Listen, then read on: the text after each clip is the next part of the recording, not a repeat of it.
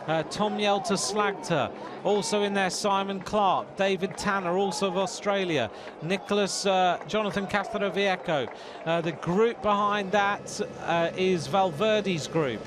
Then we have Tom Dumoulin's group at 6:04, which includes the Australian former winner, Cadel Evans. Rui Costa is at the back of a group at 6 minutes and 4. Rigoberto Urán is way down at 6:14. So is Ian Stannard. So is Edvald Bosenhagen in a group at 6:14. A group at 6:23 is includes Matty Bush of the United States of America. Rory Sutherland also in there, and a group at 6 minutes 44 seconds. Is a big group. Group at 7 minutes includes Navadauskas, Cameron Meyer, Farici Port, a long way Peter down. Sagan a long way back there. He's in the third group there, almost 30 seconds behind the leaders. So that's interesting. He took his time through the feed there to pick up a musette as well, which is very odd. If I was in his position now, I'd be desperately trying to get back up to the front. And considering that round about the last lap we said, oh, Sagan's safe, he's fine, he's in the front group. Yeah, something might have happened to him, or got caught behind that crash behind Darrell Impey maybe. Another problem here, a rider getting neutral service at the side of the road. So one of the breakaway riders has had to have a wheel change. And 4 riders now on the attack at the front. The Tunisian rider still keen to keep this one going. It's the Polish rider who's had a bit of a problem. So 4 riders now on the move. The Polish rider, Hudzarski, is the rider who has been left at the side of the road. And that lap was 28 minutes 12 seconds. The average speed is 38 kilometers an hour. The lap average was 35 kilometers an hour. So we'll see over the 10 laps how the lap time changes. The 2 leaders there from Belgium, Greg van Avermaet and Gilbert, both up there. Degenkolb up there as well. Australia now got 3 riders in that group, all riding together. Geraint Thomas trying to move up and trying to get to Edmondson and Froome, I think, on the right. Over there on the left-hand side, number 108 from Germany.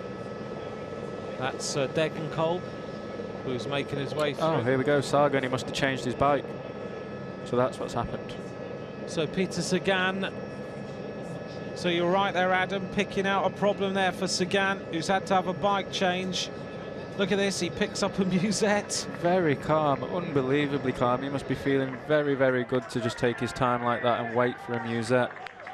Rejoined the race alongside Steve Cummings. Why would you have a bike change like that? I don't know, maybe he's got another bike with I have no idea, to be honest. It wouldn't make sense to have a smaller chain set on around this course. They don't need a smaller inner ring. I've no idea. He might have a problem with his bike. His bars might have slipped down, or something might be loose that he's just not comfortable with. But yeah, it's a strange, very strange. Well, we'll see if he gets back. Riblon then goes back to the car. You can see the rain pouring on these roads. It's so hard, it's just bouncing. So Christophe Riblon goes back to the peloton.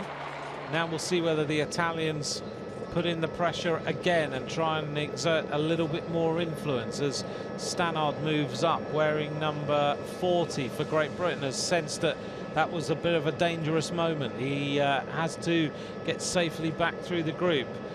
Behind him is one of the German riders, 107, Marcus Burkhardt, starting to shift up to look after Degenkolb. So we've seen a swelling in numbers now of this peloton. Last lap round, a few problems. Riders now have realised and sensed the danger as Chitao of Tunisia leads the group of 4 riders. And as we said this morning, I think the main thing for these guys now is, as I've just seen from this lap, is to get to the front for the top of this climb. If they're not at the front for the top of this climb and on the descent, you've got a whole lap of sprinting basically to try and get back on, which, if you're trying to win this bike race, you don't need it. It's not good. It's not going to help you. Greg van Avermaet moves up on the right-hand side, constantly staying near the front. The 2 Norwegians, Hushoff alongside Nordag in the green helmet from Belkin. See Chris Froome in the middle of the screen now. Just in front of Hushoff is one of the Australian riders, David Tanner, riding well. The Germans have got some good numbers in here as well, all riding alongside each other. In fact, Australia have got a lot of riders in here now. They managed to get a few riders back to the front.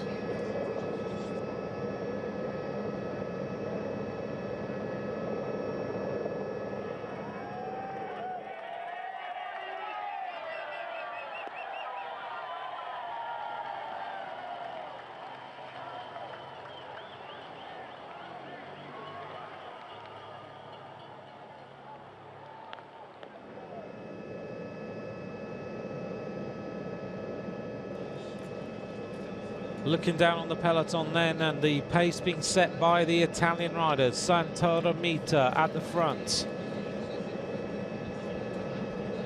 The Italians are so motivated for this race. The first time we've had the World Championships on Tuscan roads. And they're without doubt really fired up for this. Onto the descent for the now 5 leaders again. They have rejoined. Everyone is back together. I'll be interested to see if Peter Sagan's got back yet or not. Well, I must admit, you're absolutely right. He just looked like, right, okay, give me my music, give me my bike, and let's get on with it.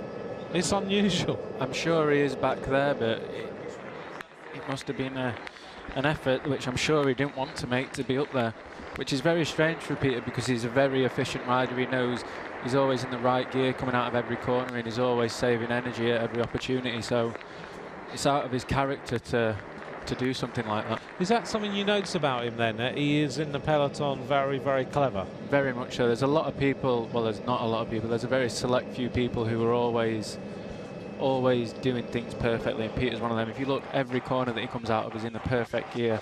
Cancellara is another one of them. He's always in the perfect gear. He's always trying to save energy behind cars if he's stopped to go to the toilet or something like that. And that's the things which in this race, 270 kilometres, might win you the race, or for Peter now, it might lose in the race if he's had to make such an effort to get back.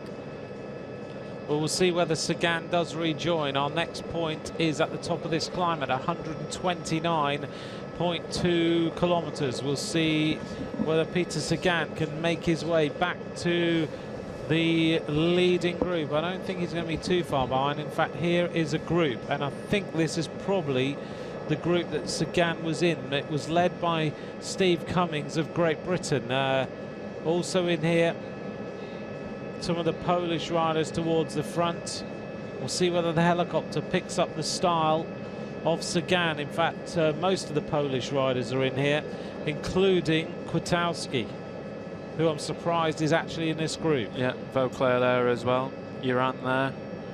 Rigoberto Uran with his Sky helmet on. Vauclair shouldn't really be here either. This is not a group he wants to be in. And we're just looking through to see if we can see. There is Sagan, there's Sagan. Sagan is in that group. Sagan is in that group. He's still not made contact back to the front yet. So he's got another climb. He's got another descent now, which is going to be even. He's just going to stay in the same position, which is not good for him. He's going to have to make the same effort again, or even more, to get back, depending on how the Italians want to ride. Which, if they did like the last lap, it's going to be very, very hard for him to get back on. Looking down then on the peloton in the World Road Race Championships, we're on the second lap of the 10 loops, around 16.6 kilometres. This is the work rate of the Polish riders on the front, and Kwiatkowski is there. Following him is Sebastian Reichenbach, one of the Swiss riders.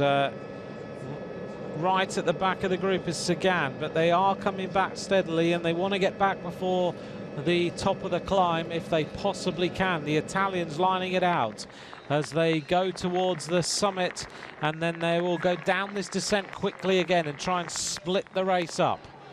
Here we go then, the top of the climb. The Australians looking much more comfortable than they did a lap or so ago. They've got numbers now at the front of this race. So for the Dutch, it's swelled in numbers, but last time it was the descent that did all the damage. you can see how fast the guys are going back here. Tor Hushov, who's a very good climber, is slipping back. So if you know Tor's slipping back, it's going to be hard. Here come the Australians then, up on the outside of the group. 4 of them going to the front. They realised the Italians really put the hammer down last time as they went whistling down that descent. So the Italian team all go to the front yet again. It's all about descending and the team time trial they've got on the front. The Belgians lining up behind. So are the Australians over the top that time. And it was led by Visconti.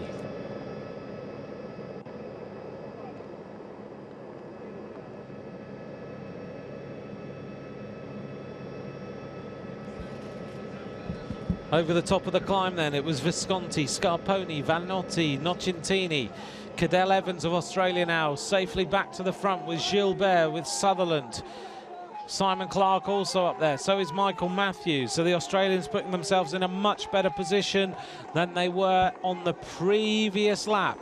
Luca Paolini is further on back now in 18th place. Kolobnev, he's an ominous rider, in 23rd. Rui Costa also there. So we'll see what sort of damage happens on the way down this descent. 4 minutes and 38 seconds now. The advantage of the 5 leaders on the chasing group. 3.5 hours of racing covered. And this gap, 4 minutes and 38 seconds.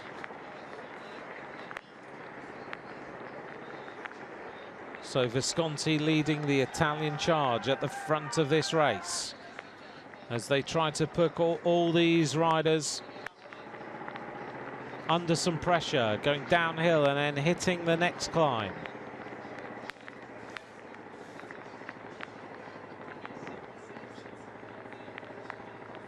Well, these 5 riders now have been out in the lead for a long time today.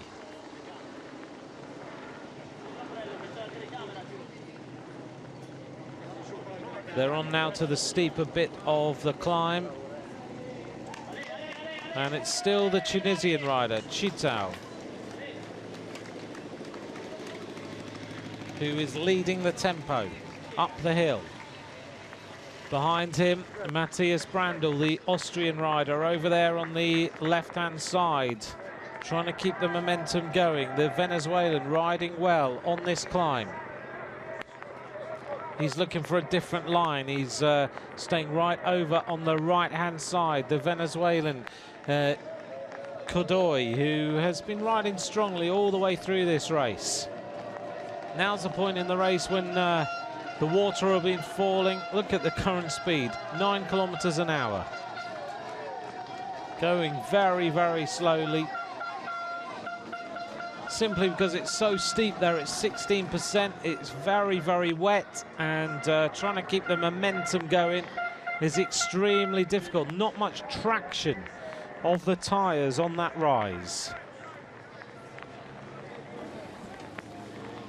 So coming up now to the 134 kilometer point. The average speed dropping to 37.8 kilometers an hour.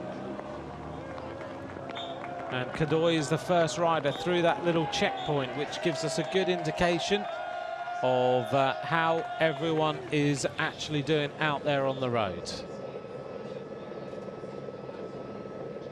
Just picking out to see whether any riders are dropping out so far, any retirements. We haven't had any updates of any major retirements in this race so far.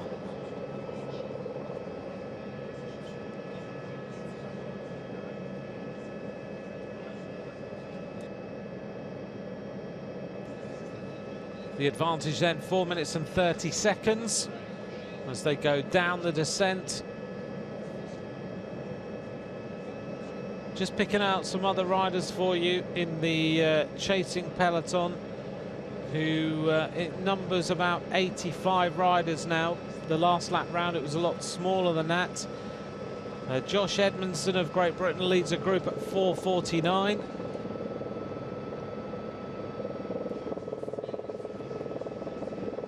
Petersky leads the group at 4:55, which contains Sagan. And also in that group is Henao. At a group further on down at 5:08, and that includes Bjorn Lukemans, Chris Anker Sorensen, Bernie Eisel. Also in that group is Navadauskas. And then there are riders all over the place. As far down as 8 minutes, one of the Mexican riders, Luke Rowe, is in a group with Daniel Tecumlemeno at 7:05.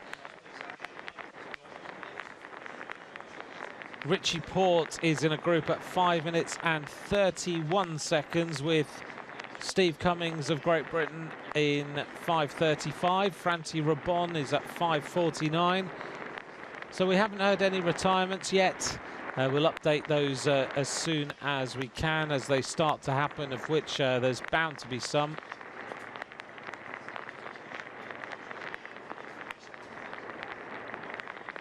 The leaders riding through terrible weather conditions as they head back towards the completion of another lap.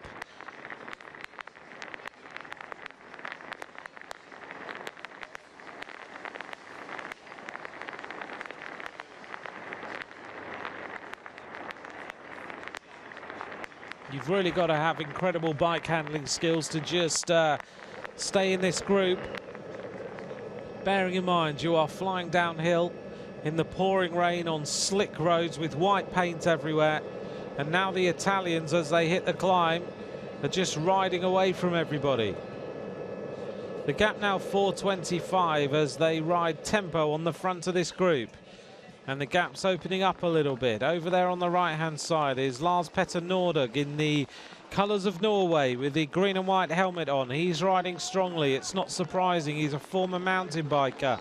He doesn't mind riding in these conditions at all. Notably that Cadel Evans is now riding well. He's a former mountain biker. We think about him winning a stage in the Giro d'Italia with that fantastic photo of him on the Strada Bianca roads, covered in the dust which had soaked through on him. Absolutely stunning photograph of Cadel Evans. As we look here at the Italians on the front, still riding a very set race. They've decided what they're going to do, and they're carrying out the plan. Ukraine represented in the front, Visconti with the lime green helmet on there. A couple of the Australian riders looking really comfortable. I think it's Simon Clark who's in there. Looks to me like he is really, really comfortable. So heading towards the top, just hearing that Bernard Eisel has had to have a bike change on Radio Tour. The gap now 4 minutes 30 seconds, and at the front it is Venotti, Nocentini, Visconti, Paolini, Andre Grifko, Michele Scarponi, Marcus Burkhardt, Rui Costa, Philip Gilbert, Lars Petter Northug, Danilo Vis, Gregory Rast, Fabian Cancellara, Carlos Alberto Betancourt of Colombia in 20th place. Cadel Evans goes through in 24th place.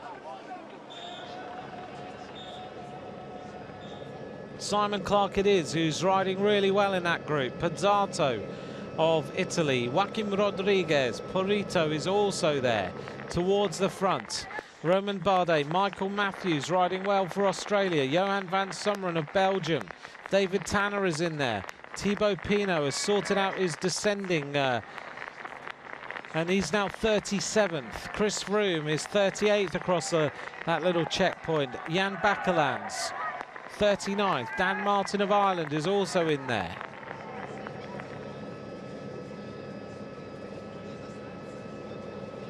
Just to pick out some other riders, Bosenhagen has made his way back to that group at 4 minutes and 30 seconds. Jakob Fuglsang is also in there. So is Matt Heyman, Alex House of the United States, Rory Sunderland, Gianni Brakovic, Darrell Impey. Hushoff is towards the back of that group.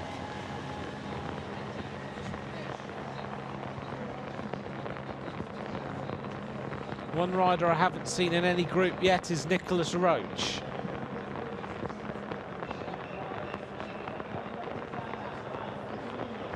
Five leaders then, heading towards the completion of the next lap. This time they will get 8 laps of racing to go. And this weather showing no signs of letting up at all. It's just as bad, if not worse, than it was before.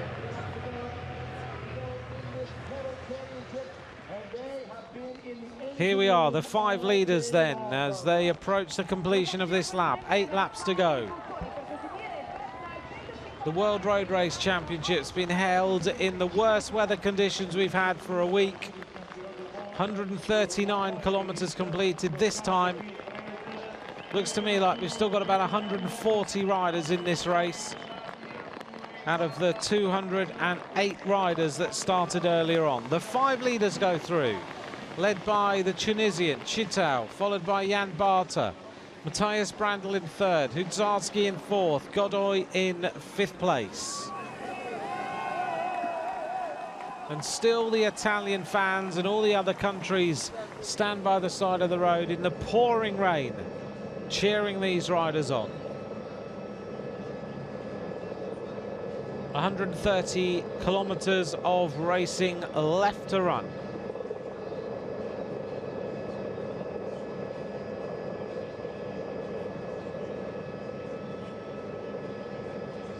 I'm hearing around the radio tour there's been a big crash.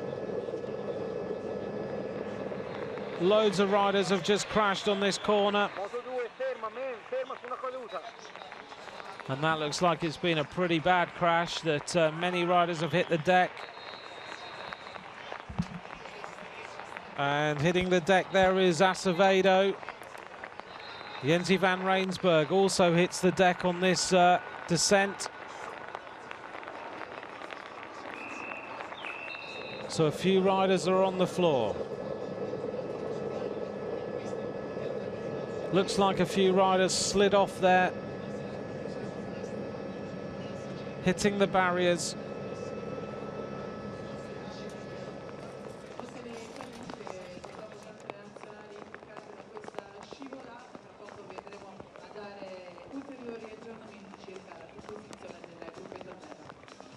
Anche Jungels, che è stato campione del mondo della categoria juniores a cronometro, ha vinto la crono individuale di Opida, crono individuale campionato del mondo juniores, fenomeni a 30.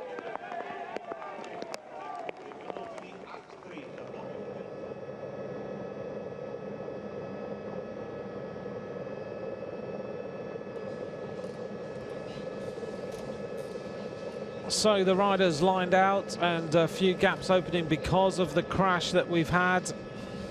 And hopefully everyone will be okay and they'll get up in a moment. I think hitting the deck in this rain, this sort of speed is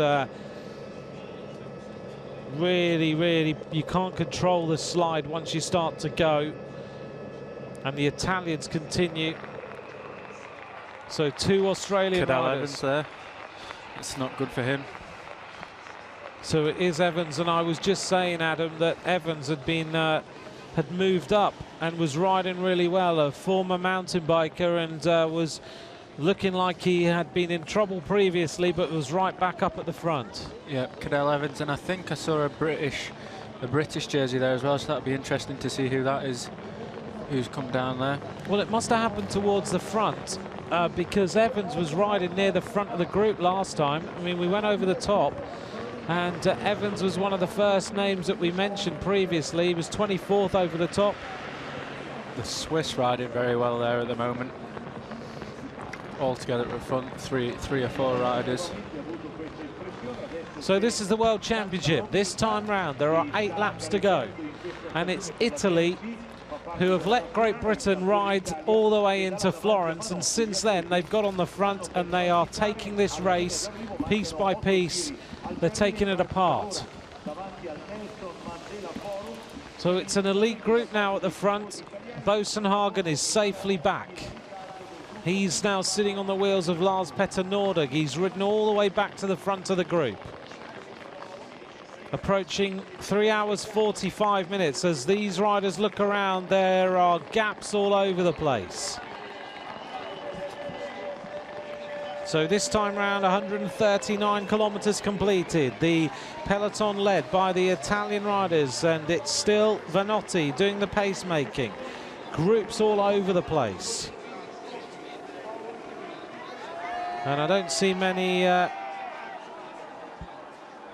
too many British jerseys left in there for any British fans watching. If you're fans of the Italians, your team are doing you proud. They are really taking this race to everyone else. There's a big group of riders just gone through the line now, and gaps all over the place. The Dutch have got 3 or 4 riders, in fact 5 riders in a chasing group who are about 30 seconds down from that leading group there. So it's still the leaders, 5 leaders, followed by a group at 4 minutes 10 seconds, led by Santaromita, Vanotti, Nocentini, Visconti, Paolini, Vincenzo Nibali and Philippe Gilbert. Also up towards the front, Johan van Summeren, Greg van Avermaet. Further on down, we'll just give you the gaps. 4:18 to a group containing Riblon and Pino and Alberto Contador. We haven't mentioned him all day today. He is racing. Then further on down at 4:35, a group containing Filippo Pozzato, Kolobnev also in that group. So is Visho. 4:43, a group containing Michael Matthews, Johnny Hoogerland, Wilco Kelderman, and many other riders. So this is the 3rd time up the climb now, and we can already see it's hardly a bunch at all here. It's just a small group, and they've still got 140k to go. Yeah, I mean, if you look now, Adam, at the front group, it's what, a group containing 51 riders, 46 riders, 5 riders in the lead, 46 riders chasing, and then there's gaps all over the place. Yeah. And there's still 8 laps to go. It's going to be an interesting next few laps. Now the Italians are starting to exert even more pressure at the front. It's Vanotti with number 21 on his wheels, Santaromita, and behind them a couple of riders just sitting up, Nocentini. But when you look at it, when you ride at the front like this, you can just ride the tempo you want to. It's everyone else who's got to sit on the wheels. And so we're thinking Cadel Evans is probably out of this race. One of the Italian riders trying to adjust his adjust the brakes. One of the group who obviously came down. The gap now drops on Radio Tour to 4 minutes. It's a closable gap now. And still the Italians maintain the pace. Gilbert looks good, wearing number 1. The Germans have a lot of riders there. Chris Froome is isolated. Paolini now. I wonder what Paolini's going back for. This is interesting. So it's a big effort to get back up to the front on this climb, so must be something very important if he's sliding back for. Yeah, he's gone back to see what's going on. And it is certainly an elite group of 46 riders. He goes right to the back of the group. He must be waiting for the team car to come up or something like that. That's the only reason he'd be going to the back like this. That, or to check where the other riders are, if there's another rider behind in the second group. I think Pozzato's in the group just behind them, so he might be waiting for him. Yeah, Pozzato is in that next group. Towards the back, a rider we haven't mentioned is Bob Jungels of Luxembourg. He's a sole rider. Paolini's on a good day though, isn't he? He just does what he wants. Yeah, if you look at him now, he's in a good gear, just spinning the legs. Doesn't look stressed at all. And he is, without doubt, being the road captain today. He's the one that's calling the shots. He's deciding when things happen. You can see now, though, I think this is the chasing group. They're really pushing out. I mean, Thor Hushov's there struggling to keep up with the pace of the Dutch riders. There's a couple of British guys there and a couple more Dutch, so it's about to swell in numbers to maybe about 70 or 80 riders again. Also in here is Lawrence Tendam. This should be the group of Contador as well. It's Ian Stannard there just sliding back. And now Paolini's going back. It'd be interesting to see why he is going back now. He is going all the way back. I mean, Paolini is freewheeling here to look around and see what's going on as Stannard takes a glance across and thinks, please don't do that.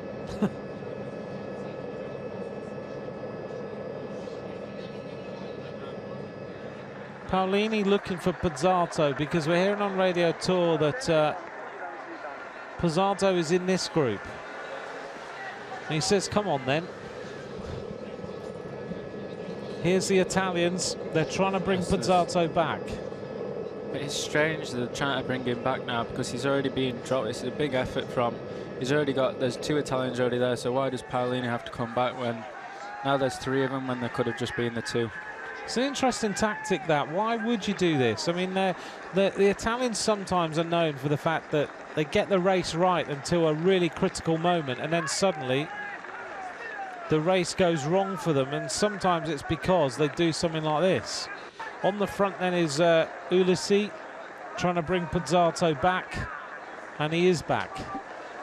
But it's very strange that he came back. As you see, there was no need for him to come back really. Pozzato had another teammate there just to bring him back. Yeah. So back with the helicopter. Sorry if the screen went black and you thought we were about to lose it. So it's still Italy with 5 riders on the front. Bosenhagen is up there now for Norway, followed by Lars Petter Nordag over there on the left-hand side. Thor Hushovd now should be safely back in this group.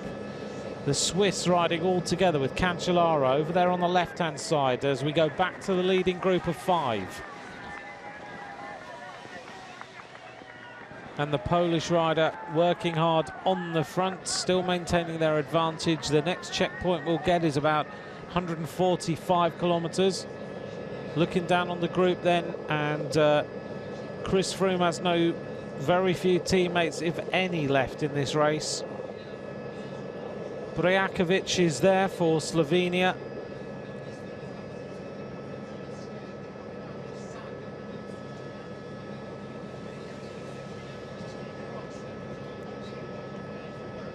The riding of Great Britain earlier has done nothing but manage to isolate Chris Froome with no help. Sometimes the tactic of Great Britain in these World Championships is a bit strange.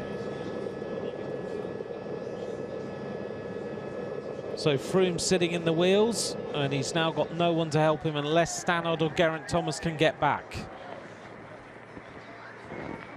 The 5 leaders as the camera gets wiped yet again to try and give us some sort of clearer picture. If you're just joining us now, this is the situation. Jan Barta, Hudarski, Brandl, Godoy and Chitau are the riders who are in the leading group. That second lap was at 28 minutes 31 seconds, slightly slower than the first lap, which was run off at 35.255 kilometers an hour. This time it's 34.863, and the average speed dropping a little bit on that second lap, maybe because of the crashes we've had.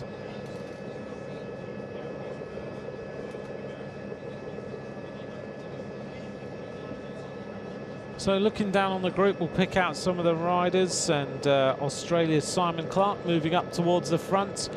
Carlos Alberto Betancourt is riding well, so is Atapuma of Colombia, and making his way back up through the group there is Geraint Thomas. Ian Stannard desperately trying to hold on. He's not having a good day. He looks like he's fighting his bike. Jan Barta, number 83, on the front of the group, still setting the tempo. There's still 151 riders in this race, somewhere around the route. We're not seeing 151 of them here. But for those of you who are just joining us, we've seen Cadel Evans at the side of the road. He was involved in a crash and we haven't seen him come back yet. We've also heard on Radio Tour that Chris Horner crashed. We didn't see that on our cameras, but we haven't seen Horner back at the front of the race. But the main contenders are still here, like Gilbert, like Van Avermaet, like Bosenhagen, Chris Froome, those sort of riders. Looking down on the group now, number 8, Castroviejo is there, alongside Rodriguez. Perito is safely in the front of that second group. John Degenkolb riding very strong as well at the moment. He's not been out of the top 30 on these last 2 laps, so he's riding very well. If you think about tough races, you know, Degenkolb was up there in Milano-San Remo when they had the terrible weather conditions. Ciolek obviously was a rider who won Milano Sanremo, but Degenkolb can go the distance. He's not worried about 300k. No, he's a strong rider, and he can go strong from start to finish as well. He'll not give in without a fight, that's for sure. Now, when you're in a race like this, and if you're feeling bad at a certain time, can sometimes you manage to come good? Because Stannard's having one of those days, isn't he? Yeah, I think so. I just think this climb's relentless, though. There's no recovery on it. It just gets harder, and as you get towards the top, the pace gets faster because everyone wants to be at the front. So it's not. I don't think now it's not the course where if you're feeling good, if you're not feeling good, you're going to come good. I think if you're not feeling good now, you're going to be in big trouble because it's hard to get to the front, and if you can't get to the front, it's even harder. We're hearing that Cadell Evans had to abandon because of the crash. We'll get confirmation whether that's right or not, but he was there, picked out by Adam as the rider standing at the side of the road. Two Australians there, one looking after Evans, and Evans unable to continue. Mexican rider at the front, number 184. He's riding well, and that, of course, is Yuri Martins of Mexico. He's near the front of the group, riding a nice tempo, staying out of any difficulty. Stannard just desperately trying to hold on to the rear of this peloton, because in that group there is only one other British rider apart from Chris Froome, whilst the Italians are just dominating this race. Over there on the left-hand side, Cancellara looks easy. Number 31 there is Quintana of Colombia, who's safely getting through these descents. And there we see Sagan. He looks comfortable in the peloton again now. Van Summeren of Belgium up towards the front as well. Going past the Fabian Cancellara fan club with their massive banner on the right-hand side of this climb. Near the top in Fiesole Square. And at the back here is Jan Bakelans wearing number 2, and Bjorn Lukemans trying to bring Bakelans to the front of the race again. Now we see the pace going up again. Italy today are riding a very, very clever race. Very clever. They know that if you have to be at the front at the top of this hill to do the descent, and then you'll be fine until the finish straight again. If you're not there, then you're going to be in big trouble. So at the top then, 145 kilometres of racing. There's about 40 riders left in this race that are in contention, maybe a bit more than that. There's about another group of 20 behind this group, and further on down another 50 riders. So the gap is now 3 minutes and 35 seconds. The riders at the front of the peloton over the top in Fiesole Square: Diego Ulissi, Luca Paolini, Rinaldo Nocentini. Bauke Mollema now is safely back at the front. Philippe Gilbert, Vanotti, Greg Van Avermaet, Jakob Fuglsang, number 14. Quintana is also there, so is Kelderman, so is Cancellara, Visconti, Rodriguez, Valverde, Van Summeren, Lars Petter Nordic. So riders that we were mentioning before the start: Carlos Alberto Betancourt, Alberto Contador, Thomas Vorkla, Simon Clark, Roman Bardet, Cyril Gauthier. So lots of riders in that group at 3 minutes and 35 seconds. Rigoberto Urán is also there. So is Bosenhagen. So is Stuybar. Chris Froome is 45th. Luis Leon Sanchez also in the group, 44th over the top of the climb that time. Just looking through to see how many riders are in the group at 3:35. It's now actually a pretty big group. There's about somewhere around about 90 riders, 90 odd riders in that group, as they go downhill at nearly 60 k's an hour at one point, then 50 k an hour on the descent. So still a lot of riders left at 3 minutes 35. There are 98 riders in the chasing group. We'll see what happens by the time they get to the bottom of the descent again. Other riders in there: Geraint Thomas, Johnny Hoogerland, Arthur Vichot, Marcinski, Matt Heyman, Wegman, Konovalovas, Machado, Castroviejo. And right at the back of the group is Chris Anker Sorensen. 121 kilometers to go as we hear on Radio Tour that Jan Bakelans is now safely back in the chasing group. Bakelans is a rider that a few people have mentioned, if the weather conditions were bad, that would figure in this race. Yeah, I mean, Jan's one of these people, if anyone watched the Giro a couple of years ago, he was almost guaranteed a stage win, but he just overcooked it on the corner in the wet and slid out. Oh, as Luca Menzies looks like he's hit the deck with Bakelans and Stannard just in front of him. So just as we were saying, he got back, Lukemans took his teammate Bakelans back to the race, and then he crashes. Yeah, Jan's not afraid to go downhill fast in the wet, that's for sure. So today, I think he'll get back on the downhill now. But if he's struggling already, then yeah, it's not showing great signs. So the leaders now onto the climb again. The top of this will be 151 kilometers, and they've ridden well together. The gap is coming down though very, very fast. We're here on Radio Tour, it's around about 3.5 minutes. Look at the speed though, Adam, on this climb. 10k an hour. It'd be great to see if we could have that speed on the last lap, that's for sure.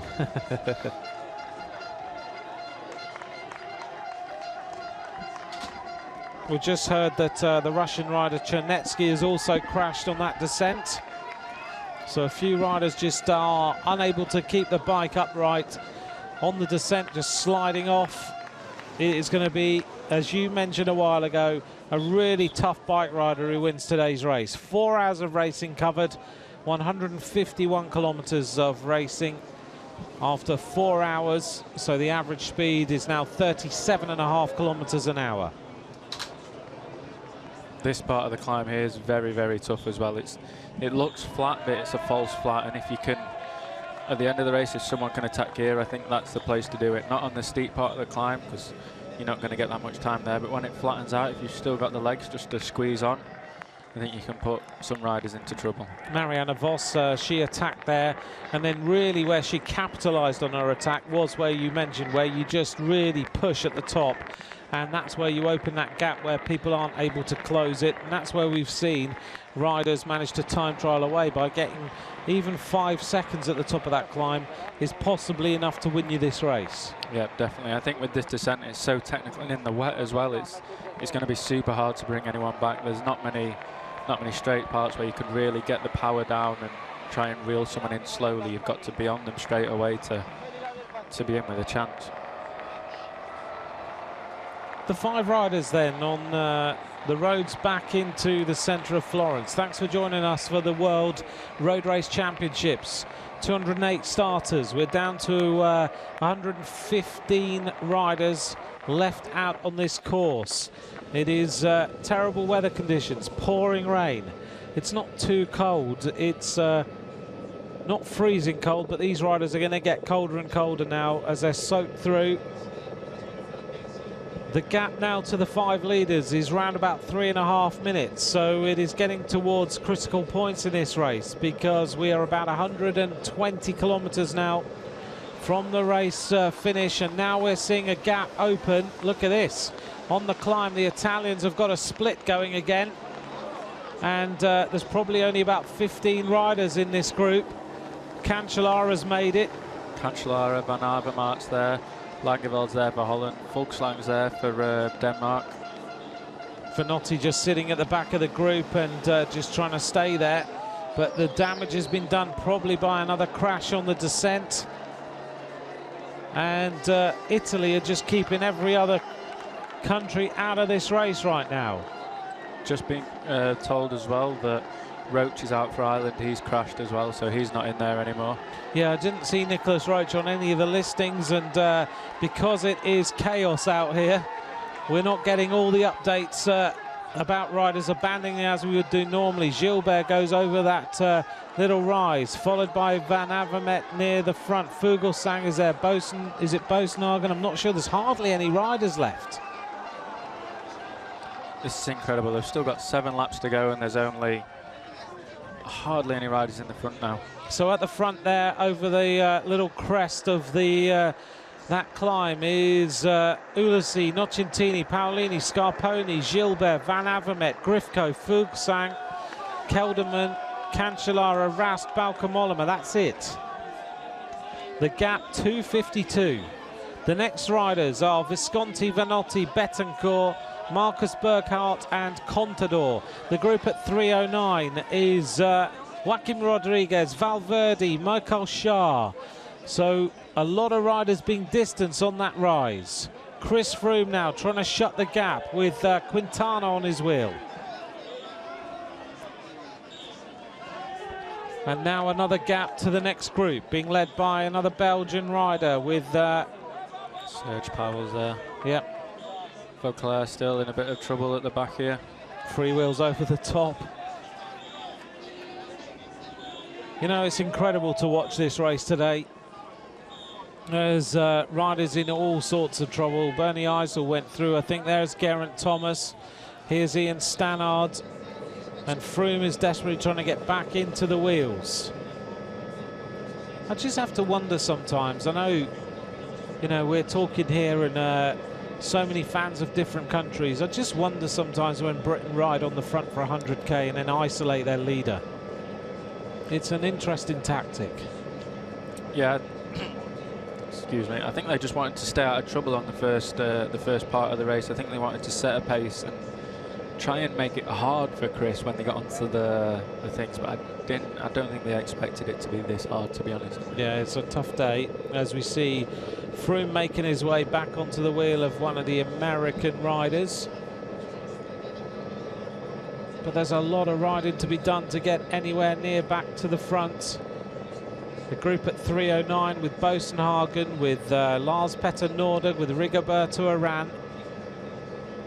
And Froome has desperately just got to try and get on the wheels.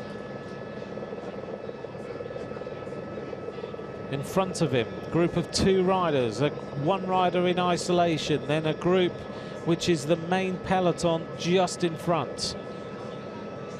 The problem you have got here is you just have to, you've got to throw all caution, and you don't want to be doing that too often to get yourself back in the bike race. And I don't think this is the front group. No, it's not. This is Contador, so they're even behind the front group now. So this is 3 kilometers to go with a chasing group.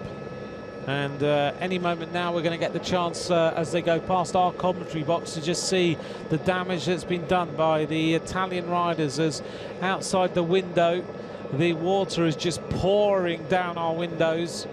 So Valverde and Rodriguez there, Contador trying to bring them back to the front, but again, it's not going to be easy. There's a lot of corners they've got to sprint out, and it's going to take a lot out of them. Even if they get back onto there, they've got to make the same effort again to try and get to the front of the peloton before the climb starts. So the 5 leaders concentrating hard. Thanks for joining us for the World Road Race Championships. We have got next time round, we're going to reach the 156 kilometre point. There'll be 120, just under 120 kilometres of racing left. If you're just joining us now, the race has been dominated by this 5-rider breakaway that went on the attack about 140k ago. Their advantage grew to over 8 minutes. It's now around about 3 minutes, and the race has been translated really by the wet weather conditions that we've seen. And now the leaders are making their way back to complete another lap after 4 hours 8 minutes, or 4 hours 9 minutes now clicking through, and they have 7 laps of racing to go. They hit the 156 kilometre point. If you're wondering, the voices today that you're hearing, alongside me is Adam Blythe, who rides, of course, alongside Hushoff and Gilbert in BMC. British rider who's been giving us his analysis of what's happening, and so far he's got it pretty much perfect about how this race would be run. As we see the groups going over the railway, trying to come back together before the next climb. A few of the favourites in trouble. We've heard Nicholas Roach is out of the race. Cadel Evans is out now after this crash. And do send us your tweets. We are reading them. We're maybe not mentioning them too much, but thank you very much for any messages. At Adam Blythe 89, at McCrossan, and we'll join you in the race. We'll say thank you to those messages afterwards, but thanks for your thoughts. We are updating on them now and then. The Italian riders in the Azzurri blue are setting the time trial on the front, and they have got this absolutely right. They might be playing into the hands of Fabian Cancellara just a little bit because he's still in there, but Gilbert is here. This is incredible. There's 7 laps to go still, and how many riders are in the front now? 15? Yep. It's incredible. It's such a hard race today, and this is why I wanted it to rain. This is why, if you weren't with us earlier on today, when we first started, Adam's been willing the rain. He's been outside asking the rain gods to carry on raining, and it's got worse and worse. And in here we've got most of the Italian team. Visconti's at the back, Cancellara's there, I think it's Michael Schär, Van Avermaet is there with Philippe Gilbert. Bauke Mollema, I think, is in this group as we see the riders now completing a lap. 7 laps to go.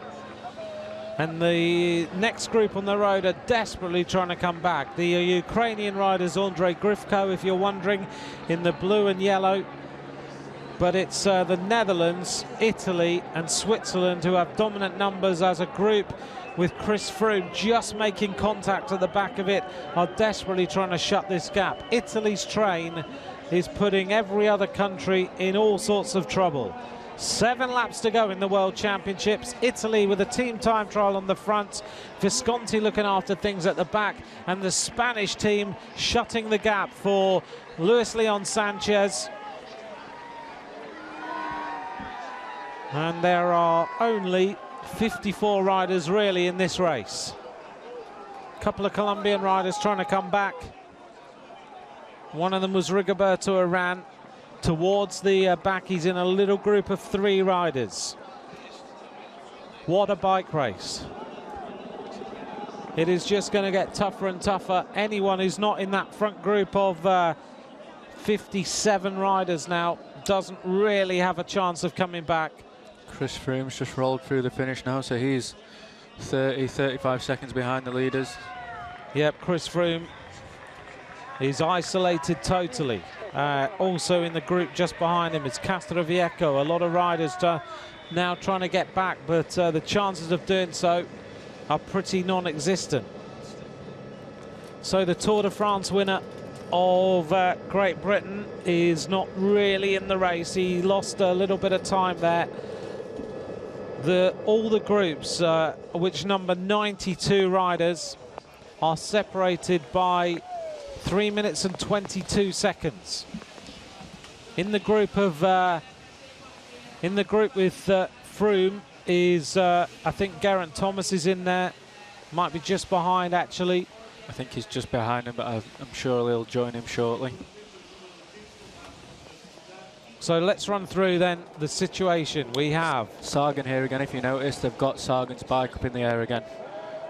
So I don't know if he must be having problems with his bike and wanting to change maybe again, I'm not sure, but Peter Sagan is riding this like a cyclocross.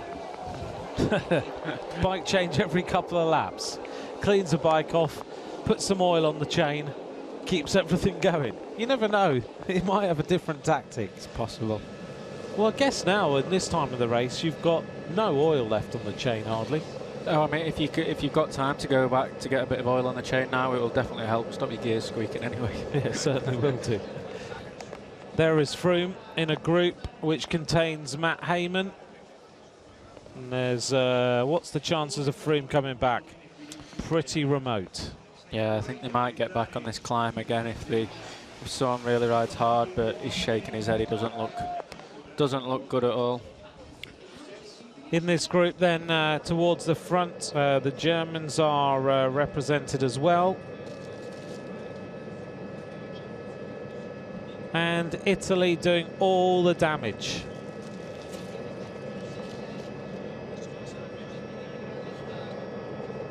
On the front then for Italy, Rinaldo Nocentini setting the tempo. They're the team that have really put everyone into all sorts of difficulty as the race slightly regroups.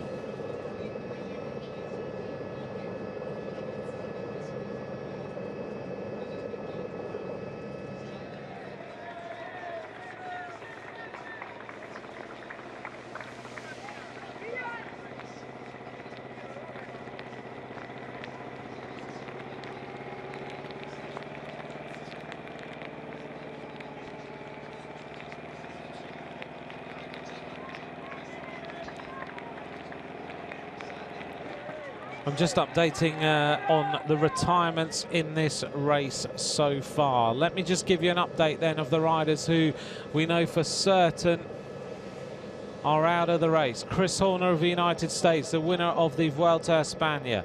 Maciej Bodnar of Poland, Sam Bennett of Ireland, Jaroslav Popovic of Ukraine, Gregor Bol of Slovenia.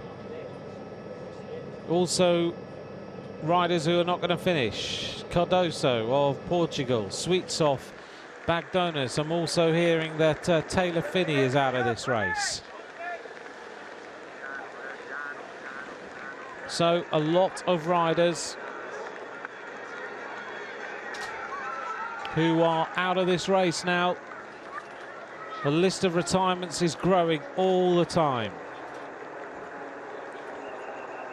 And we've heard that Phinney is out, Nicholas Roach is out, and we'll try and update shortly on anyone else, but Chris Horner for certain is out of this race, so is Cadel Evans. So on to the climb then, and the next group on the road contains Volkler at the front. We just mentioned Horner as retiring.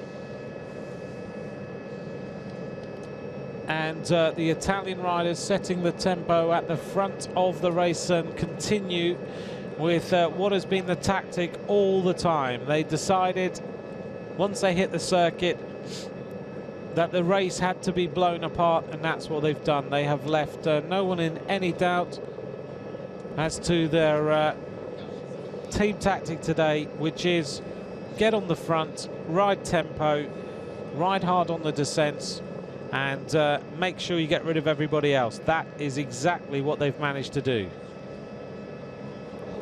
The weather conditions don't look like they're going to improve in any way whatsoever. It looks like it's just going to get worse and worse as we continue through the afternoon. Problem here for number 96. Danilo Weiss, that is my teammate in BMC. I think he'll be looking for well, you can't take bottles now, so he must be trying to get food, or he has got a problem with his bike, but it doesn't look like he has a mechanical problem. He, of course, will be riding for Fabian Cancellara and making sure he's okay. Cancellara still looks very, very comfortable. He's had no problems whatsoever. He made sure that he changed jackets, kept himself nice and warm, and then when the racing needed to be done, he took the jacket off and continued with the racing at the right time. Just trying to update on where Richie Porte is, and Porte was in a group a long, long way back earlier on in the race, and I haven't seen him for a while.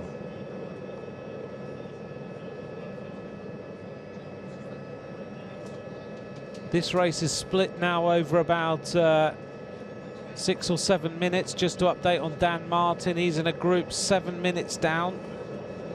So that performance in the Vuelta, when he crashed, he was riding so well, then crashed. He still has not recovered. Quintana's now in a group at 4:40, and I haven't seen Richie Porte's name for quite a while on any of the lists. No, I haven't seen Richie Porte now for a while either, but if he's not there now, he's definitely not in any contention at all, I think. I don't think if you're not in the front now, that's it, it's race over. Yeah, I mean, I think in terms of thinking about Australian riders, if you are supporting the Australians today, your biggest opportunity really right now, having lost Evans, and you know, I thought he'd been riding really well, is Simon Clark, who is in the group at 2 minutes 29 seconds.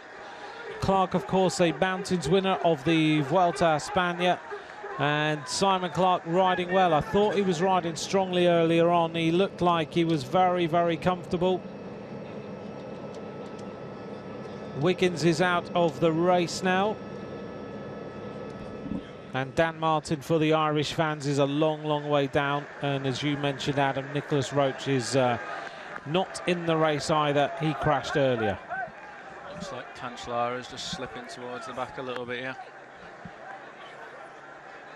He must be wanting something from the car, because Danilo Luis here must be trying to get him something. He's been asking for the car for a couple of kilometres now, so he must be in need of something, some information. And as I just said that, if you could hear it or not, there's a big rumble of thunder. Yep, I wondered what that was. That was the biggest rumble of thunder we have heard. That wasn't us getting hungry after 4 hours of racing. That was the thunder going off. Wow. This is a pretty incredible World Championship. We're just getting confirmation Richie Port's retired. Dan Martin has retired. Chris Horner, Taylor Finney. Cadell Evans is out of the race. And now the mist is coming in across the climbs as well. Clouds just hugging the top of the climb there. Markus Berg out there from Germany, he's doing a good ride. He is riding really well, isn't he? I saw him the other day, he was out riding around the course and he seemed to me like he was in really good spirits. Yeah, he's doing a good ride, but Marcus is very good at positioning, which I think if you can do on this course, it's going to make a big difference. So Mark is obviously showing that you don't need to be a climber to just stay in the front, you just need to be positioned well. And Barkeland's coming back now, so that's the second group just coming back to them. So Bakalan safely back into the group. A few more riders making contact, including number 74, Peter Stettner of the United States of America. It's great to see him riding so well in this race. Leclerc and Maxime Montfort there as well. Look at that. The screen through the murk of the clouds, which are now just hanging on the top of the climb. It's lovely to see Peter Stettner in this race. I know that his father's been ill after a crash, and to see Peter Stettner here and racing, I'm sure he's motivated by something else today. He just wants to be in this bike race, and let's see him finish today. Let's see what he can do. The leading riders then making their way towards the top of the climb. Now it's going to pick up again the speed, I think, at the front, just to get ready for the descent again. So I think we'll see the pace increase, and the same again as we've done for the past 3 laps now. It's just going to be in pieces again and then come back together, I think. So we've lost, we haven't lost a rider. It looked like Matthias Brandl was starting to hang off the back a little bit. We are getting to the 162-kilometre point of this race. 110 kilometres of racing remaining. Right at the back of the group there is number 12, is one of the Slovenian riders, hanging right on the back, and that is Polanc of Slovenia. The average speed now 37.1 kilometres an hour. One of the Latvian riders still in here, over there on the right-hand side, and about 125 riders now left in this race by the looks of things. And still, the Italians are quite happy now to let the Dutch riders take over the pacemaking for a bit. Is Volkler back by the looks of things for France? I think he was, yeah, I think he was in there. Makes his way up on the right-hand side. One of the Latvian riders is over there. That kit now, which is normally a kind of lovely wine-coloured kit, is now so wet it's become pretty much chocolate-coloured. Yeah, it doesn't look the best, does it? Looks like No. AG2R shorts. Not saying that there's anything wrong with those, by the way.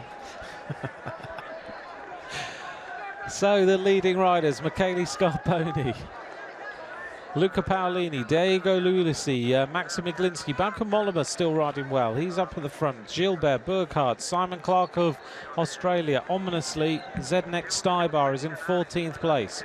Visconti is in 15th. Nocentini, Kelderman, Van Avermaet, Grifko, Cyril Gauthier is up there as well. Fuglsang still riding well.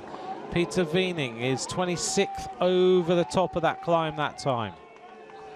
Fabian Wegmann's still there. We haven't mentioned him for a little while. I don't think there's one Australian up here now, which is disappointing. Simon Clark is there. Simon Clark there, sorry. He's the only rider now of Australia who's in that group, and but he's still there. He's towards the front. The gap now is 1:55. Simon Clark 13th over the top. But a strong Australian team have been lost really by the crash of Evans. Sadly, yeah. Strange for Cadell to crash like that, because he is a very good descender, so I can only imagine someone's crashed in front of him for him to come down. Teammate of yours, of course. Teammate, yeah, rode the Giro in this year to his 3rd place, which was fantastic. And when you've got a leader like that, how much work are you having to do for him during a day? It's not so much work as riding on the front, it's just sheltering him from the wind, and if he needs to stop and go to the toilet, we'll have to give him a push or stop with him, help him back on.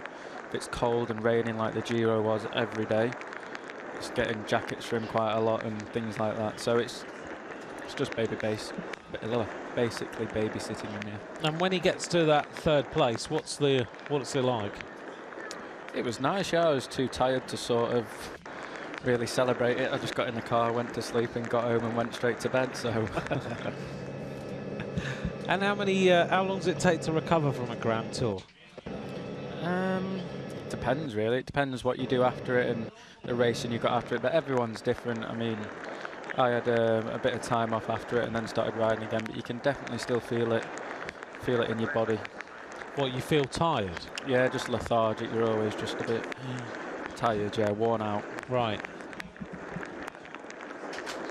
You can see how wet it is with the cameraman hanging right back off there. Normally they're really close to the riders, but even he's backing off on this descent.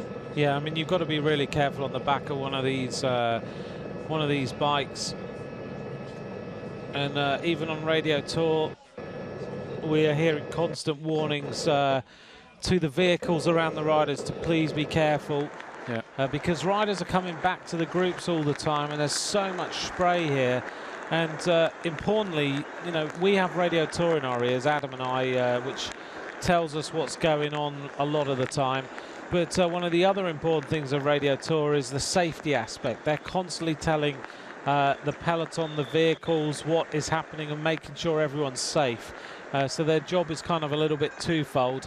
And also, you know, you mentioned the camera there, they're hanging back through the corners in case a rider falls on the descent. And they're going through the bends they normally go through really fast, leaving a gap just in case. 3 Italian riders now off the front just after that descent, and that's purely just by the speed they've gone down there. Yeah, I mean, the Italians have really looked at the course here and the weather condition and everything. They know exactly what they've got to do today. They know exactly where they have to be and when they have to be there. So looking at where we're at now, we've got around about 100 kilometers to go. We're getting close to that point in the race. Right now we've got not many riders left. So if you're in this group, the next 50 kilometers, what would you be doing to try and win this race? I think eating, we're seeing a lot of guys eating at the moment, which is important. It's a long race, you need to keep eating and drinking. And to remember to do that when it's raining, it's quite difficult. It's the last thing you want to do, and especially on this course, all you're trying to do really is recover as much as you can, which is very difficult. So to remember to eat and drink and trying to recover at the same time, it's easy to forget about. So I think the guys in that group now are just trying to sit back and save as much energy, are just trying to eat, sit back, not go in the wind at all, and just save as much as he can, like Cancellara there, who we saw before, Gilbert, we've not seen him out of the top 15 for the past 3 laps, and Van Avermaet's just there with him, you know. So guys like that, you can see they're efficient. Sagan, after his cyclocross bike changes, we've not sort of seen him out of the top 15 either, really. So no, I mean, it's interesting, isn't it, that it's a critical point in the race. You can win or lose this race now based on what you do in the next 50k, because then we're really into the race then. A lot of riders here wheel spinning on the climb as well. It's wet, they're tired, they're leaning forward more over the bike, and they're getting a lot more wheel spin. So the leading group then, led by the Venezuelan rider who goes over the top of that first little kick, Cordoy, and only 3 riders there at the front. So they've dropped a couple. The Italians again onto the climb. They're not far behind now. At the top of this, there'll be 167 kilometers. Looks like the Tunisian rider, Chito, has had enough. It's time for him to say goodbye to the breakaway. And actually, it's not going to be long until they see the race. Godoy, Barta and Hudzarski are the riders at the front who are setting the tempo. But back here, the Italians continue with the driving. Degenkolb's still there as well. He's doing a great ride with him today. Lars Petter Norda goes through. Mickey Shah there from Team BMC riding for Swiss. He's a guy that you want to have around with you, especially for Cancellara. Yeah, he's a super strong guy and he'll do anything he can to help. He's really good to have in the team. So he'll be just keeping Cancellara going, looking after him, making sure he's okay over the next few kilometers. Yeah, exactly. For as long as he can, he'll try and stay close to him. And if he needs anything at all, he'll be there to assist him. The next group is led by Arthur Vichot of France. There's just a little group of 3 or 4 riders off the back. And as we go across the top of the next little kick, it's Scarponi, Paolini, Ulissi, Iglinski, Bauke Mollema riding really well today.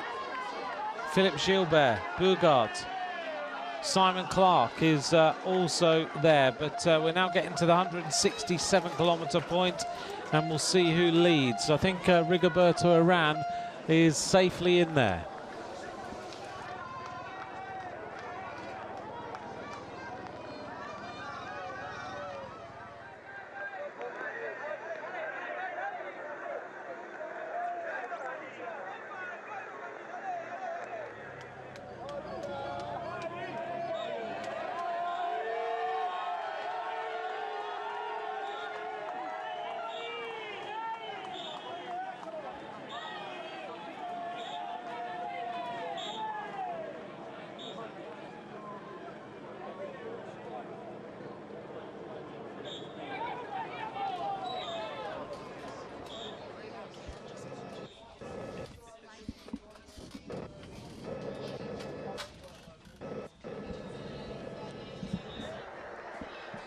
So over the top of that rise, and the front group has split for the first time. Bearing in mind they were on the attack after around about 14 kilometers was when they came together.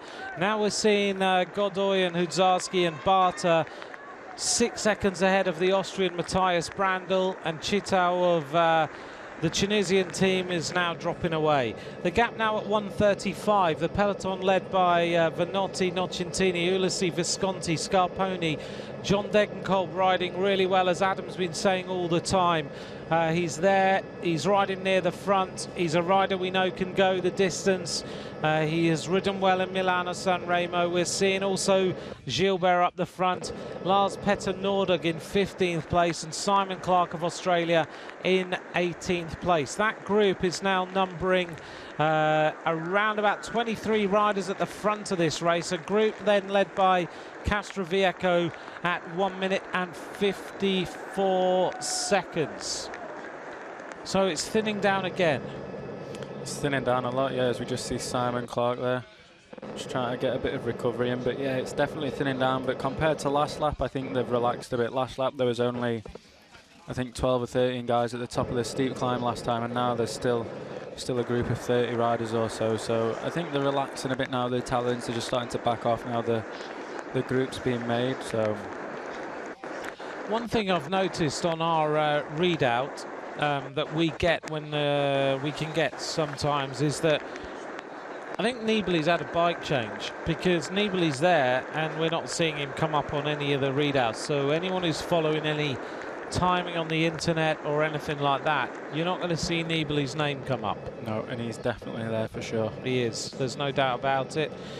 We saw him have that bike change very, very early on in the race, and then came back with Santa Romita looking after him. But if you're looking at some of the things that you can see on the internet from time to time, it's not just about that. You also have to try and pick these riders out, because Nibali is being ridden for by the rest of the Italian squad, and he's in there. And he's been there for the entire race, and he's being looked after extremely well.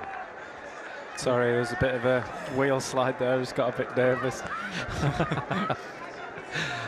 One of the Dutch riders at the back.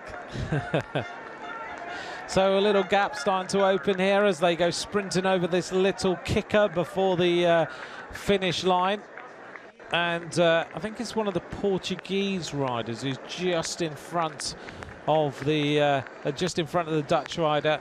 But it is getting more and more dangerous all the time as they go back in towards the finish in Florence. Next time round, they'll have 6 laps to go. 4 hours, 35 minutes of racing have been covered. And the breakaway group has reformed just a little bit now. Matthias Brandl has fought his way back. They've lost 1, so now 4 riders at the front of the race. So Nibali right now being looked after by his team. Gilbert's only got 1 teammate, which is Greg Van Avermaet, really, who's been looking after him. I guess Gilbert now, his job is just to sit in the wheels, stay out of trouble, and work out when he's going to go on the attack later on, because no rider has done back-to-back wins since Paolo Bettini in 2006 and 2007, and very few riders ever have won back-to-back world titles. Gianni Bugno, Rick Van Looy, Rick Van Steenberg, and they're big names, and he could make history if he can do it. Yeah, for sure. I think with Phil yesterday, if you watch the women's race, he's going to do a very similar move to Marianne Vos. I think he's just going to wait as long as possible and just give it that one big attack. And if it works, super. But I've been looking at Phil on the steep climb, and he's been grimacing a little bit, which isn't very much like him at all. He just wants to keep. He normally has a very straight face and doesn't show any pain until it's hurting. But he must be feeling it if he's grimacing. Well, it's interesting you notice that, and that's why Adam Blythe is alongside us in the commentary box today. He knows these riders so well. He rides alongside them all the time. 172 kilometres about to be covered, so we're getting to the important point now. 100 kilometres to go in this race as the 4 leaders go across the line in front of us, still with the rain battering down on them, but behind them are the Italian team time trial that's been pretty consistent. So there is Nibali sitting a couple of places behind Visconti. Nibali is the rider in the black helmet if you're trying to pick him out in the Italian colours. He is a fantastic descender. He's looking very good. Not long now until they cross the line. There'll be about a minute or so down. Thomas Voeckler moves up, and it's a big group again of riders. This time a little bit more of a regroupment as the Tunisian rider Cheetau crosses the line now, and he is 39 seconds down. The Italian team time trial with Visconti looking around, lots of conversations going on. Paolini shakes the head at Visconti. They're quite happy. Nibali, as Adam said earlier, the time now is eat all the time. Eat and drink and look after yourself, and that is pretty much what those 2 riders are doing. Nibali constantly chewing on a little bit of food. Simon Clark also eating. He's over there on the right-hand side. Voeckler with that familiar style out of the saddle as moving up on the outside comes Castroviejo. Luis Leon Sanchez over there on the right-hand side, who is also a fantastic descender. He's looking okay. So many riders now have regrouped into this race. They're going to cross the line. There are 6 laps to go in the World Championship, and there is a lot of riders in that group now. Also in there, Rigoberto Urán is looking safely in that group as well. So those riders crossing the line that time after 173 kilometres of racing. The gap that time, 1 minute and 35 seconds. There's about 77 riders now, Adam, who are in this race, and many nationalities still represented. I think there is, yeah, but there's a lot of riders who are there as well, who are just, as we look now, as Geraint. 3 Sky riders, Thor Hushoff in that group. Bernie Eisel, Thor Hushoff, yeah. So Matt Hayman, Bernie Eisel, Geraint Thomas, Thor Hushoff, all going across the line now with 6 laps of racing to go. Hushoff chewing away, trying to get some food inside him. Emmanuel Amara as well. I think the great thing about this course is if you just keep plugging away, you can always sort of almost come back, because the downhill you're not really going to lose anything. In the uphill you just have to make an effort to try and get back on, but apart from that you're not going to lose much time. So I think if those riders keep pushing on and trying to get back, they might get back on the climb, because the peloton's definitely backed off now if we look at the size of the group. Yeah, and I mean, I guess, you know, in a race of 273 kilometres, Marianne Vos said yesterday in the women's race that she didn't feel good at all at the beginning of the race, and you can start to come good. Yeah, definitely. I think as long as you keep pushing and trying to push through it, you can start to feel better. And obviously, the further you go in the race, the closer it is to the finish. So you're going to get more excited. You're going to want to be there at the finish. You're going to try harder because you know you've got more of a chance. So people like Tor, who are behind, if he just keeps riding, and he might just get back on the climb, he can descend well, he'll be still there. And then if he can just keep hanging on and keep coming back, it's a possibility for him. But as this race has gone so far, I can't see that happening, to be honest. I mean, he might get back, but as soon as the Italians start to go again, he's going to be in trouble. Well, let's see whether they do get back. Geraint Thomas, Tor Hushoff, Matt Heyman, all in a group at 2 minutes and 29 seconds. Chris Anker Sorensen leads a group at 3 minutes and 5, and it's the Netap Enduro rider on the front, number 100, Batos Hudzarski. So the Netap Enduro riders have ridden very, very well in this race so far. They have got two different nationalities with Jan Barta and Hudzarski, but so far they've been the main riders who have animated the breakaway with this little Venezuelan rider, number 155, and he has been riding well, Yonder Godoy. And we can see now they're pushing all of them are in the big ring now. So they're all starting to push on a little bit more. I guess they just want to stay in the lead as long as possible, but is it possible, Adam, after so long in the lead, that any of these riders can go with the acceleration when it happens? Not at all, no. I think if they get caught on the climb, they've got no chance at all. I mean, if they get caught on the downhill and then try to hang on, they'll be able to hang on. Obviously, they'll be a little bit tired if they do that and they get to a sprint. They won't have the legs compared to the other guys, but no, I don't think so. Okay, well, we'll watch these guys and marvel at the fact that they've been in the breakaway all day. We've covered 173 kilometres of racing, so they've been on the attack pretty much for 160 kilometres of today's race. As we look at the back of the group now, and we see Luca Paolini. He must be feeling fresh. We can keep doing this every lap. He's certainly the guy who is looking after the Italians today. He's going back to the cars. He's making sure what's going on at the rear of the group. He's brought Pozzato back on one occasion. He's been talking to Visconti all the time, and he's just enjoying a day out. Yeah, I mean, he's absolutely flying, but if he's going that well, he should be saving himself. He should be trying to do a job for Nibali on the last few laps, I think, which he still might do, but every acceleration is going to take a little bit out of him. So if I was him, I'd be at the front, resting, staying in my position at all times and just trying to save as much energy as possible, because you never know what can happen. Nibali might get isolated, he might have a crash, he might have a puncture, and then if he's there and he's there alone, he might have thought, oh, I could have done something here, but I've been to the back of the bunch every lap for the past 9 laps. But see, this is how sometimes the World Championships, we haven't seen an Italian winner since Balan in Varese in 2008, and in the last few years the Italians after the race have been criticised by the fact that they've ridden really strongly, and then at the key point in the race it's all gone wrong for them. And sometimes it's because of this sort of thing happening. They get too confident, they feel strong, they ride their plan, and then suddenly it all goes awry. And Paolini again is looking round. I think I'm right in saying that there's a possibility that Pozzato is out the back again and he wants him to come back, but what's the point?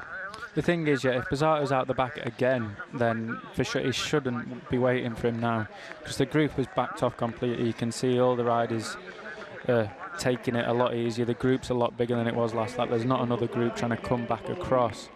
So I'm not sure why he's gone back, and if he is waiting Pozzato, why are they waiting? Surely the director should be beeping, going up to the car and say, get back up to the front, stay up there and hold your position, save as much energy as you can. Yeah, exactly.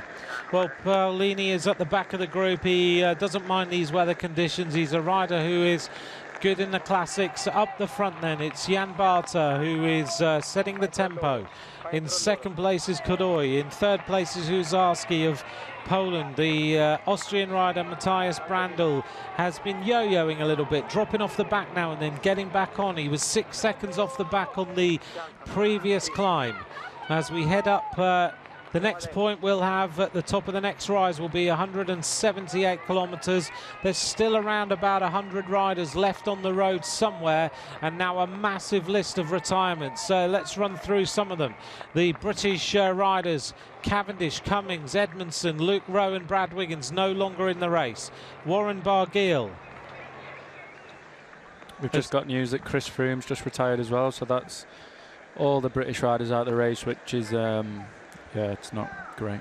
Apart from Geraint Thomas, who's the only rider in a group. Oh, sorry, yeah, sorry, Geraint's still there. But he's not in the front of the race, so considering that Great Britain rode all the way into the into Firenze for the loops, 100 odd K on the front to make the race hard. Chris Froome, we're getting confirmation, is out of the race. So that's a bad day for Great Britain. Australia have lost Rowan Dennis, Cadell Evans, Richie Porte also out of the race. So is David Tanner. The Americans have lost Horner, Finney, Talansky and TJ Van Garderen. Pretty much all their top riders are out of this race. Yuri Sagan, not Peter Sagan, is out. Peter Velets and Martin Velets. The Velets twins no longer in the race. We've lost also Kwiatkowski, which I'm quite surprised about. He's a rider who doesn't mind the tough conditions, so he's gone. Nicholas Roach is out.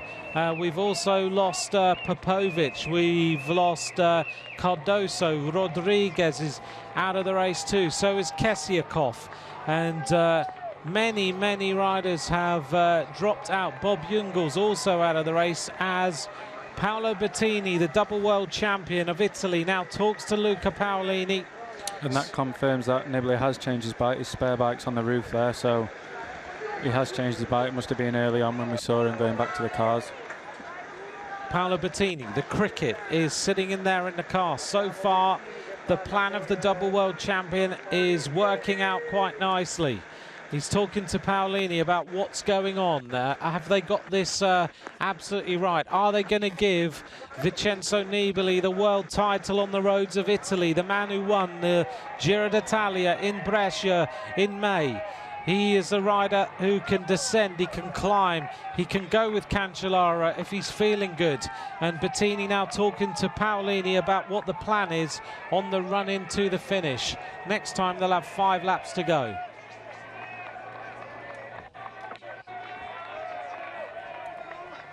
So in terms of the Italians now, I guess Bettini will be saying, forget Pozzato, let's just go with the plan, let's go with Nibali, look after him, make sure he eats, make sure he drinks, get him through the next 40 or 50K, and then the attacks are going to start to happen. Yep, definitely. I was sure Pozzato was still in there. If he's not still in there, I'll be surprised, because they have backed off on these on that last lap. So if he's not still there, I will be surprised. But I'm sure if they're gambling on Pozzato, Bettini's a clever enough guy not to know not to do that. He's going to be everything in for Nibali. I think that's the only option I can see working for them.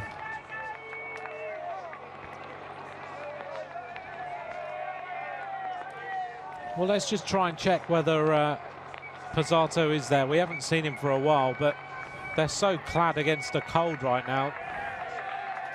Nibali is definitely in there now. He's starting to show up. But I still haven't seen Pozzato for a little while. We'll try and pick him up on screen. Just those of you who are New Zealand fans, George Bennett's still in here. Alex Howes of the United States is in here as well. So is Amador, the first Costa Rican winner of a stage of the Giro d'Italia. As we look here at the Colombian car coming up, and that is Carlos Alberto Betancourt, who is safely in the group. We're hearing on Radio Tour the advantage around about 2 minutes as the race continues. At the front now, and there's only 2 leaders, so they've lost the rest of the breakaway group. And it is now the two Netap Enduro riders who ride for different countries, Hudzarski and Barta, who are setting the tempo up this climb. Well, it can't be long now until this race starts to come back together. Incredible that still so many fans are by the side of the road, cheering on these riders and giving a great atmosphere as these riders make their way to complete 178 kilometers of racing. The average speed 36.92 kilometers an hour, one of the slowest races we've seen, which is not surprising. It's so wet, you can't go down this descent really quickly.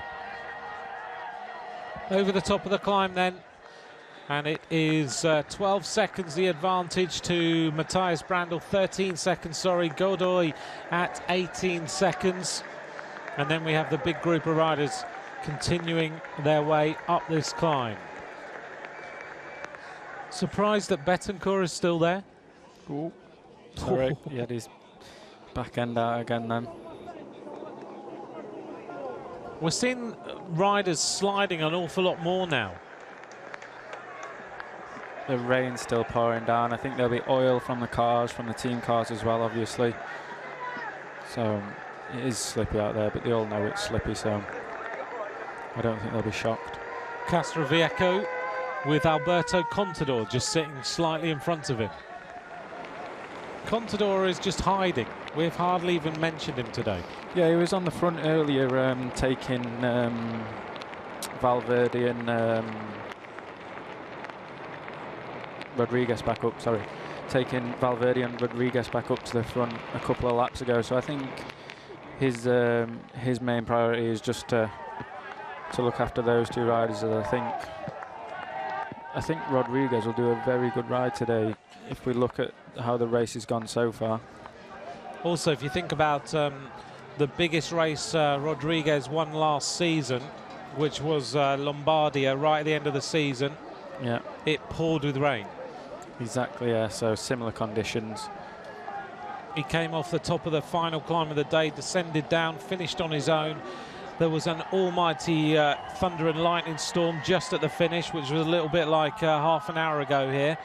Pizzato is still there, sorry Anthony. Pizzato is still there, so I'm not sure what Paolini was doing at the back again. So obviously talking with Bettini, getting a plan of what to do, but as we talked about before, I can't see them going for Pizzato today. I don't think he'll still be there at the end when they really put the foot down on the steep climb. So thanks, Adam. Pizzato is still in the group. As they went over the top, it was Visconti who led, ahead of John Degenkolb, ahead of Gilbert. Francois Parisien, the Canadian rider, actually is in here. He's been at the front the entire race. Yeah, he's been doing a very good job. Very good job indeed. As you just see Nibali just a bit further back than he was the last couple of laps now. I think we'll see what happens with that. Another Italian at the back there, so you wonder whether they've done an awful lot of work. It hasn't split up. Maybe they've got rid of a lot of riders. There's now 78 riders left in that main group. Yeah. With about, with 4 riders off the front, 74 chasing. There were times in this race earlier where we saw 15 to 20 riders left, and suddenly there's been a regroupment. And you wonder whether the Italian plan was to completely split it, get 30 or 40 riders, and then worry about Nibali from there, and it's not quite how they wanted it. Well, I think you say that, but I think it is exactly how they wanted it. I think it's a small group. The riders that have come back on out of the previous laps, we saw 30 guys or so at the front, and now there's how many did you say? 70? 74 riders in that chasing group. Yeah, so I think now it's a case of just controlling the riders at the front. I think half of that bunch there we see is just completely knackered. I mean, they've been on and off the back, so they don't have to worry about that. I think they're just, the remaining riders that came back are just trying to look after the teammates. So on the front then on the descent, and it's still the Italian riders towards the front. You can see here on the camera following these riders down this descent that how treacherous it is. Just to let you know, at the finish line it's still grey, it's still raining, it hasn't stopped for many hours now. We're approaching 3 o'clock in the afternoon as we get towards the completion of what is 5 hours of racing. 4 hours, 55 minutes and 22 seconds have just ticked by on the gantry at the finish line just outside the commentary box that we're in. And as we watch these riders descend, the Italians, yep, you're right, there's only 3 or 4 of them at the front now, whereas previously they were surrounded with the blue of Italy. Gilbert constantly near the front though, riding a very clever race, staying out of trouble. He's had nothing to be concerned about yet. Degenkolb sitting on the wheel of Gilbert. And Valverde trying to push on the front a bit now, so that's interesting. Straight Spain trying to put Italy a bit on the back foot, which is good to see. I mean, they've been riding hard, so I think it would be good if someone could maybe try and launch an attack and really try and put Italy under a bit of pressure. Valverde's just stopped at the side of the road there. Might have stopped for a nature break maybe.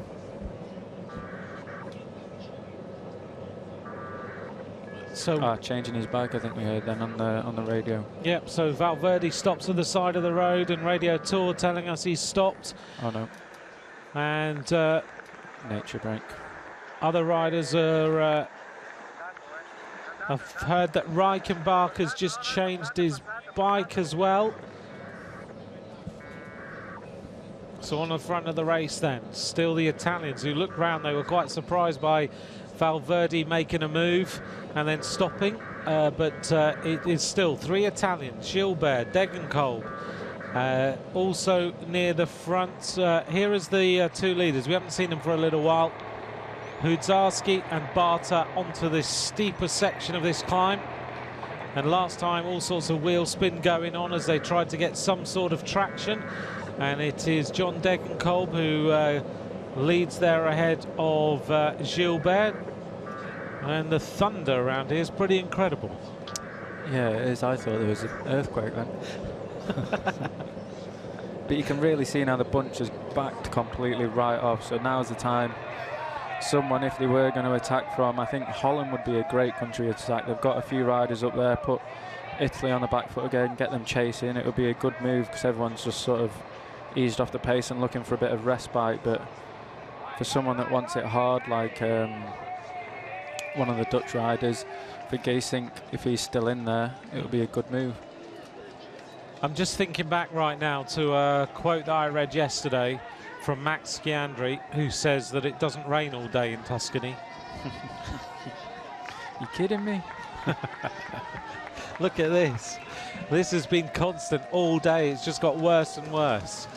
And these 2 riders continuing on the front. We go back to the chasing group. Thanks for joining us for the World Road Race Championships. We are 5 hours through our coverage. We started first thing this morning in Lucca.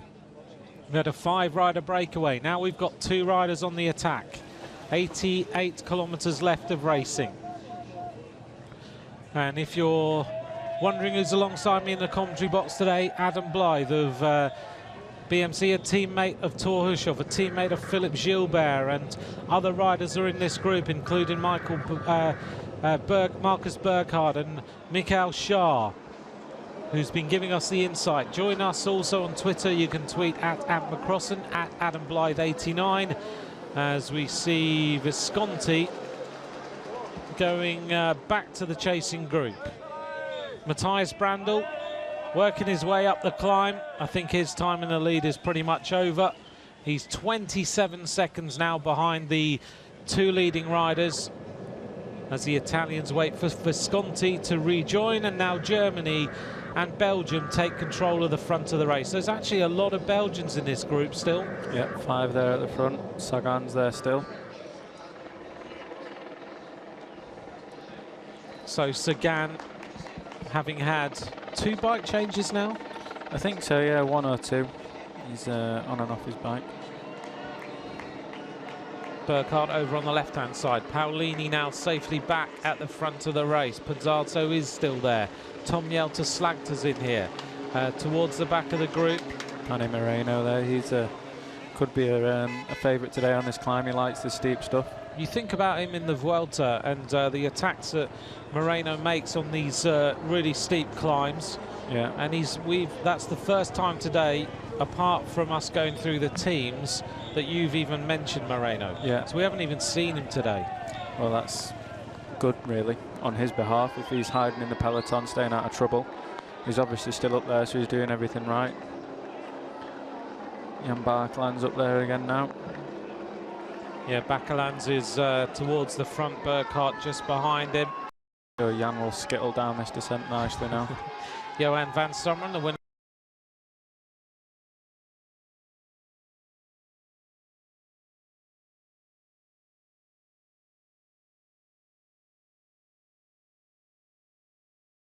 Looking like this. Pretty incredible, isn't it? Yeah. Bettini was whispering there to him. Whispering up the whispered in his ear. There's no one around, don't worry, no one else is able to look. I mean, if you watch the back of the group here, you can see Nibali just riding his way back onto this group who are riding a steady tempo. Sagan's now taking his arm warmers off, so he's just in shorts and jersey now, which I don't think any other, apart from Degenkolb, I think. Yeah, tough bike riders. So Nibali is now safely at the back of the group, and he'll be taken back up to the front. Alongside them there was number 96, who we've talked a little bit about, Danilo Viss. Volkler is safely in the group, Trofimov also. Thibaut Pinot, who has seemingly got his descending sorted out. And Andrei Grifko constantly near the front for the Ukraine. Lars Petter Nordag, he's the Norwegian in the green and white helmet. Parisien is the Canadian who is left in this group as Rigoberto Urán. And alongside him, his teammate, both having a chat now, two Colombians in here. And Danilo Viss goes back to the team car to have a little bit of a conversation. Lots of chatting going on now. Yeah, I think now's the time to do it. They've certainly backed off the pace, so if you want to speak to the director of the team now's the time to do it. Everyone's relaxed. I think everyone's certainly relaxed if you see Nibali going back to the car, knowing the Italians aren't gonna suddenly push on. Yeah, good time to regroup, think about what you're doing. 84 kilometers now to go, and it is that lull before everything kind of kicks off. Yeah, and they've got 5 laps to go as they come through, so.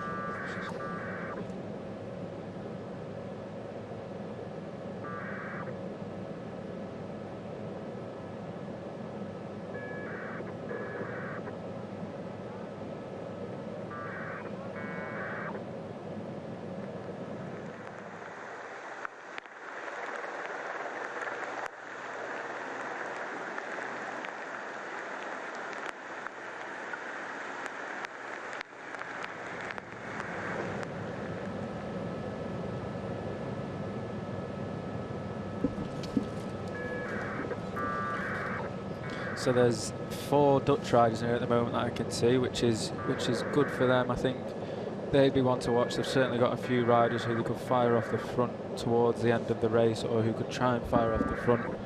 But it'd be interesting. I can't really put my finger on who would be a team leader for them, so it'd be interesting to see what their tactics will be towards the end of the race. 2 breakaway riders now. Look pretty wet.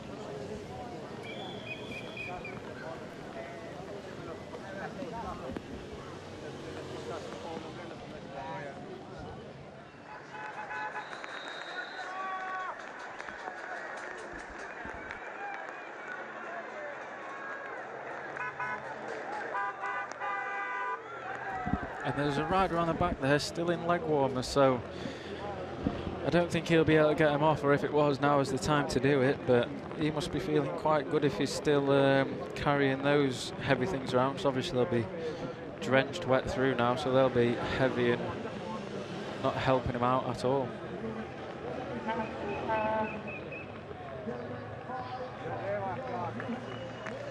5 laps to go now as they come through. It's Visconti having a chat to Bettini.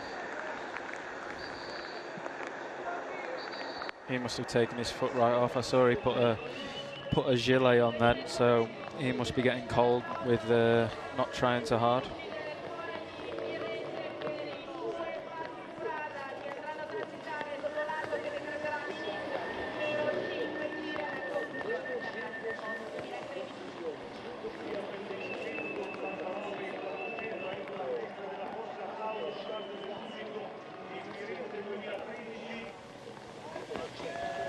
Five hours of racing covered.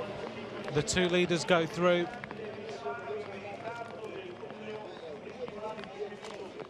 And it's Uzarski and Barta with the continuing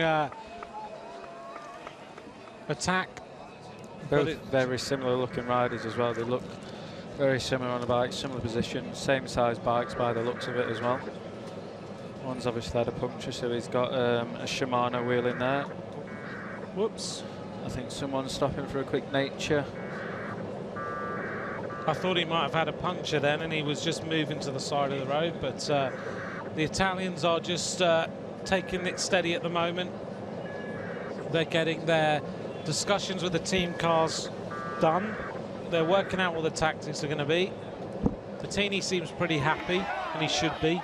Van Summeren now moves up to 3rd place in the group, looking after Philippe Gilbert. Bakelans is up there as well. They've got great strength in numbers. One New Zealander, or at least a couple of New Zealanders in here by the looks of things. And Russia represented as well. Sagan is still there.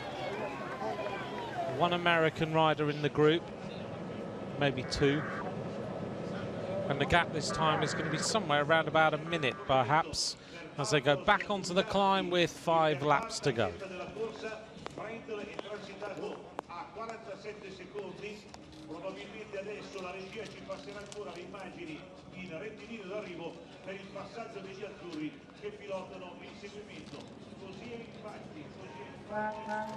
Greg Van Avermaet moving up on the left there with what it looks to be a very cold Jan Bakelans. Maxime Montfort. See Cancellara at the back there, just holding onto the car. Very cheeky of him, as he should be pedalling.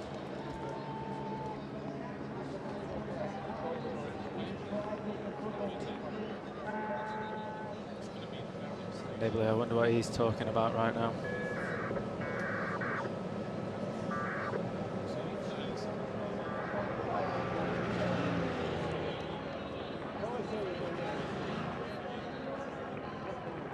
So Monard's in there. That's interesting because he was at the back earlier with Tor. So I wonder if Tor Hushov's made his back. I was just saying, Anthony, that Monard's there, and that's interesting because he was in the chasing group with Hushov on the last lap through here. So if Tor's made it back on, he's a very intelligent rider, and he'll know on a circuit like this just to keep pushing. And as I said before, it's like a yo-yo. You can keep coming back. 2 Colombian riders in there. We'll try and pick them out. Hushov has got back. Uran and Henao now having a conversation. So 2 Sky riders sitting side by side in the group. I don't see the helmet of Geraint Thomas here, who was with Hushov. Geraint's not on there, but Monard's a good climber, so he might have come back with him if Tor could have hung on to him. Let's have just a little look then with the riders going through. 5 laps to go in the World Road Race Championships as a big group of riders now make their way through. The gap has gone out again, and it is now 3 minutes and 25 seconds on a peloton led by Vanotti, Ulissi, Van Summeren and Volkler. They're the riders at the front. Also in there is Contador, Van Avermaet, Fuglsang. For the Americans, it is Alex Howes who has made his way into that group safely. So is Peter Stettner. Also in the group is Rigoberto Urán. Simon Clark of Australia is also in there. Yeah, Tor wasn't in that group, so he's definitely not made it back now. But it's still a big group of riders. We're looking at riders totaling about 68 riders still in that chasing group now, who are at 3 minutes and 25 seconds. The last rider across the line in that group was Betancourt, and just behind him was a group with Rubiano and Nocentini, and Valverde now coming back as well. Valverde's had to chase for an awful long time since he stopped. He's still not back yet, but he is getting back. Klobnev is in the group, so is Bosenhagen, Sorensen and Lars Petter Norden.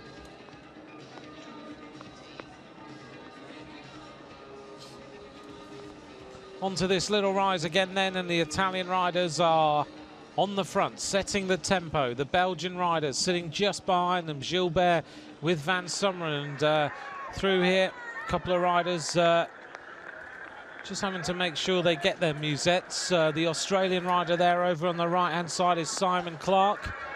Cancellara and Nibali both very relaxed at the back here. Just taking it steady. I think Cancellara is going to try and get a musette now to try and eat, maybe. Trofimov, the Russian. Number 32 is Rubiano. So Colombia have got a load of riders in here, as we see Nocentini look for the team car. Maybe he missed a musette or something like that. Freewheeling through. Nocentini takes a bottle. Is there any possibility they'd given bottles with hot drinks in them? Yeah, definitely. I think in the classics we always get hot drinks, hot tea. Hot tea is mainly what we have in there, a bit of honey and that's it really, but it's really good unless it's too hot. If it's too hot, your body goes into a bit of a shock when you suddenly chuck a warm drink down your throat. What, and so you suddenly feel worse than you feel better? 3:35 then, the advantage as the riders continue round this course. 5 laps to go in the World Road Race Championships as Italy continue with the pacemaking. Belgium now with all their riders behind, and they have ridden well, haven't they? They've now got 5 riders in here. So they've regrouped. Sagan is up there, Degenkolb with his teammates. 3 Germans in this group now, and the Italians have got 3 riders at the front with Nibali as well. Looking back through the group, here come the Dutch on the right-hand side. Sagan on the left as well there. Joaquim Rodriguez moves forward. Purito, the French riders all grouped together as well with Thomas Vauclair. So it's that moment in the race where things are very, very steady. It's still a fast tempo, but no major decisions made. Thanks for joining us for the World Championships. Adam Blythe with me today on Twitter at AdamBlythe89. At Macrossan is our 2 Twitters. Don't forget, hashtag Toscana 2013 is where you can follow the race. There's an English feed on Twitter as well if you want to just follow that and watch the action. The Latvian rider in here is Sara Motins.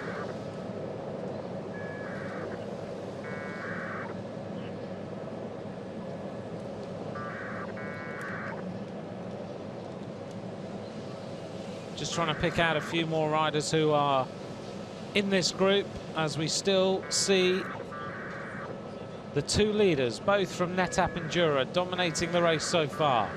Hudzarski and Barta working hard, keeping the tempo nice and high. The gap goes out to 3 minutes and 40 seconds. Interesting to see Sergio Henao and Rigoberto Urán both still in here, considering how Henao had, you know, not a great time at the Vuelta, but they're obviously, out of all the Team Sky riders, they're still here and they're riding well. Definitely, yeah. They'll be the course will suit those guys today as long as they can get around the downhills. All right, they'll be going good certainly.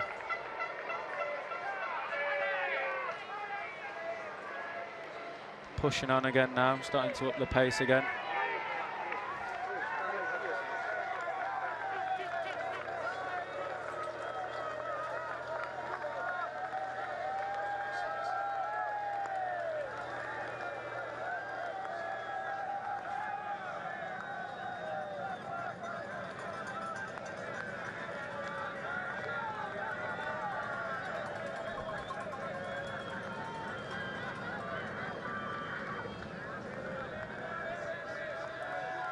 Some other retirements. Jack Bauer of New Zealand has retired.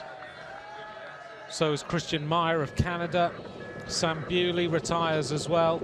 Konstantin Switzoff has now retired after that crash earlier on. Navadauskas has gone. Reinhard Jansi van Rensburg. Daryl Impey also has retired. Mario Fischer of Brazil. Frederick Kessiakoff is no longer in the race as well. And the Irish team all gone. Sam Bennett, Matt Bramier, Dan Martin, Nicholas Roach, all finished. I would have thought the Irish would have enjoyed today's weather conditions. Yeah, you'd have thought so, wouldn't you? Especially as coming from Ireland, yeah, but most of them live in sunny, hot countries. They moved away from Ireland. Exactly, yeah. Yep, no longer here. So all the Irish team are out. And just looking at the British team, there's only one British rider left in this race, and that is Geraint Thomas, who is with Thor Hushoff. So the chances are that Geraint Thomas is a long, long way down. We'll try and update where he is as we look down on Peter Sagan, who has had at least one bike change and is riding strongly in here. The Swedish rider who's just in front of him is just looking, is it Ludvigsson maybe? The Andre Grifko is also there. Thomas Lofquist, sorry, of Sweden is also in this group. So Lofquist is riding well today. He dropped out of the Tour of Britain, but possibly because he was aiming to ride this race and do well in it. Yeah, I've not seen much of Thomas recently the past few years, but he's definitely been, it's a good course for him, and definitely with his characteristics, this course will suit him. He's a good climber. He can descend quite well, and his sprint isn't too shabby either, so for sure he'll, if he's going good, he'll be one to watch towards the end. It amazes me how as pros you can let the pace drop back a little bit, and now you've decided, right, it's time to up the tempo, it's time to start to accelerate and bring the breakaway back and start to race again. Yeah, I mean, the breakaway, it was coming back, they brought it down to a minute earlier, and now they're starting to ride again. But I think they're just giving I think Italy are just giving their Nibali a chance to relax a little bit, take his breath, talk to Bettini, see what he has to say, and then get a plan and just stick to it. Because I don't think they expected this many, so little riders in the race now. Maybe, I'm not sure, but I'm sure it's just to calm things down, relax, get everyone just a bit calmer. Because the last couple of laps it was stressful, everyone was fighting to get to the front. So now I think they've just backed it off, had a little bit of a respite, got some food in them, and now I think when the next time through, I think there'll be a couple of attacks up this climb, which will hopefully ignite the race. But when you think about it, if you, as I think, Cancellara just taking his hat off, I think. Yeah, that's interesting. He's had a cap underneath his helmet all the time, which keep his head warm, but obviously as well lets the rain run down over his glasses and everything. They're all doing it. Lars Petter Nordeg's just done exactly the same. Oh, yeah. And that cap, keeps your head warm, doesn't it? Lets the rain run off your face so it doesn't go in your eyes all the time. Yeah, exactly. As well. But now it's getting towards the important moment in the race. Yeah, hopefully we'll start to see some attacks come in soon. I think if a couple of teams want to make it hard, like Italy, I think they're going to have to do more than just ride, because I don't think the riders, the domestics, are getting a bit tired now. So I think a couple of riders are going to have to start attacking if they want to make it harder for Nibali. So 195 kilometres covered. The two leaders go over the top in 5 hours, 19 minutes and 8 seconds. Now it's the Italians who start to set the tempo again on the front, with Switzerland lining up behind. They've ridden really well in the last hour or so. We're seeing now the Danish riders moving up, and I think it was Fuglsang who just moved up to the front of the race. Fuglsang we've talked about earlier on today as a possible rider who can finish on the podium because he's very, very strong and he's riding an intelligent race. He moves right up to the front, sitting in the 3rd or 4th row at the front of this peloton. And as we now wait for them to go over the top. As we see again, a very, very clever Paolini. Just when he needs to, just comes to the front again. And I'm sure Paolini, now if we look at him, he won't have a bottle, or he'll have just one bottle on his bike. Yeah, one bottle. He's a rider that looks very much into this. He's always got one bottle on his bike, or if it's a downhill, he'll have 2 bottles on his bike. He's Really? Yeah, very much so. He doesn't want to carry a half a kilo bottle up a climb, so he'll get rid of it for sure. But he'll take another bottle to give him some weight going downhill. On a long downhill, yeah, for sure. See, there's all these little things that we don't know, that people think about. So there's all this still going on in your mind, as to think, right, give me a little bit of an advantage, I guess, over the competition. Yeah, exactly. Yeah, Paolini is probably one of the best people for that as well. The detail he looks into is incredible. Looking down then, here we are, there's Cancellara as he puts his hat back on, getting himself ready for action. The Swiss have ridden well today, they're surrounding him. He's not isolated in any way whatsoever. They're riding very well, and they've still got 4 riders up there.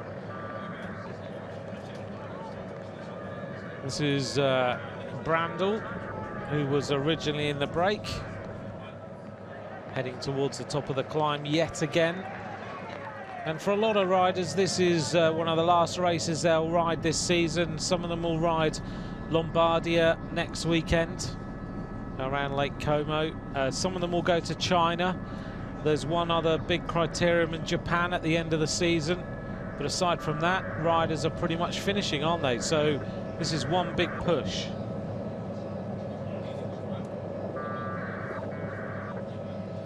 Three favourites there, Cancellara, Gilbert and Sagan, all riding next to each other. Matthias Brandl is 3 minutes and 5 seconds down. As he heads over the top of this climb, he's had a great race. Well done to Matthias Brandl. He's been on the attack, but just 6 seconds behind him now. The group led by Luca Paolini, Michele Scarponi, Burkhardt, Shah, Visconti. The Australian Simon Clark also still up there. Greg Van Avermaet 10th, Degenkolb is there. Rui Costa is near the front. Philip Gilbert, Fuglsang, Volkler, all the big names now. Bolka Mollema 21st, Serge Pauwels is also there. Riding well for Belgium, looking after Philip Gilbert. Alejandro Valverde now 25th over the top as they make their way onto the descent. And the group now numbers around about 73 riders. Maybe a little bit less than that. Maybe about 67, 68 riders. The back of the group is now Anthony Roux of France.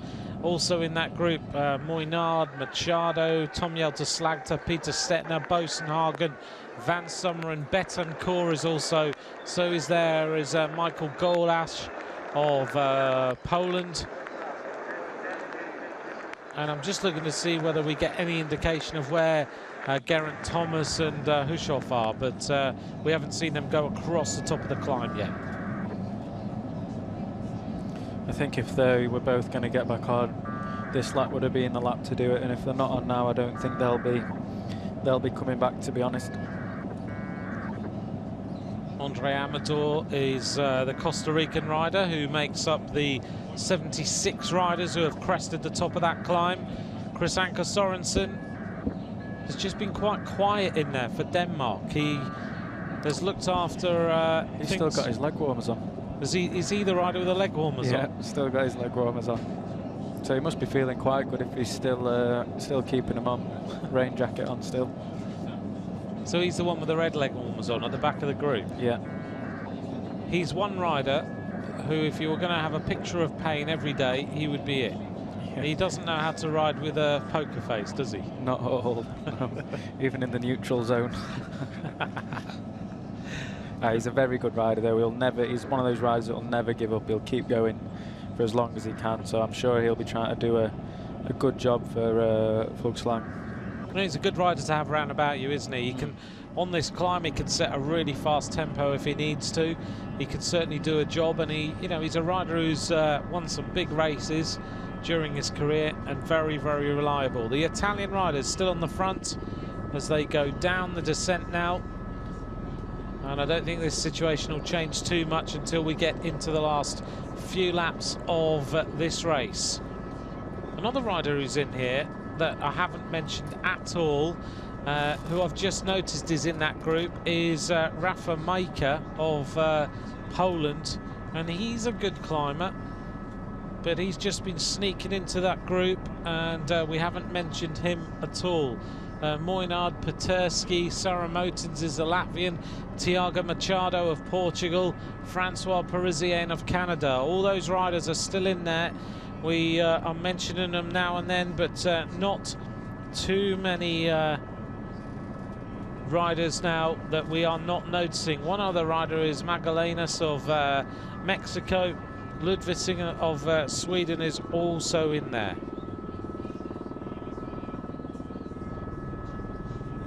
So looking down on this group as they descend down towards the finish. Sorry, we just lost a little bit of picture there. We're getting more thunderstorms and lightning on the finishing area. And again, we get the massive thunderstorms on the finish line. Pretty incredible. This is a fantastic race. This has got to be, after San Remo, one of the hardest races of this year, I think. It has to be, doesn't it? And considering San Remo was like 300 kilometers, this is 270 odds. But with a lot more climbing in it. Yep. It's very difficult today, I think. We're just getting some information that Geraint Thomas is now retired. We'll get confirmation of that, but if that is the case, then it means that all the Great Britain team have now retired from this race. That's a good ride for Geraint. I've been training him the last couple of weeks before this, and yeah, he was trying to cram all his training in to get fit enough for it, and obviously he's done a good job, and it's no mean feat what he's done. He's still been riding for 5.5 hours, so he was just a domestique in this race, so to keep going like that's not a bad job for him. No, he's done the right thing, 5.5 hours, but the chances of Chris Froome disappeared a long, long time ago.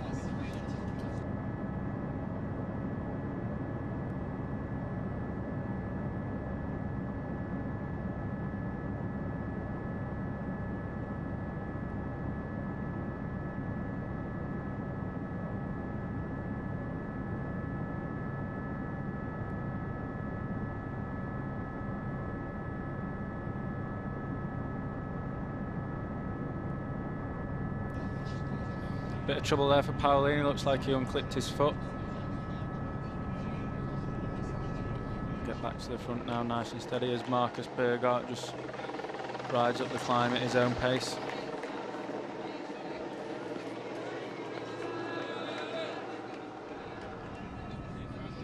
You see Peter Sagan there with Cancellara to his right, Gilbert behind him, Nibali on his left.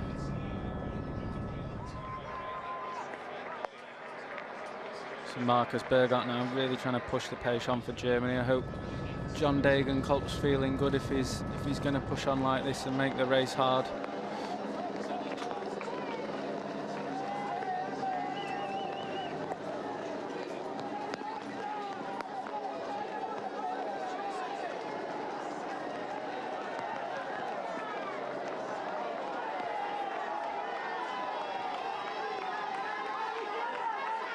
Looks like it's getting harder and harder now. A couple of riders struggling.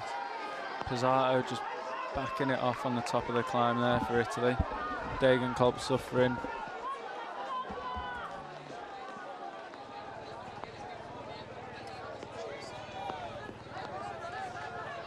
Yeah, Marcus Bergart's definitely starting to make this race come to life now. A few more riders attacking. Jan Parkeland's there, Danilo Luis, Van Avermaet, Visconti. Yeah, definitely pushing this race on now.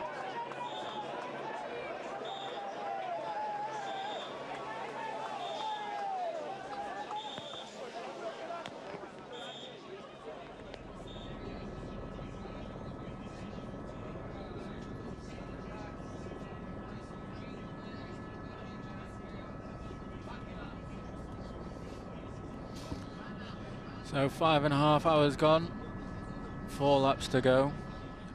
They've just started to press on a bit more now. The breakaway is still at, hold on. The two guys in the front have still got 2 minutes and 16, but I guess this will really start to come down quite quickly now after starting to push on at the front.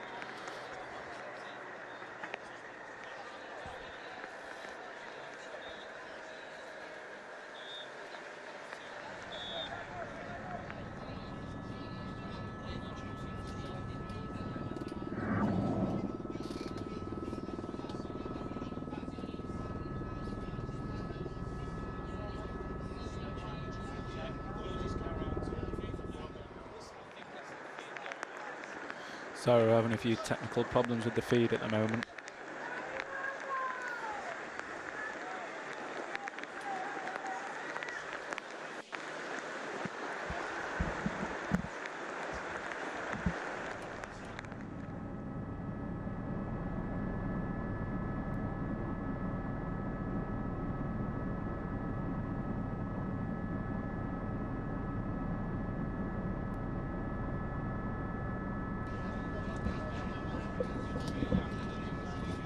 So as we watch the riders continue, I know a few of you have given us some little messages about some buzzing in our commentary now and then, so just to let you know, thanks for your messages, and we're just getting it checked.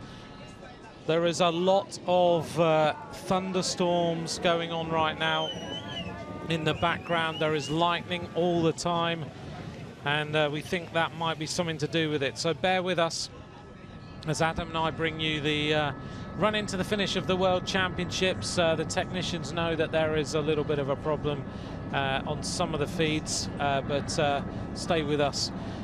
If you could sit here right now, the floor is shaking with the thunder and lightning that's going on in this area. So that's how bad it is. Here we go, some attacks starting to happen. Jan Barkeland's not sure if he was really wanting to push on now, but it looks like he wants to make things a bit harder, which maybe not a great idea for Philippe Gilbert if he's just waiting for the last lap and he wants to save as much as possible. But the bunch definitely strung out now. It's split up a bit more. So these two riders then at the front, the rain is not relented in any way whatsoever. They are still continuing with their attack. They're going to hit now 206 kilometers of racing of the 270 kilometers the riders faced this morning. They have been on the attack for a long time. They probably would have expected to be back in the peloton by now, but it's a big attack, isn't it? A long breakaway. Yeah, they've done a great ride actually. 5.5 hours in the breakaway pretty much, which is a long old time, especially around this course as well. Holding the peloton off like they've done is no mean feat. They're doing a very good job. So it is Hudzarski and Barta, but we are seeing now some reactions of riders just going slightly out the back there. And he's desperately trying to get some gel inside him, Jan Barta, as he makes his way across the line. Can you actually, at this time in a race, you know, with 200 kilometers gone, can you get any benefit from taking gels now if you're feeling pretty empty? Yeah, for sure. I think if you're feeling empty, you need to eat as quick as possible, but the gel is just a bit of a perk sort of thing. It just makes a bit of a pick up to you. If you have a caffeine gel, it's a bit more energy in you, and it's just going to make you feel better. Even if it's not going to do anything, but it gives in your head that you feel better, you're going to try harder. 5.5 hours of racing covered as the two leaders go across the line. Hudzarski and Jan Barta. Behind them, though, there is the chase starting to happen. Some little attacks with 4 laps to go. So, Adam, over the next 4 laps then, when do you expect, I know it's really difficult to tell, that we might see the moves start to happen?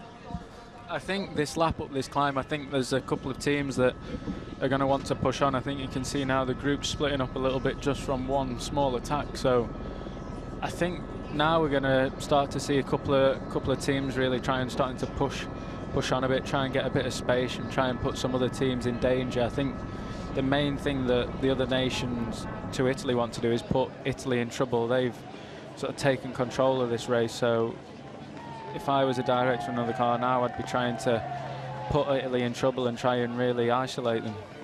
So at the back of the group is Simon Clark of Australia. If you're an Australian fan, he's still there. The king of the mountains of the Vuelta a España from last year.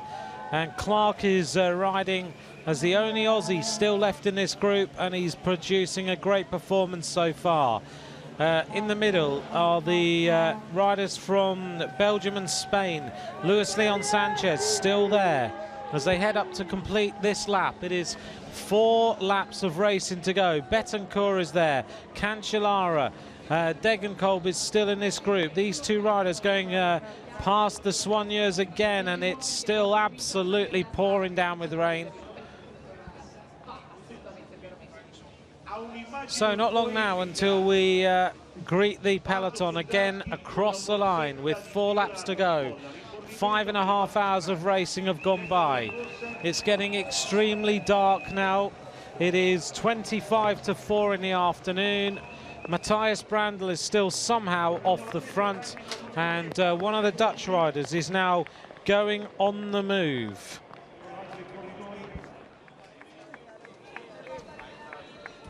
So the Dutch rider who is going across the line on his own is Wilco Kelderman, who has gone on the attack, and I've just seen him go past the commentary box on his own. So Wilco Kelderman now on the move, trying to go across to that attack. He's obviously had enough of just sitting in the group. Wilco Kelderman at 2 minutes and 4 seconds. And the peloton now being led by Luis Leon Sanchez, Johan van Summeren, and other riders right on the front of that group now. The advantage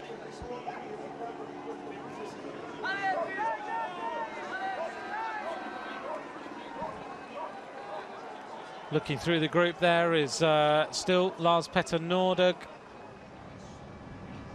Degenkolb still there.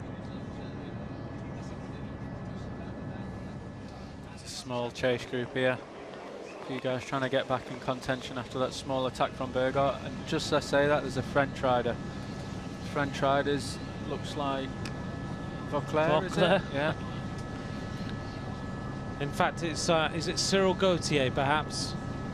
I'm not sure it's Vauclair. We'll have a little look. We'll just check. I think it might be Cyril Gauthier who's gone on the attack there.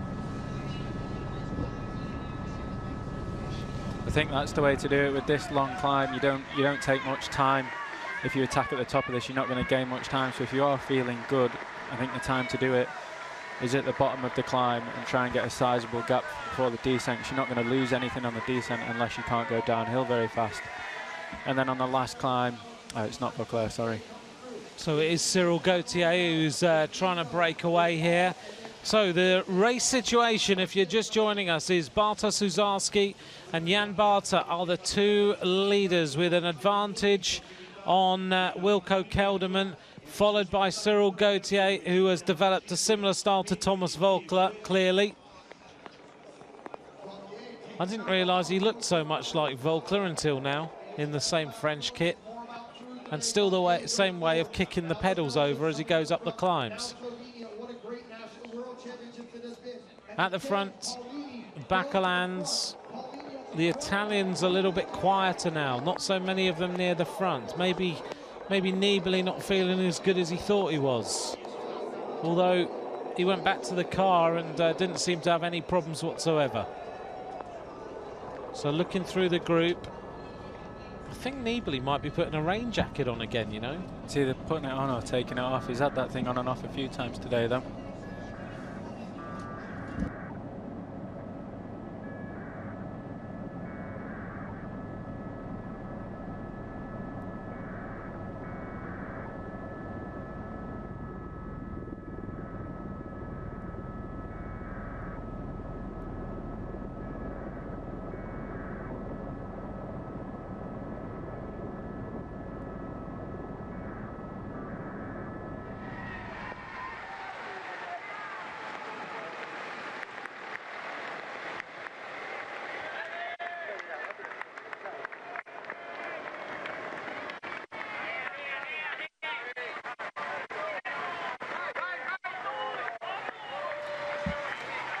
So through the rain as Uzarski and Barter continue with the pacemaking up the climb.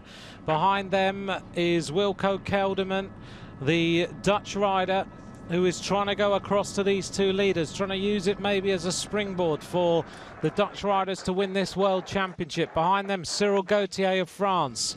And further on back, we see Philippe Gilbert now having a little bit of a discussion with Serge Pauwels. Pauwels now is asked to go to the front as Gilbert asks the rest of his team to come up, and now he might be starting to think about how he can win this race.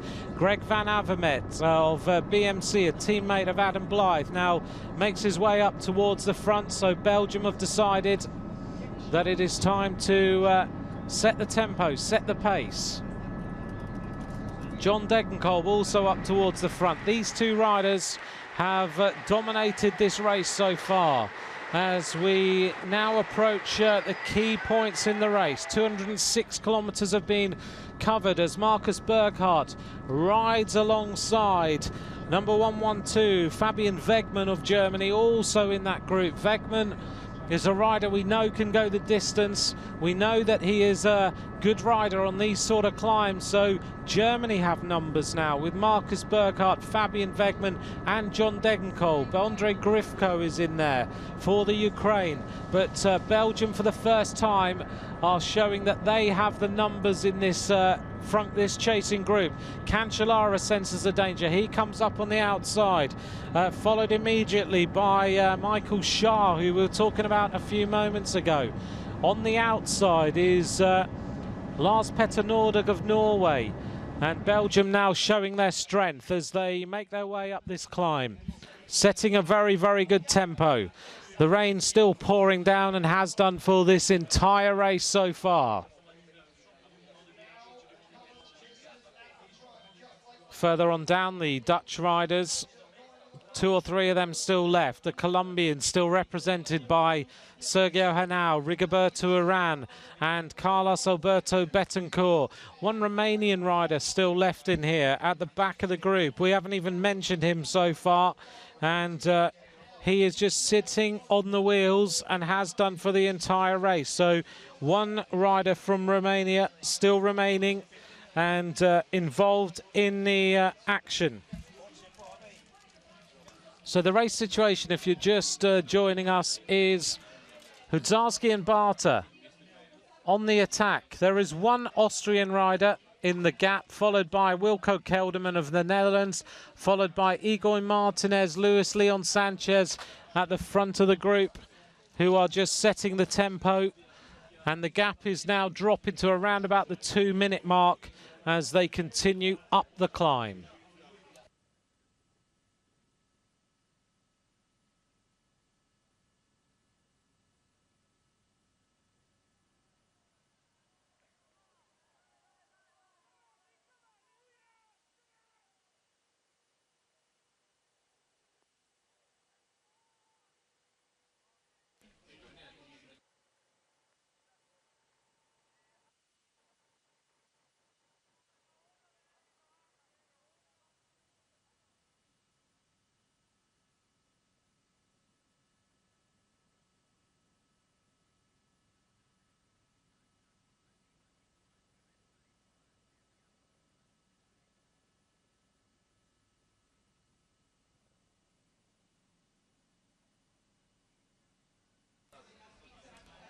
So as we watch the peloton heading into the business end of this race, remember 270 kilometers of racing, we see Uzarski and Jan Barter on the attack, continuing their way up this climb.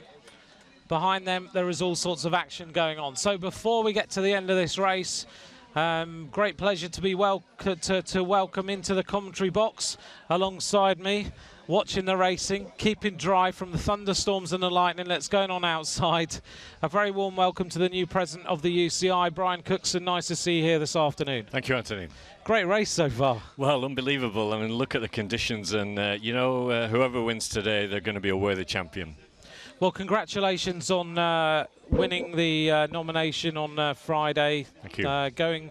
It was a long and difficult day, I know that. But since Friday, I guess a lot has happened. You've already appointed 3 vice presidents, so you've taken no time to sit back. You've gone straight in. Important, I think, to start to make changes immediately. Yeah, I wanted to emphasise that essentially the UCI was under new management, so I've got 3 new vice presidents, including Tracy Gaudry, the first woman vice president of the UCI, and it's really important that we make a start, because I want to make sure that the things that I was saying in my manifesto during the election campaign, they're not just empty promises, but we do actually deliver. Some of them might take some time, some of them won't happen overnight, but we are going to move in the right direction as quickly as we possibly can.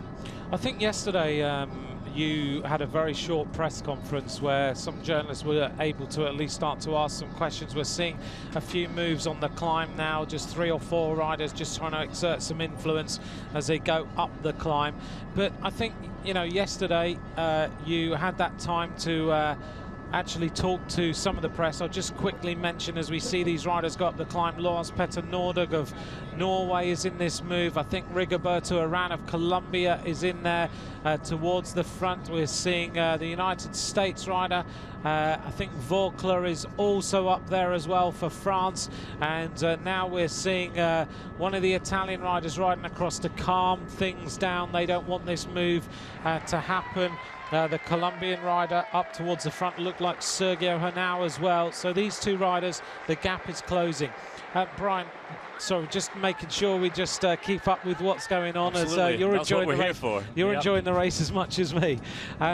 Just to mention, I think it's important that, you know, yesterday you talked to some of the journalists who were given the first opportunity to start to ask you questions. And actually, for some journalists, maybe to meet you for the first time, I guess I've got the benefit of having known you for a long time in Great Britain, seen the work you did as president of British Cycling. But women's cycling in particular, key to your manifesto. And I think the Tracy Gaudry getting appointed is a very clear message that that is something you want to deal with. Absolutely, and Tracy's not just there because she's a woman, she's there because she's a person of great ability, and I'm sure she can contribute a major amount to cycling for many years to come. But we are also appointing her as chairman of a new women's commission, which a president of the women's commission, which I've appointed, and she'll be deciding who she wants to work around her on that commission, so we can actually put some flesh on the bones of our outline strategies and really make things happen as soon as we can.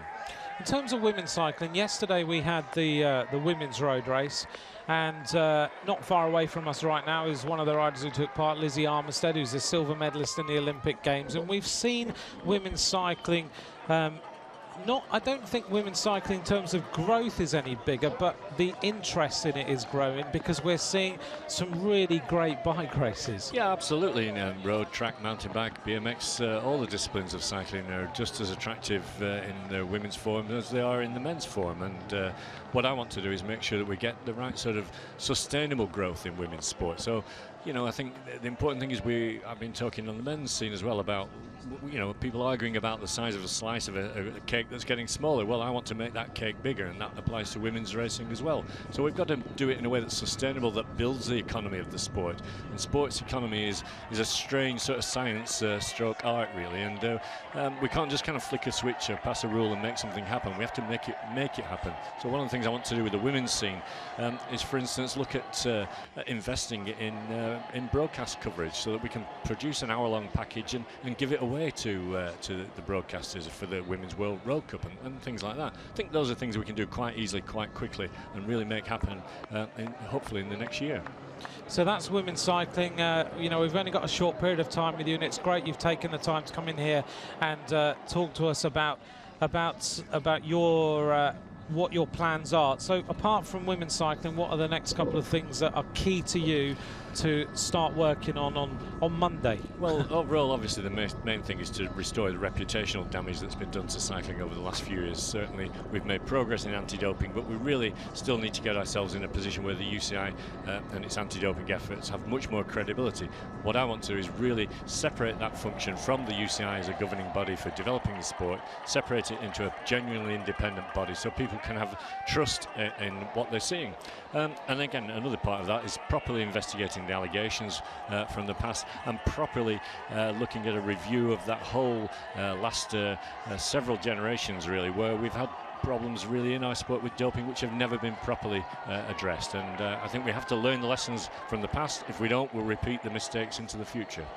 We're just seeing the riders go over the climb again. Great number of fans at the side of the road, and the big names are now starting to rise to the front. The Italians have ridden a very, very clever race here. So have the Belgians, as now we're getting to the real business end of this race with about 60 kilometers of racing left to go. One of the Italian riders who's now starting to feel the pace is Ulissi, who's one of the domestiques who's done a lot of work. Johan van Sommer in front of him also is struggling a little bit, having done the work for Philippe Gilbert. Brian, I know you're a big fan of cycling. You love the sport. So what has been, you've been busy with the election, but you've had a chance to see a little bit of racing. What's inspired you over the last week? Well, I think, you know, seeing the different generations coming through is always inspiring. And, you know, when you look back now, some of the guys in this group, for instance, have come through from junior to under 23 to elite level. And that's always great to see. And I think the number of nations from around the world, again, you know, until Friday I was president of British Cycling, so that was my concern. And now I'm the president of the world body. So I'm really interested in seeing people coming forward from the developing nations in particular. And what's been the your reception like since Friday evening? Well, to be honest, my feet have hardly touched the ground, and I've shaken so many hands and had so many hugs from people. I've never had so many friends, but no, I mean, I think in all seriousness, there's a massive groundswell of support out there. People wanted to have change. People wanted cycling to be able to make a fresh start. Not everything that has happened in the past has been bad, of course it hasn't, and you know, I pay tribute to my predecessor for the work that he's done. But you know, we had to make a start now, and I think there's a massive groundswell of support out there. People have been coming up to me in the hospitality area and so on, and pledging their support for the work that we're trying to do. And I'm sure we can make great progress, giving our sport the place it really deserves in the spectrum of world sport. So we're near the end of this race. I'm going to let you go. It's been pouring with rain, but there's still thousands of people at the side of the road. Thunder and Lightning's going to greet these riders to the finish. Any tip from you? Who might win? I think it'll be a surprise. I think the Belgians and the Italians are doing a great job in teamwork, but I think somebody from one of the other nations will take the advantage of that and give them the slip somewhere around. Whether it's a Bosenhagen or it's one of the Colombians or someone from smaller nations, I don't know, but whoever wins, it's going to be a worthy winner. There's no doubt about that. Great stuff. Well, look, you're going to be very busy now over the next 4 years. Absolutely. All the very best. I hope it goes well. And I think from all the cycling fans, commentators and everything, I think the most important message from us to you is if you carry your manifesto through, then the faith we've put in you will be very well grounded. So well, please do what we ask. I'll do my best, and that was the same message that I gave to my management committee yesterday. The manifesto is not just empty promises, it's a real programme, and we're going to deliver it. Thank you very much, Brian. Brian Cookson, the president of the UCI, join us in the commentary box. Let's see whether his tip for the win actually happens. Adam will be back with me in a second.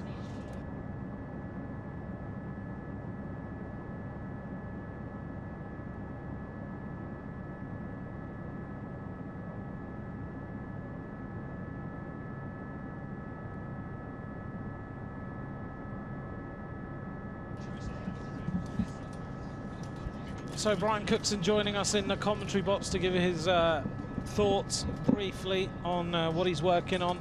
Women's cycling from yesterday with Marianne Vos, clearly very important on his agenda, and it looks like already the moves are happening there, and we'll keep track of what happens. Adam, there's been lots of moves on that climb. We've got Hozarski and Barter still on the attack. George Priedler of Austria is sitting third on the road, and Wilco Kelderman now fourth at 2 minutes and 4 seconds, with a lot going on behind those riders. Cyril Gauthier, actually that gap's dropped right down now, so Priedler at 55, Kelderman at 56, Gauthier on his own, and Peter Stettner of the United States leading the group. Interesting to see Stettner. It's unusual for him to start riding with all the Italians and Belgians in there, but strange move from him. But yeah, that's all I have to say about that, really. Strange move from him, but a good move now by these the Italian and the Frenchman. So Kelderman is a very strong rider. He's pretty talented. the Dutch rider, Gautier, maybe trying to take the pressure off Volkler for later? Yeah, possibly, I think, but I'm not sure if Volkler's feeling so good, to be honest. He's already been dropped once, and then he came back, and it doesn't look so good if he's been dropped early on in the race. He might come good now, but we'll see. But the sun's coming out at least eventually. Is it? Yeah, there's a bit Where's of blue sky there? over there. There's been thunderstorms and lightning, and the floor shook again during the Brian Cookson interview. 55 seconds then, as the riders go up the climb, and they're just really desperately trying to keep some traction on those wheels. So slidey out there, and here is the chase, and it is the Austrian Priedler with Wilco Kelderman as they make their way across to these two leaders who've had no company for a long time. The two riders from Netap Endura who have been setting the pace, but now we are seeing the move of Cyril Gautier, and lots more starting to happen behind them. This is on the left, Cyril Gautier, and now it's Visconti who's looking around and thinking, do I really want to go with this move? Gautier and Visconti, it'd be interesting now to chase. I'm sure Belgium are going to have to really push on now to bring this back as maybe not as quickly as possible, but they don't want to hang around too much in the Swiss. The Swiss have still got two guys there at the front. The Belgians went to the front, didn't they? But then suddenly everything kicked off, and now they're nowhere near the front. They'd all sitting back in the group. Yeah, it was a strange thing to do. I mean, I saw Gilbert there tell one of his riders to move up and get to the front and set a tempo, but it didn't last for very long. So there's still a long way to go in the race. There's still 3 laps to go when they come through, so it's still a very long way. Yep, 217 kilometers have been covered so far, and still, as Adam says, a long way to go to the finish. The key points in this race are still to happen, so we'll see whether these riders can come back, or whether they can start to prize a group off the front. Maybe riders will come up to them. And Cyril Gautier just tapping out the rhythm on the front. Visconti looks like he's not going to do any bit of work at all. He's not prepared to work with the Frenchman. The gap is now 42 seconds as they go up the climb, and there's a few riders really starting to suffer at the back of this group now, not enjoying this climb at all. Whilst at the back, at the front, the Swiss and the Italians and the Belgians are just riding a nice tempo. Riders are all over the place at the back. 42 seconds at the top of the climb. Over on the right-hand side then, let's pick some riders out. Lars Petter Norderg, still the Swiss, looking after Fabian Cancellara. Over on the left-hand side, Peter Stettner in the middle for the United States of America. Gilbert still looking keen. Does he look a little bit better now? I think he looks a bit better, yeah. With the distance, I think everyone might be getting a bit tired, and as we talked about before, Phil's is good with this distance. He comes very strong in it, so he's probably just riding him. Sounds ridiculous, riding yourself into a race at 200 after 217 kilometers, but he probably is doing just that. Is he the sort of rider who is you're out for 4 hours and he decides to go on and do another loop, and it hurts a lot? It's just that rider that just keeps going. He's unbelievable. And really, we haven't seen many riders drop from this group for quite a while. You know, we're not seeing any real massive thinning down of this peloton. But over the next 3 laps, I'm pretty sure we will. That's, what, 48 kilometres left? Yeah, for sure. It's still a long way to go. I mean, around this circuit as well, it's a very hard circuit, but we've not really seen any big attacks from any big riders yet, so there's not been any urgency in the group there, so that's probably why there's still the riders in there, because I'm sure there's only, I don't know, 10 riders maybe capable of putting in a really good lasting attack in that group, and none of those riders have attacked. See the sunshine now, you're right, is shining, and as you come through that right-hander, you're on really wet roads, very shiny, and then suddenly you're into a blaze of sunshine. Yeah, So I don't think that would be too much of a problem. I think the legs would be screaming at them more than their eyes. I was talking to Chris Boardman yesterday, and he said he was never scared on a descent because he had his eyes shut most of the time.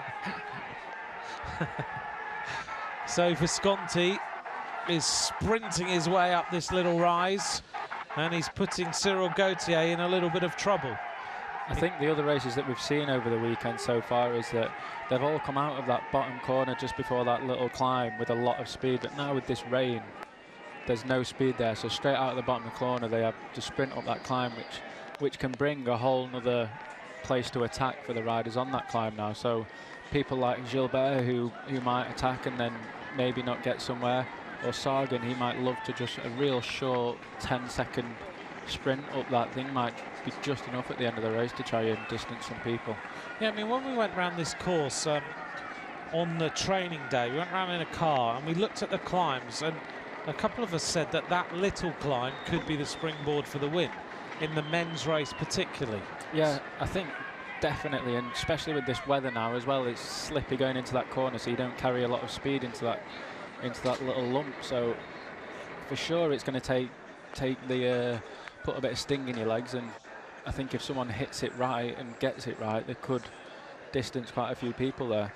Yeah, because if you look at the back of this group here as they go through that corner, there are riders literally locked on the brakes. Yeah.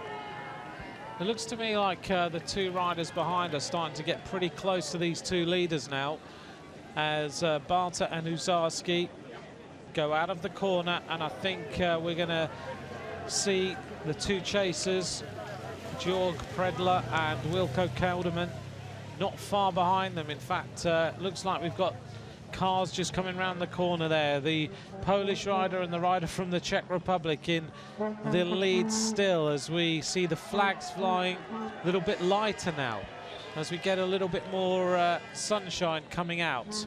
The rain may well stop for the finish of this men's elite road race, but they've been riding for 6 hours in the pouring rain, and your wish isn't going to come true by the looks of things. You wanted them to have rain the entire race. Yeah, but I think the rain has done its job now. It's made the race interesting. They've split it up on the descent, which it will have done a lot more damage than if it was dry. So it will be nice now to see the rain stop and the riders have a nice clean finish towards the end. So the Austrian rider, 23 years of age, rides for Argos Shimano, just flicks across and lets Kelderman go through. Whilst behind we have Cyril Gauthier and Visconti trying to close the gap up on those two riders in front of them. So we could have 6 leaders soon if they can all close up on the climb. Behind them, it's still a big gap back to the peloton, who look like they've calmed down again. It is a big gap. They've not come around this last corner yet. There's 3 Germans still there, some Belgians and the Dutch, so they're really going to have to push on now on this climb, because Visconti is definitely not going to hang around up the next climb at all. They're going to be really pushing on, so it'll be interesting to see who takes up the chase now, and if they start to set a tempo or if they send riders on the attack. Well, George Preidler is a rider who has won in his career the Giro della Toscana in this area. So he is a rider who knows some of these roads. We're seeing the leaders go across the line after 222.5 kilometers of racing. Jan Barta and Hudzarski, 3 laps of racing to go in this World Road Race Championship, as we see the next 2 riders led by the Austrian Preidler with Wilco Kelderman in 4th place. Just behind them, the gap is a slender few seconds. Only about 18 or 19 seconds at that point. 17 seconds across the line. Cyril Gauthier stamping on the pedals. Visconti looks around to see what the damage is. The answer is they are 29 seconds down, but they are a long, long way ahead of this peloton right now and starting to build a little bit of a gap. Still a lot of riders left in here. Over on the right-hand side, Simon Clark. Over on the left-hand side is still the Swiss riders, with Cancellara just sitting in the wheels, still looking really comfortable. Markus Burkhardt with the German John Degenkolb just behind him, still looking comfortable. Simon Clark behind them. Lars-Petter Nordag also in this group. Many other nations still represented as they make their way up to complete another lap, and this time 3 laps of racing to go. 3 laps of 16.6 kilometers, and Nibali is hiding. He's having a little bit of a rest now. The flags of Italy and Flanders and many other nations in the finishing straight as they now complete the 7th lap of the World Championship road race. 3 laps of racing to go. Johan van Summeren on the front, and he taps out the rhythm, the winner of Paris-Roubaix previously. The gap is now 1 minute and 44 seconds to that chasing group with 3 laps of racing to go. Right at the back of the group is Peter Weening of the Netherlands, and he's still there. Through the area where the feed is, and Visconti takes off his gilet. He's now getting ready for racing, throws that to his soigneur, and Visconti now has got all his rain jackets off as they race up now to catch the 2 riders in front of them. Soon on this climb we're going to have 4 chasers, and still we'll have 2 leaders. I don't think they'll be there for long though. I think they'll catch them and then go straight past them. I don't think after this amount of kilometres they'll be able to stay with these guys for much longer. I mean, they're going to be going much, much steadier, aren't they? They've been out in front for 210k. The Croatian soigneur has got a perfectly coloured umbrella there. Obviously worked really hard at making sure he got that, so we can tell exactly where he is. So the soigneur is standing out in the road, handing musettes out. Sometimes they just put a bottle in the musette, don't they? Because as it's so wet, trying to grab these bottles can be a little bit difficult. Yeah, as you can see there, a lot of teams now are putting the gels, the taping a gel to the bottle, so it's a lot easier just to grab the bottle and have a gel there with it. Like as you see Gilbert there, just took the gel straight out. He'll take that straight away, get rid of it, and put the bottle on his bike. So it's a good little technique, isn't it, that you don't have to have a full musette or anything. You can get a gel, get some drink, feel a lot better, do that every lap. Exactly, yeah. And I think around here now they'll be loading up on gels, the guys. They'll be having a gel almost every lap to try and keep their energy levels topped up. Yesterday when we were commentating on the women's race, Rachel Nayland was with me, and she was talking about the fact that she thinks in women's racing they eat less solid food and more gels, whereas the men have a bit of a mix. Yeah, well, I think the women's racing, it's a lot quicker. It's a lot more, not quicker, but the distance is shorter. They don't need to eat as much. They haven't got 270k to do. They've got 140k, just under 4 hours of racing, so they don't really need solid food in them to try and digest it when you can just eat a lot of gels, you know? Yeah, so different nutrition strategies for different types of racing. And the neutral service cars even getting coffee handed up, look. Exactly, yeah, very Italian, handing in espressos. Oh, we're going to see the umbrellas come down soon at this rate. It's still raining, but we're getting blue sky. So hopefully as we head towards the conclusion of this race, we can start to see everyone enjoy the race. And this is the grandstand area where everyone's able to watch on a screen just across the road. But running through some of the names then in that chasing group, Van Summeren, Mollema, Maxime Montfort is also in there, Volkler, Burkhardt, Rui Costa, Luca Paolini, Philippe Gilbert, Bakelans, Van Avermaet, Wegman, Moynard, Degenkolb, Paterski, Wies, Shah. Maxim Iglinski is also in there. He's a rider who could go on the attack before the finish. Henao, Cancellara, Betancourt also in that group. So Pozzato is still there as well. 40 seconds then the advantage of the 2 leaders to the chasers, and the gap starting to drop as they go uphill again.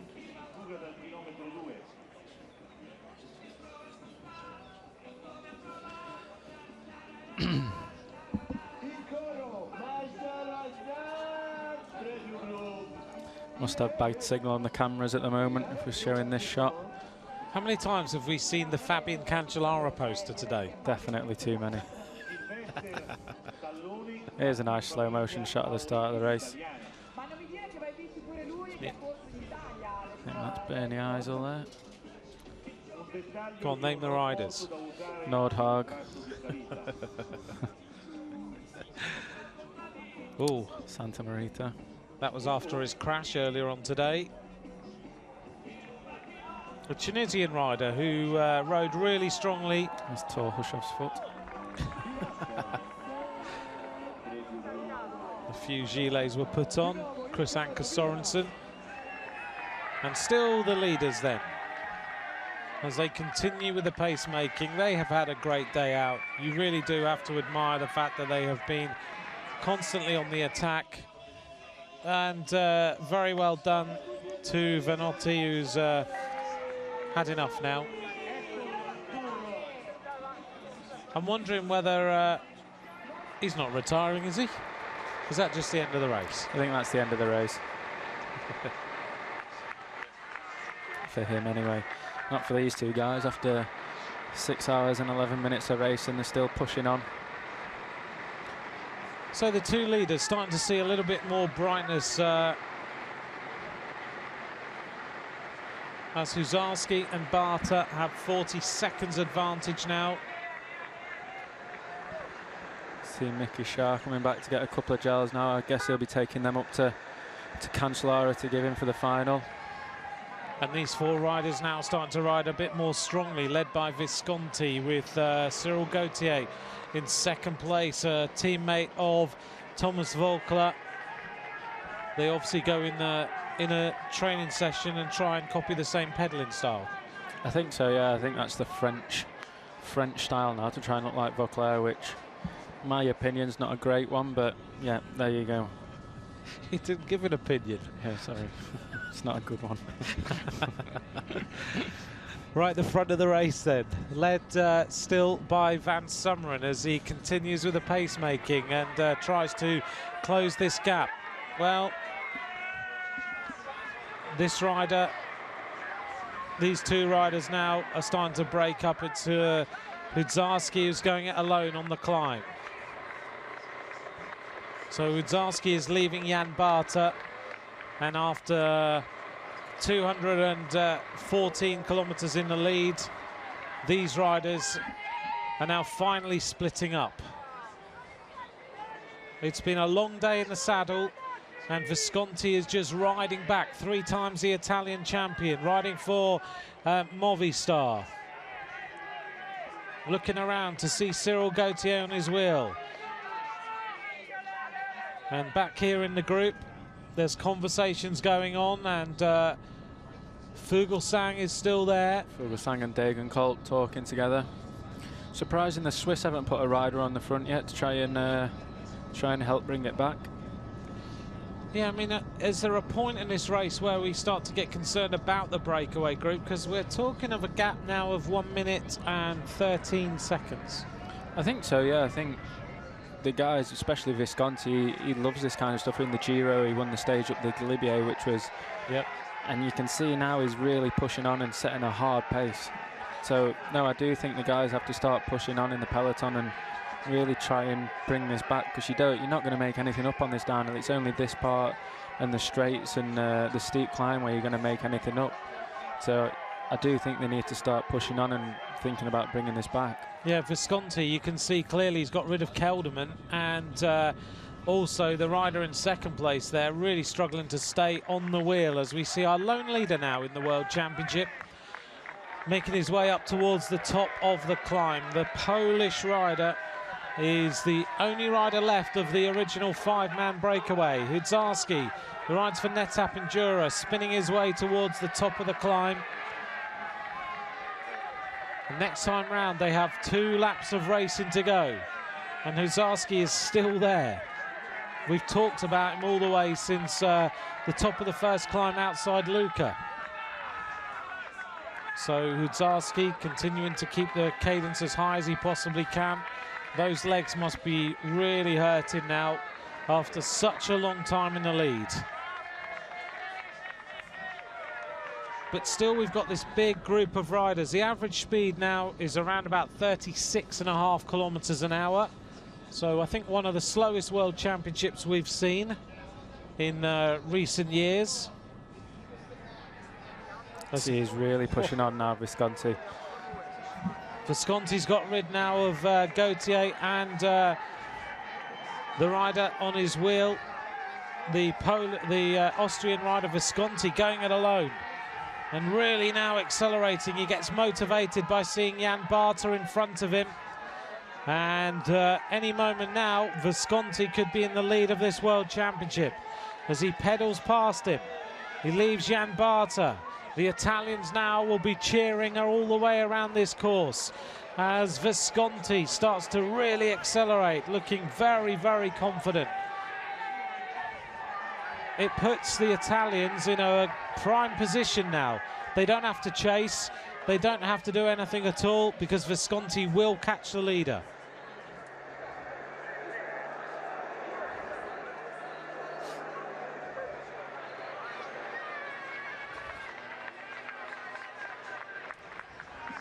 Gianni Visconti hunting down Huzarski now.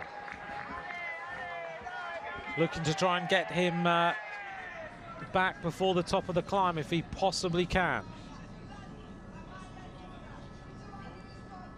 And then once we get to the 228 kilometer point, Adam Widell then can get a bit of an indication of what the time gap is and who's going to have to chase.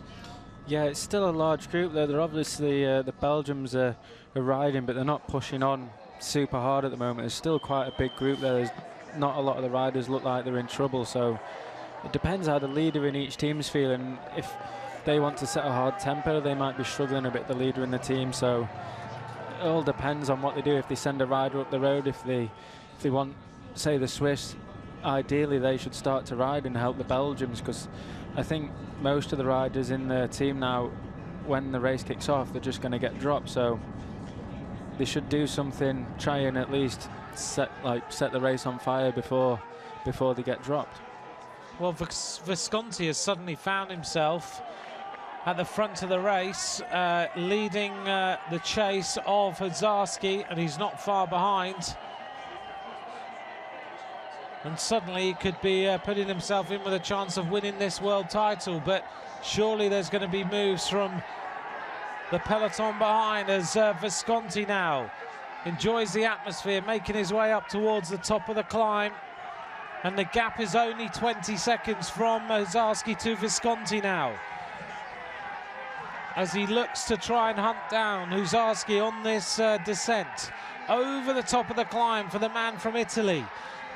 Visconti rides for the Spanish team, a teammate of the British rider Alex Dowsett, as he goes now into the little narrow roads, and the peloton are going to have to do something about this, because you don't want to leave Visconti on his own like this. He can descend, he can climb, and he's not a bad time trialist either, so he can ride in towards the finish, taking it nice and steady through the corners. And in front of him is a rider he can chase, so the gap is starting to open. See Rodriguez moving up now, followed by Pizarro. Pizarro is still looking strong. He's moving up quite quickly there on the right, so he's obviously still feeling quite good. Well, and still Huzarski is the lone leader with Visconti behind him, and then we have the peloton. Just to give you an idea of the time gap then, 1 minute 28 seconds to the leader, 1 minute and 8 seconds is the advantage of Visconti on a peloton led by Johan van Summeren. Also up there is Kvasina of Croatia, Alex Howes of the United States of America, Luca Paolini, Bauke Mollema, Peter Wiening, Greg Van Avermaet. They're the riders who are now trying to get a concerted chase happening at some point. Simon Clark of Australia still up there in 15th place across the top of the climb.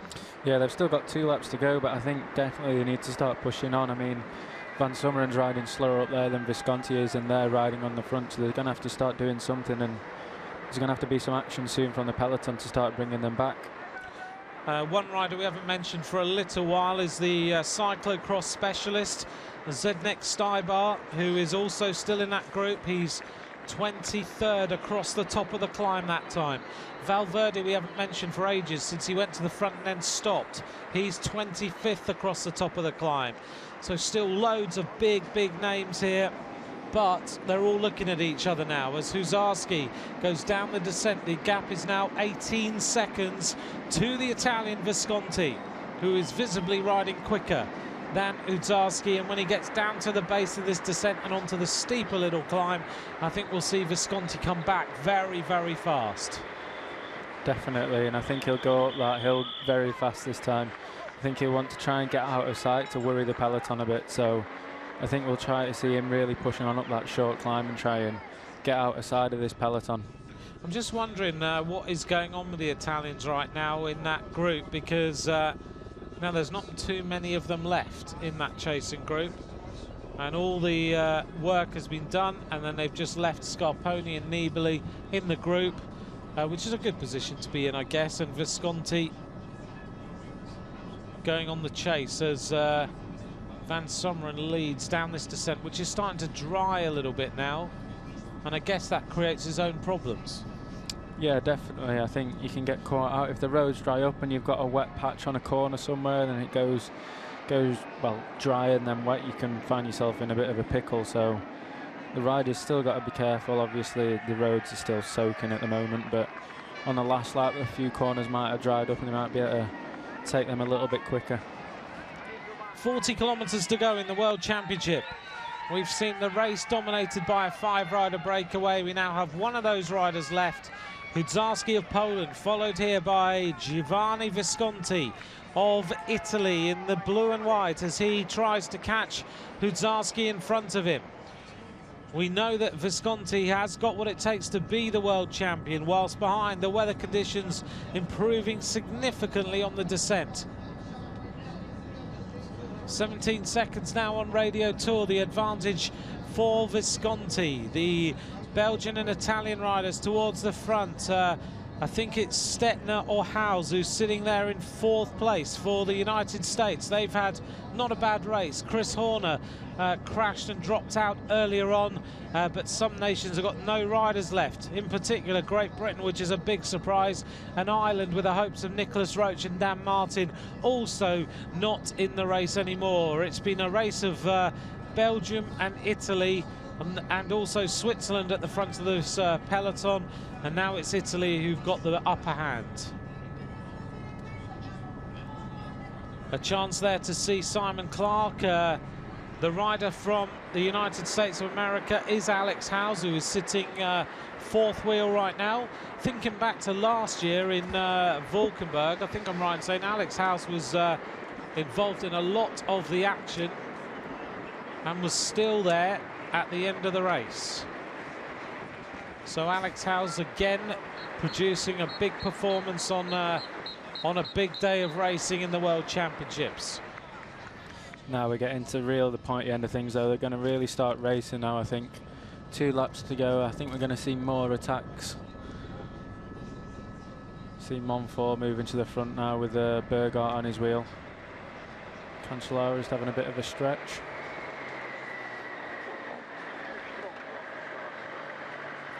15 seconds now. Back to Visconti.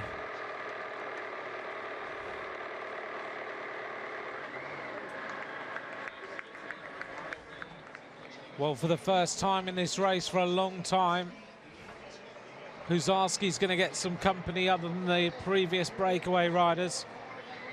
And Visconti, with every pedal rev, is shutting the gap on Huzarski in front of him. Visconti has a little glance around. The answer, Giovanni, is there's no one really there. You've got about a minute's advantage on the chasing peloton, and Huzarski is desperately trying to get to the top of the climb, so at least he can try and stay with Visconti for a little while. But you, Adam, you don't think he'll be able to have any legs? It looks like his legs are absolutely shot. Looks like he's shot, but he's still pushing on at a good speed. He's labouring a little bit, but he's still going all right. You know, he's suffering, but everyone's going to be suffering at this stage of the race. He's still doing a good job. This circuit's got pretty much everything, hasn't it? It's got long climb, the short climb, long straights, fast descents. It is a real testing course for a World Championship. Yeah, definitely. And as I said at the start of the day, it's going to be a real good bike rider, a solid bike rider who wins this bike race, who's done everything right through the whole day. And at the moment, it's Cancellara and Gilbert for me who are both done everything correctly. The camera shot then shows us Bartosz Suszarski of Poland, the NetApp Enduro professional, as he makes his way up the climb. And behind Visconti on the chase, Johan van Summeren. Scarponi is there. Lars Petter Norda goes through the camera. He's been looking good all day. He's been near the front, constantly staying out of any trouble, but also doing a lot of the riding. Visconti now accelerates. He's decided, right, time to go. Time to catch the leader. So over the top, he accelerates to get out of sight after nearly 6.5 hours of racing. And at the front is Alex Howes of the United States, Johan van Summeren.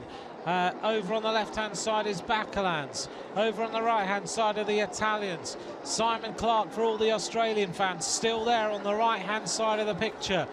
He's on great form at this time of the season. He always comes good in September time. Michele Scarponi, a danger man in this group. Gilbert just working his way over the top. Also up there is Edvald Bosenhagen of Norway. He's still in the group.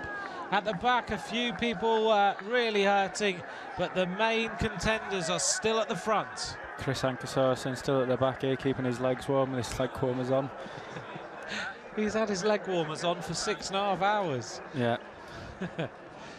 A couple of riders still look like they're suffering, but Cancellara, Gilbert, Sagan, all still looking super, super good at the moment. Dagan Colt doesn't look like he's feeling so great anymore. Pizzato still looks very, very good. Visconti now catches the leader. I can hear the rumble, which was previously thunder, is now the sound of the Italian Tifosi going mental. This will be good for Visconti. He's just caught him, and he's going to be, both of these together are going to be a good, strong pair so until the finish, until the climb starts. And then I think Visconti's just going to leave him for dead on the climb. Listen to that, everyone going mad outside the commentary box. The Italians are enjoying this one. The roar went up when Visconti went to the front. So it's Visconti and Huszarski who are the two riders now on the attack. Visconti looking really comfortable. Leans the forearms down there, takes the pressure off his back as he goes down to the right-hander and slightly downhill towards the conclusion of this next lap. Visconti gives the legs a little bit of a shake as they go downhill. Two leaders now in this World Championship. Next time round, not too far to go. 3 kilometers on this lap, and Visconti's going to lead through this left-hander with Huszarski on his wheel. The question is, when are Gilbert and Cancellara and all the other riders going to make their move? We've still not spoke about Moreno and Rodriguez. They're still both in the pack. We've not seen them. They're very small riders, but they're still ones to watch, especially on the steep part of the last climb there. They'll be both ready to go, and they're sitting back at the moment and just waiting.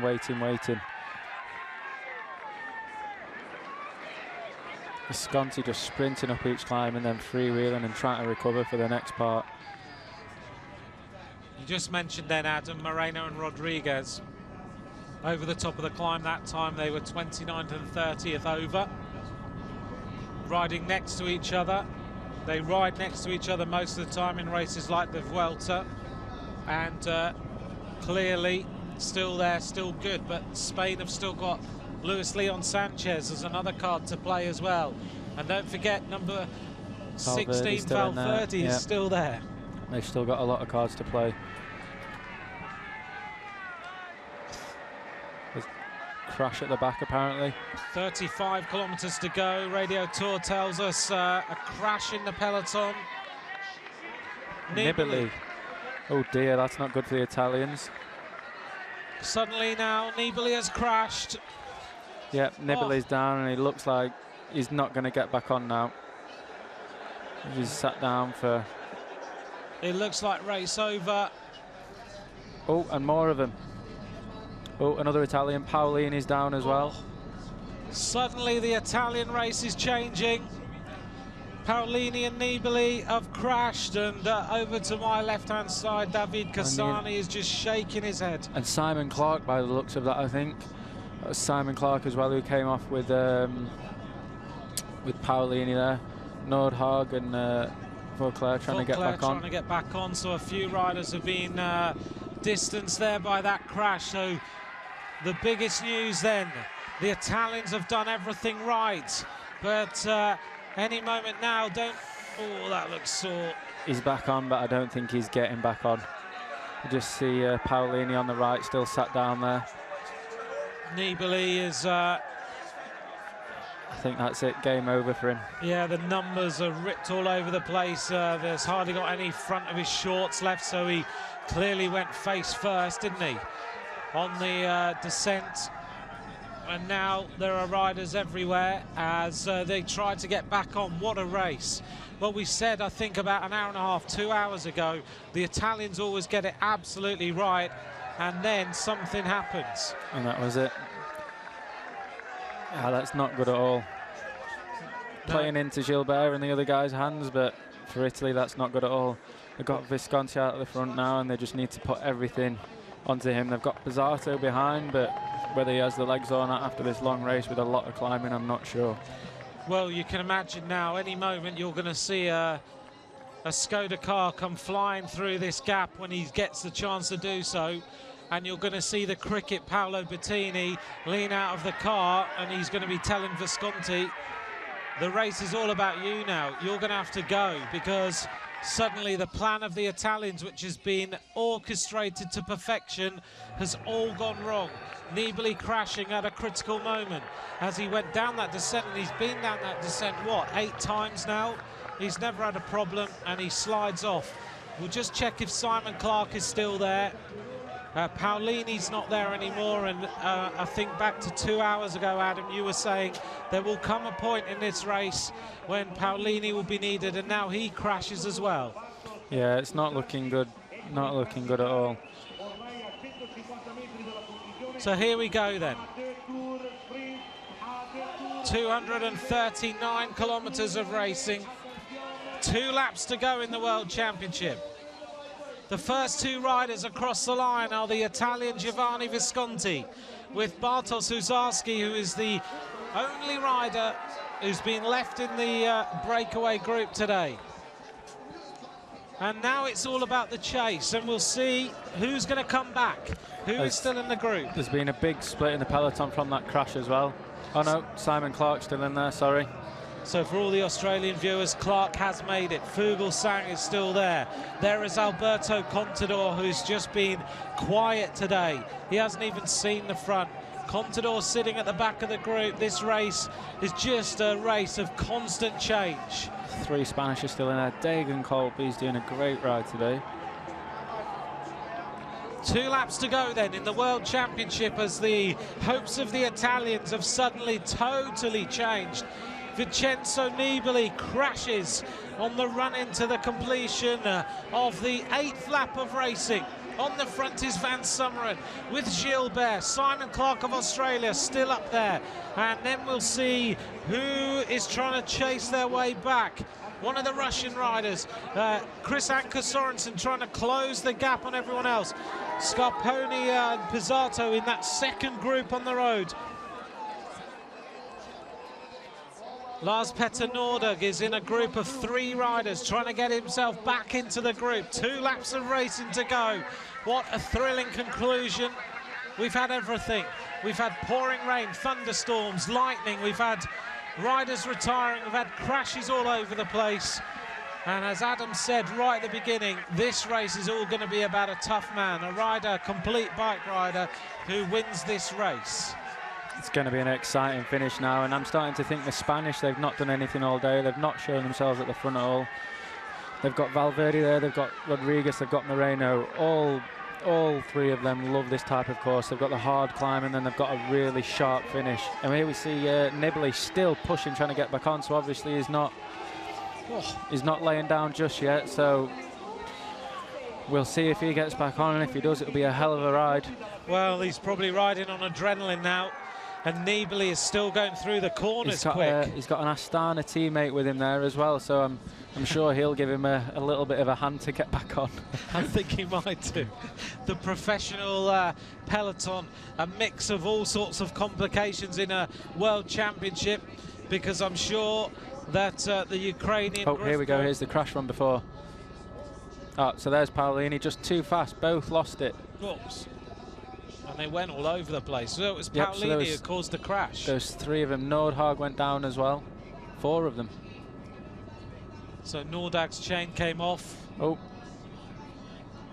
And Nibali was in the crash before that, so there's a few riders that came down there, so there's going to be a couple of injured riders in there. No Spanish in there, as we were just talking about either. So Visconti is the leader of this race with Ozarski. Behind them is still Preidler of Austria. 1 minute behind, then Van Summeren leads the group. Let's run through the names. It was Bakelans, Montfort, Gilbert, Betancourt, Wies, Van Avermaet, Degenkolb, Peter Sagan still there, Fabian Cancellara, Valverde, Goash of Poland, Iglinski, Rui Costa, Michael Shah, Simon Clark of Australia, Stefan Denefil, Edveld Bosenhagen, Burkhardt, Howes. There's so many riders still in that group. Nibali, just to give you the update on where he is, there's a group of riders and Nibali is one of the chasers, and he is 2 minutes and 13 seconds down on Visconti, which makes him 1 minute and 13 down on the main peloton of riders. So he's got a big ride to do now to try and come back. Sagan now looking for some gels as well. He's obviously still, if he's taking a musette this late on, he's still wanting to eat and he's still wanting to get some energy inside of him. Clearly is. Sagan. So 1, 2, there's still three or four Spanish in there. I mean, we look at the Spanish team. We've talked a little bit about Valverde, but Alberto Contador. Here comes Nibali. Oh, and he is riding quickly behind the team car now. I'm sure he'll get a nice fine for this, but I think Paolo Bettini has forgotten where the accelerator is right now, suddenly. I think Nibali will get back on here, but whether it's taken too much out of him, I'm not sure. He still might have a lot of adrenaline after that crash, but we'll see what happens. So the Italians leading this race with Visconti. 30 kilometers left to race. Hudzarski is still there. What a ride by the Polish rider to sit there in second wheel, still there. He's unable really to do a turn, and it's not surprising. He's been in the lead now for somewhere around about 230k. Visconti leads. He'll probably try and work with Hudzarski, I guess, Adam. I guess he'll try and keep him there as long as he can. I don't think so. I think he's just concentrating on riding at his own pace and pushing on a good tempo. If he stays there, brilliant, but I think he's just too tired to give him a turn, and if he does give him a turn, he might slow him down. So he's probably just happy with him, not really caring if he's sat on his wheel or not. Columbia comes to the front now.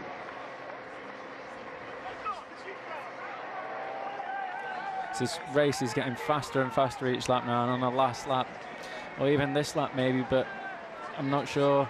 The last lap there's going to be big fireworks at the bottom of this climb, I think, and then on the last climb it's going to be really full gas. Let's just give you the lap times. 28 minutes 12 for the first lap. Nibali is 1 minute down, but the peloton are only 15 seconds ahead of him. I'm sure Nibali's going to get back on for the top of this climb, but if it's taken too much out of him, I'm not sure. Here he is now, just coming through the cars. Nibali is going to get back on in this race. If he wins the world title, some of it will be a little bit of help from Paolo Bettini's car. Some of it will just be the exceptional ability of the winner of the Giro d'Italia in the Azzurri blue, as Visconti, his teammate, goes up the climb with Hudzarski. So the lap times, 28.12 the first lap, 28.31 then 24, then 26, so close, very consistent. Then we saw 3 laps where we saw nearly a 28 minute, nearly 29 minutes, nearly 30. Now the race has really speeded up, back to 28 minutes and 41 seconds. So the average speed starting to ratchet up a little bit more. Definitely. Now, if you look at the peloton, it's really starting to get strung out now. You've got a lot of riders. And as we said before, at the start of the race, the riders are really going to be wanting to be at the front for the top of this climb. So, and his brakes catching and his gears are not working, so he's just getting back on at the moment. You can hear on Radio Tour the commissars are having quick words with the Italian team car. There's going to be a fine, a massive fine for that Italian team car, but the mechanic checks Nibali's gears. 40 seconds now, the advantage of Visconti and Kudzarski to the peloton. It's all closing up as usual in a World Championship. And this race is all going to come back together potentially. The Spanish coming together at the front as well now. I think they're going to try and do something. Nibali's right at the front, straight to the front, straight in the position on Cancellara's wheel. He's riding on adrenaline at the moment, I think. Nibali takes his arm warmers off, he throws them. He's got his right number ripped off, he's got hardly any lycra on the front of his shorts. He went head first. And he's got himself back to the front of this race. Vincenzo Nibali, the winner of the Vuelta a España, the winner of the Giro d'Italia. The rider has finished on the podium of the Tour de France. He now wants the world title. If the Italians bring this one home, it's going to be incredible. Atapuma now setting the pace for Colombia on the front. You mentioned about 3 hours ago that the Colombians would probably figure on the final couple of climbs of today. And here we go. They are setting the tempo.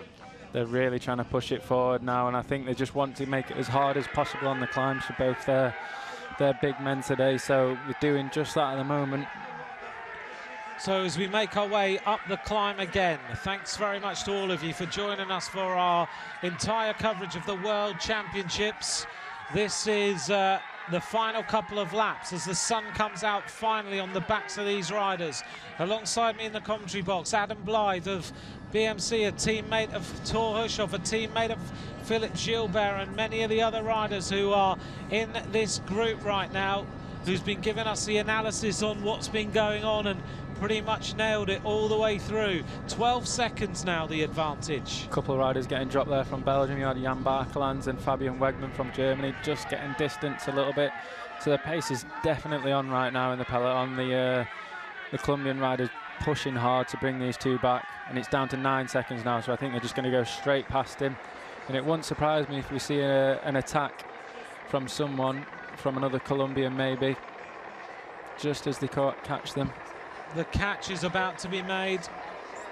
I think I'm hearing on Radio Tour that Bakelands is getting dropped. I'm not so sure about that, but Wegman certainly is. This is Atapuma on the front for Colombia, setting the tempo, because still in here is Visconti and Kudzarski.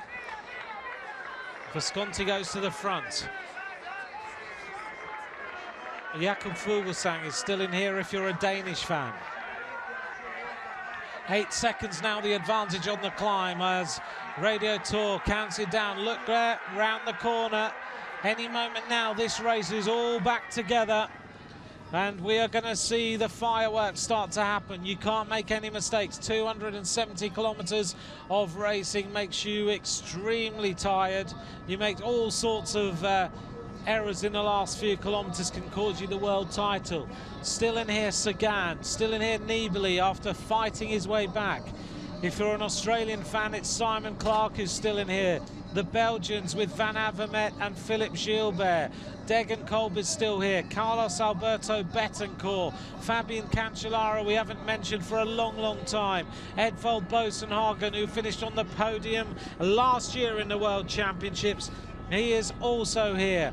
We've got Alberto Contador, Alejandro Valverde, Joaquim Rodriguez are all still in this group as they make their way towards the top of the climb. Pizzato still in there as well, so he's obviously feeling quite good if he's still up at the front. Degenkolb's there as well, which is a surprise. Well, not a surprise, but he's doing a great ride today for him around this course. Got Rodriguez there on the right, Satan Cancellara and Al Valverde next to him. Contador's just being dropped apparently, so the pace is definitely on right now if Contador's getting dropped out the back. Well, I'm surprised about that. Contador is losing contact with the rest of the peloton on a climb, and he's not had the greatest of form this season. Alberto Contador, as he tries to hold on. It's not often you drop Alberto Contador on a climb, but this time today in the rain, he's suffering now. Peter Weening is also in here for the Netherlands. Simon Clark of Australia looking good as he continues the tempo. Alongside him is Rui Costa of Portugal. Also in here for the Colombians is Betancourt just in front of him, heading towards the top of the climb now to complete 234 kilometers of racing.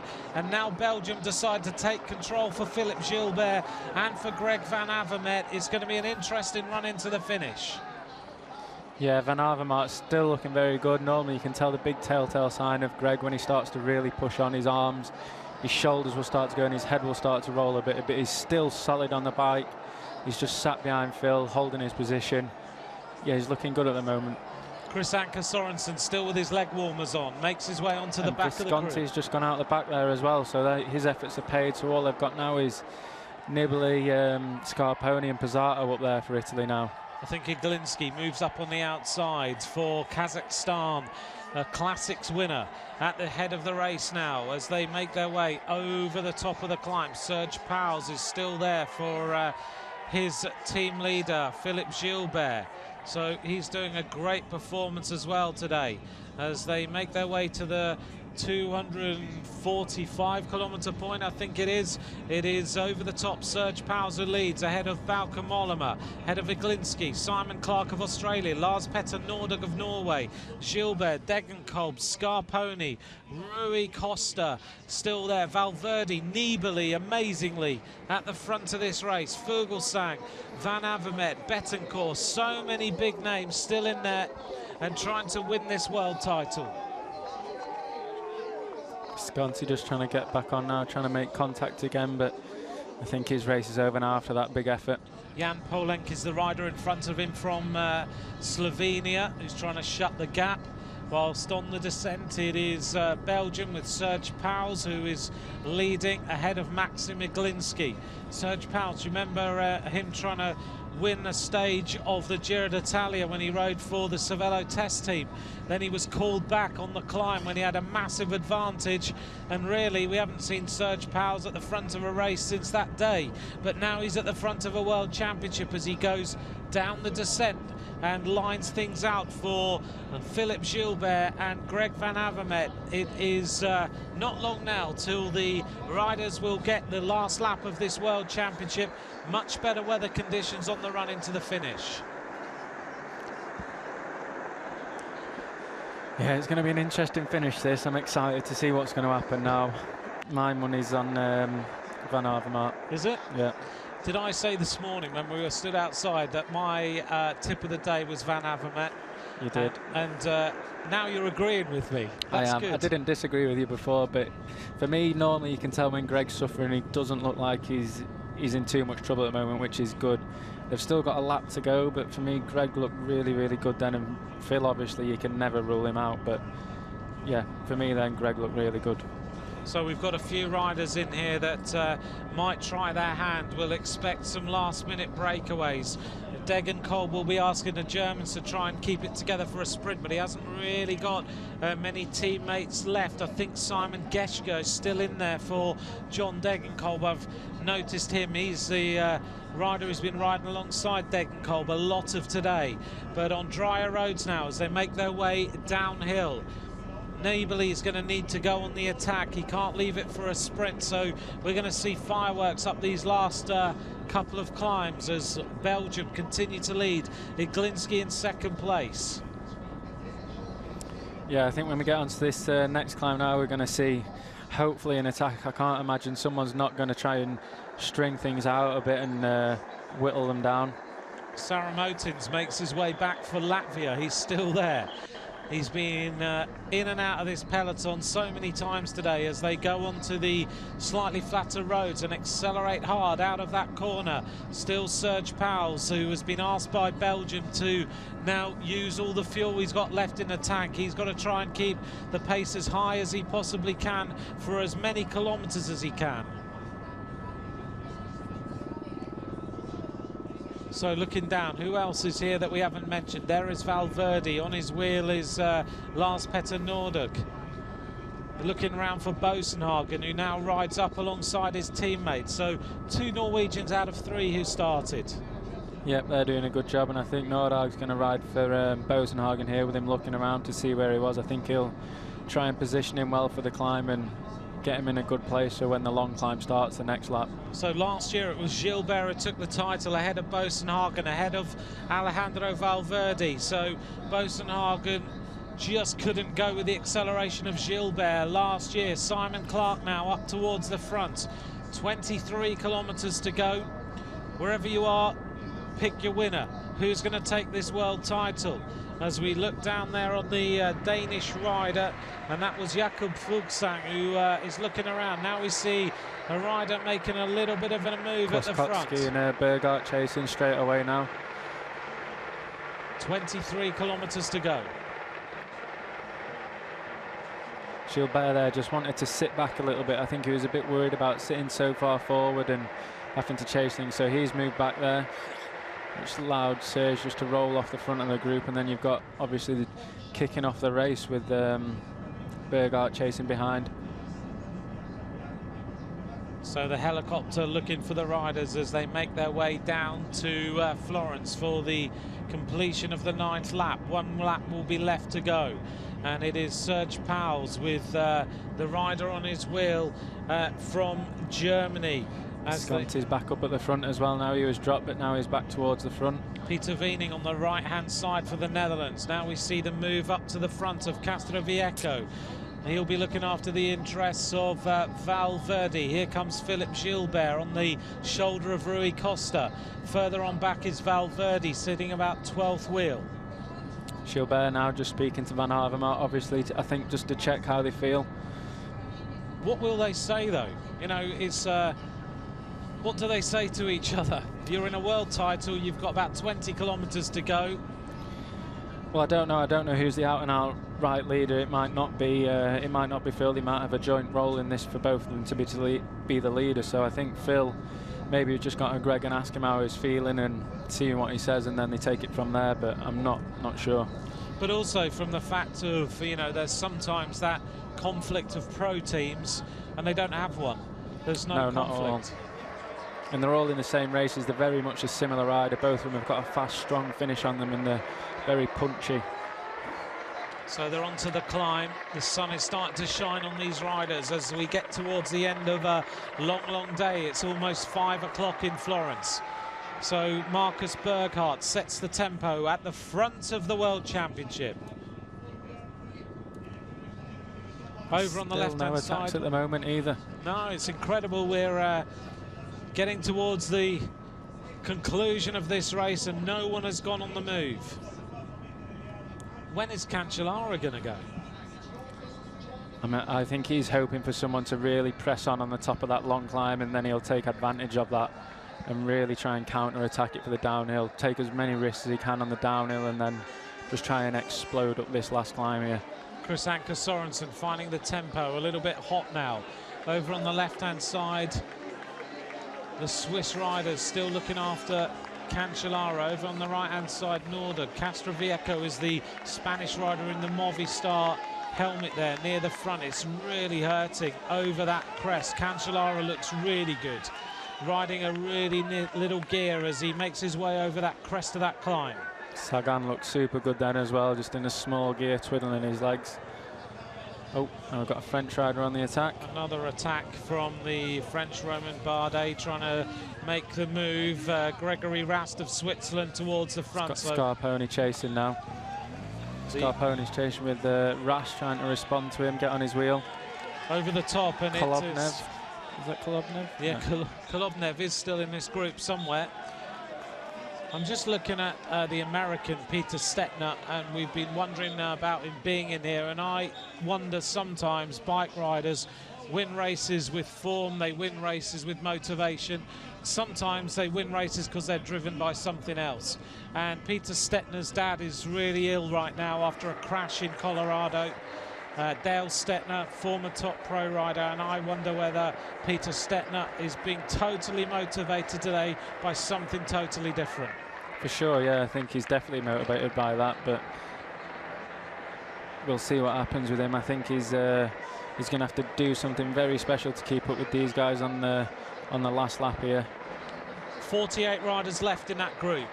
It is Romain Bardet of France who goes on the attack in a similar way to we saw in the under-23 World Championship, where the French attacked all the way to the finish. Gregory Rast in second place, Castroviejo up there, Stefan Denefil of Austria, Marcus Berghardt, Peter Wiening, Scarponi and Nordag, Nibali still there, Mikhail Goash is also up at the front, Yuri Trofimov is the Russian rider who could do something as well. Rodriguez, Mollema, Clark of Australia is still there, he's still riding strongly. Rigoberto Urán, Zdeněk Stybar, we haven't even seen the rider from the Czech Republic. Can Stybar win this world title? He's an amazing cyclocross rider, as now we see riders moving up on the right-hand side, and Gregory Rast is going to the front for Switzerland. Berghardt too. Berghardt, yeah. You can see now there's a couple of dry patches started to appear on the road, so the riders don't want to push too hard and get caught out on some white lines with a bit of a wet puddle on there as well. But yeah, it's starting to be the time now where you take all the risks.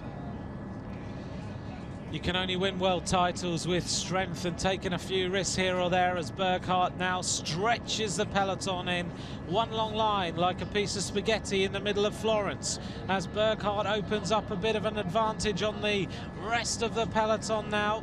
And Berghardt looking strong. He rode around this course with Steve Cummings and Mark Cavendish a couple of days ago, and Berghardt accelerates out of that corner as he'll either go for glory. Do you remember when he won Ghent-Wevelgem? He went on a lone breakaway when him and Roger Hammond outwitted Oscar Freire, and now Berghardt leads the World Championship onto this climb. Little rise really over the top. Pushing on now, really pushing on. It's hurting everyone. Nibali towards the front, Fuglsang still there. Not long until these riders will get the bell for 16.5 kilometers of racing left, and Chris Anker Sorensen has somehow got himself back to the race.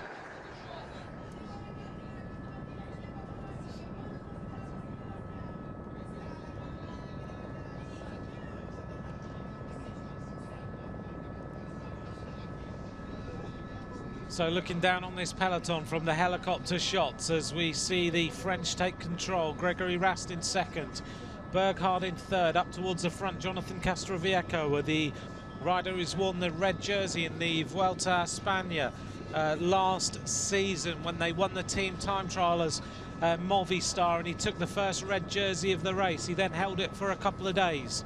He's a faithful teammate here of Alejandro Valverde as he looks around to see where he is. Many nations represented in with a chance of taking this victory. Is it going to be a bunch sprint? Are we going to see a last-minute breakaway?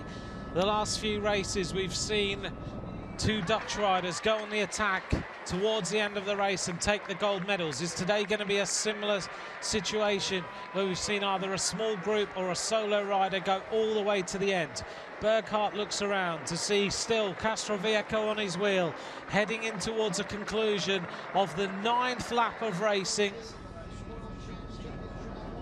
Berghardt really wanting to push things forward now for Germany. Degenkolb must be feeling good if he's pushing on like this and trying to string the group out. Well, Adam, so far it's been an interesting race. Great Britain leading all the way into Florence, and then their hopes pretty much disappearing. All their riders are now in the bus. So it's been an incredible day of bike racing. We've seen crashes, we've seen pouring rain. It's all going to come down to the final 16.5 kilometers with about 50 riders in contention to win the gold medal. What's your summary so far? Oh, yeah, we're going to see something special now. I think on this next climb we can see Iran's moving up there with Moreno on his wheel. So I think something is going to happen on this next climb now, which will be good for people like Cancellara, you know, the big power guys who really can put the power down up that climb, ride in the big ring and just churn over a good gear and set a high pace, which not a lot of people can cope with. So let's see what's going to happen. 1 kilometre to go as we see the acceleration now at the front of the race. Looks like a Slovenian rider going on the attack, the motorbike having to move away as the Germans try to shut the gap. Andre Grifko up towards the front for the Ukraine.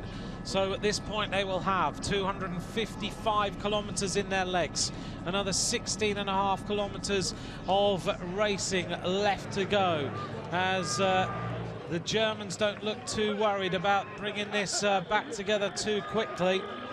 And is it Bozic going on the attack? Now the counter-attack starts to happen as we see the Belgian flags just covering over. I think it's Bozic who's going, but we'll see. Through the riders now heading towards the completion of the 9th lap of racing. 1 lap to go now. 7 hours of racing covered in the World Championship. 1 lap of 16.5 kilometres to go. Massive number of people in the finishing area.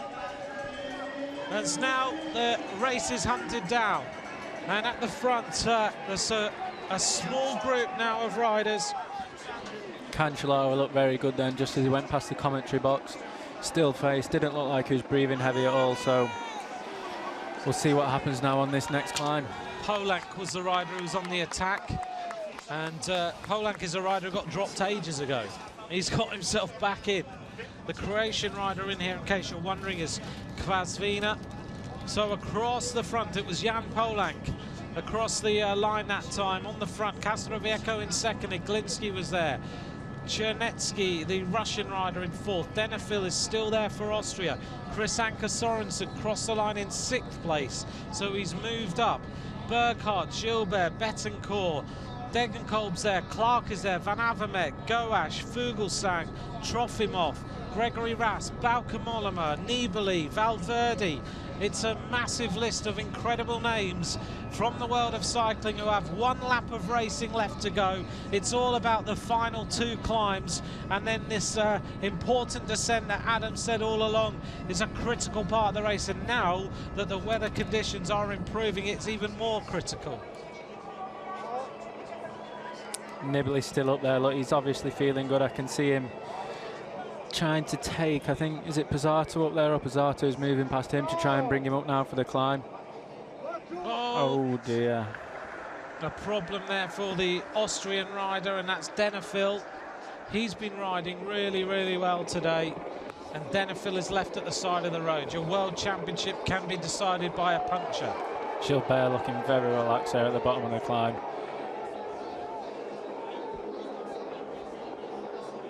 So we're watching the riders now making their way around the course as bottles now get jettisoned. Adam, we've talked about Luca Paolini, who's now out of the race, who thinks about whether it's okay to have 1 bottle or 2 bottles on the climbs, and riders now will have 1 bottle for sure, and if not, they'll get rid of it before they run into the finish. 15 kilometers to go. Looks like Kastrovieko is lining this group out, just trying to keep the tempo nice and high. Thanks for joining us today. It's Adam Blythe of BMC with the analysis of today's race alongside me in the commentary box as we bring you the conclusion now of this World Championship road race. It has been an enticing race. It's given us everything we wanted all the way through the early hours. If you were with us then, Adam was asking for more rain, and that's what we got. We got the loudest thunderstorms I've heard since the Giro de Lombardia last year when we were on the banks of Lake Como and Rodriguez raced into the finish.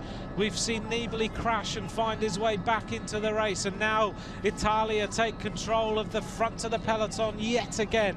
And we have seen riders we thought would be here disappear out of the race. It is now all about Visconti, Scarponi leading the Azzurri blue of the Italians up this climb. Yep, they wanted to set a high pace now, I think, for Nibali. Cancellara has just moved up. Chris Anker Sorensen as well on the left. Sorensen is a rider, as we've mentioned, who looks like he's struggling all the time, but still with his leg warmers on, he is making his way up the right-hand side to try and do a job for Jakob Fuglsang, who he is taking up towards the front. Fuglsang there, wearing number 144. There's about 50 riders in with a chance of winning this world title. And at the front, Visconti stamping on the pedals. He was originally on the attack. Scarponi, a winner of the Giro d'Italia, sitting in second place.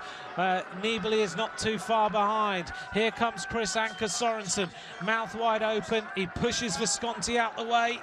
Says, right, time now for Denmark to take control, as Fuglsang looks really, really good now. And Chris Anker Sorensen is ratcheting up the pace, and he is now trying to put Fuglsang in with a chance of winning the World Championship.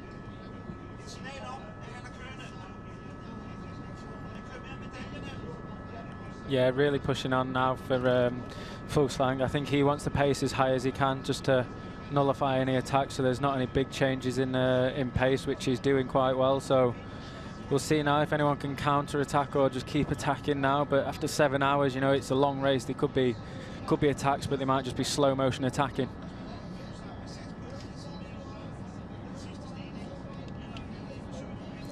I think Stibar's in there as well, which a couple of people have mentioned. So I think he's still one to watch if he's in there. He's got a very, very fast finish on him. Sagan's still in there as well. Yep, Sagan's still there. Stibar is still there. All sat up towards the front. So a couple of riders who we've talked a lot about during this race, as Chris Anker Sorensen sets the tempo for Jakob Fuglsang. It's Scarponi in third. It's Iglinski in fourth place. Sitting behind them, a couple more riders moving up. Is that Sagan heading up towards the front? Sagan's there in fourth or fifth wheel. I think now at the top of this climb, it's important to get over it first of all. There's going to be a lot of riders stressing to get down the descent in a good position for the next climb, and I think there could be quite a few risks taken. And if you're caught out and you're behind a crash and you're a little bit far back, it's a big effort you're going to have to make to get back up to the front. So for sure, I think you're going to have to be at the front for the top of this climb now for the descent.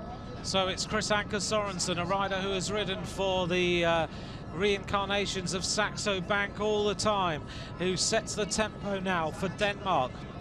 Over to our left-hand side, not far from this commentary box. Before the start, we saw Bjarne Riis, who has kept Chris Anker Sorensen his team all the way since he turned professional. And now it's Chris Anker Sorensen who is absolutely turning himself inside out to line this peloton out. Sagan sitting fifth wheel. He's in the blue, white and red. On the wheel is Rui Costa. Behind him is Philippe Gilbert. Valverde on the wheel of Gilbert. Over on the right-hand side, I think, is Peter Wiening. So it's looking like the favourites are making their way up towards the front. It is Sagan sitting really comfortably. Rui Costa, Gilbert. Following him is Valverde. Following him is Lars Petter Nordic wearing 172. Over on the left-hand side now for the Netherlands is number 48 moving up, Bauke Mollema, looking strong as he moves up on the left-hand side to try and take up some position. Over 7 hours of racing, and it's coming down to about 40 riders in this group. Here we go. Scarponi's really wanting to push on now. Sagan didn't want to follow him. He came straight off the wheel. Fuglsang straight onto his wheel now. What a job done by Chris Anker Sorensen. Fuglsang can't ask for much more than this, as Scarponi now stamps on the pedals and tries to Fuglsang can't react. That's it. He's going clear. Fuglsang couldn't react to that Scarponi, so... Scarponi now on the attack, and it's Carlos Alberto Betancourt who's trying now to close the gap. Rui Costa's there. Now the immediate reaction comes. Oh, and here's Rodriguez. Rodriguez is going now. Rodriguez goes on the right-hand side for Spain as they try and shut the gap on Scarponi. Carlos Alberto Betancourt is unable to go with the acceleration, so it is the Skyrider, is it Henao, I think, who's now trying to shut the gap on Rodriguez. Purito reaches the wheel of Scarponi now. 3 riders making a move. Joaquim Rodriguez looks around, he sees Scarponi. Sergio Henao, the Colombian, is right on the wheel as they now set the tempo at the front. Rodriguez looking super good on the top of the handlebars, just churning over that big gear. And now Nibali's reacted with Nordhaug just behind. But Nibali's trying to get across to Rodriguez now. Well, let's see if they can make it. So out of sight in the Valverde trees. just behind. Let's see the front of the race. There we are, Rodriguez, who's just riding a bit of a tempo now. Scarponi on the wheel. Rodriguez is playing with them at the moment. He just looks around. Nibali is there. Here comes Valverde on the right-hand side of the screen. He makes the wheel as well. So it's Scarponi, Nibali. Also up there is Rui Costa. He could be a big, big danger man today. Where is Gilbert? Cancellara not there. Valverde makes the wheel, and now sprinting up to the wheel comes Lars Petter Northug of Norway. It's about 8 riders going clear now on this climb. Bosenhagen trying to ride his way back to the front group of riders. The Italian Pizzato is at the front of that as well. So here we are. This is the group of riders. It is Nibali, Scarponi, Rui Costa of Portugal, Rodriguez of Spain, Rigoberto Urán, I think it is, in the wheels as well. So is Sergio Henao. Here goes Nibali now. He attacks at the front. Nibali is now giving it full gas as he goes on the attack, and Rodriguez immediately counters the move of Nibali. They're really pushing on now. They don't want Gilbert and Sagan and Cancellara to get back on him. He's trying to squeeze on as much as he can. This is the most important moment of the World Championships. There are riders all over the slopes of this climb. It is Vincenzo Nibali. The shark attack has happened, and Rodriguez now is on the wheel. Rui Costa trying to shut the gap on these two riders. Rodriguez wearing the normally unlucky number 13. Today he's riding great. Nibali in front of him, if you weren't with us earlier, has already had a crash. Rui Costa rides back. Here goes Rigoberto Urán. Valverde now on the back of the group, giving Spain dominant numbers in the leading group. Valverde makes the junction. And now Rodriguez really pushing on, just really trying to whittle this little group down. He doesn't want Valverde, by the look of it, to get on, but he's really pushing on. Here he goes. There's two of them at the top of this climb now. Rodriguez, the winner of Lombardia, the man who is the nearly man of the Grand Tours, as they go across the top of the climb. I think it's smoke rather than mist.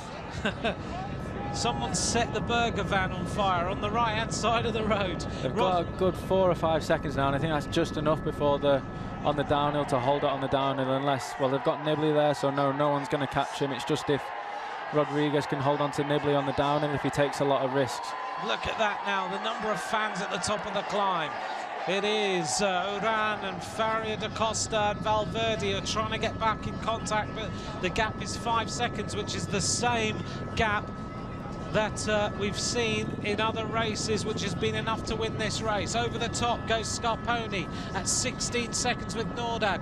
If you're an Aussie fan, Simon Clark goes over the top at 22 seconds and 20 seconds, sorry, in 8th place, followed by Mollema, followed by Philippe Gilbert, Danny Moreno in 11th, Geschke, Glinski, Visho, Peter Wiening and Matti Paterski. So now it's about these two riders making their way all the way down the descent and taking the victory. It's going to be all down to this next climb. I think if someone can make a hard, solid attack on this next climb and get a little gap, it'll be hard to bring them back, especially after 7 hours of racing now. They're really, really tired.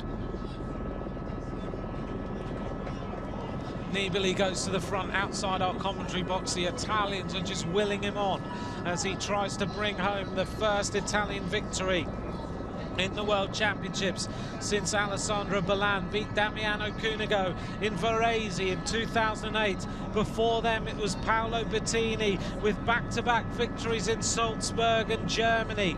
Cipollini, Bugno, Fondriest, Argentin, Moser, Gimondi, Basso, Adorni, Baldini, Coppi, Binder, Guerra. They're the winners of the Italian World Championships, and now it's all about Nibali. But there's Urán, big crash down. He's just overcooked it a little bit there, tightening up a bit.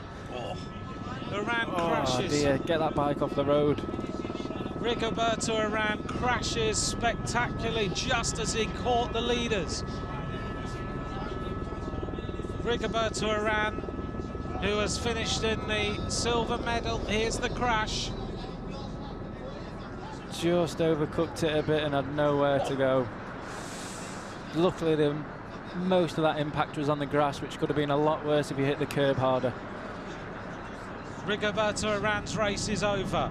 4 riders now in the lead as they go flying down the descent. Adam, you said you have to take risks to win a world title, but you don't want to overcook it. It looks like Rodriguez is pushing on in front of Nibali now, which is interesting. I didn't expect that to happen at all.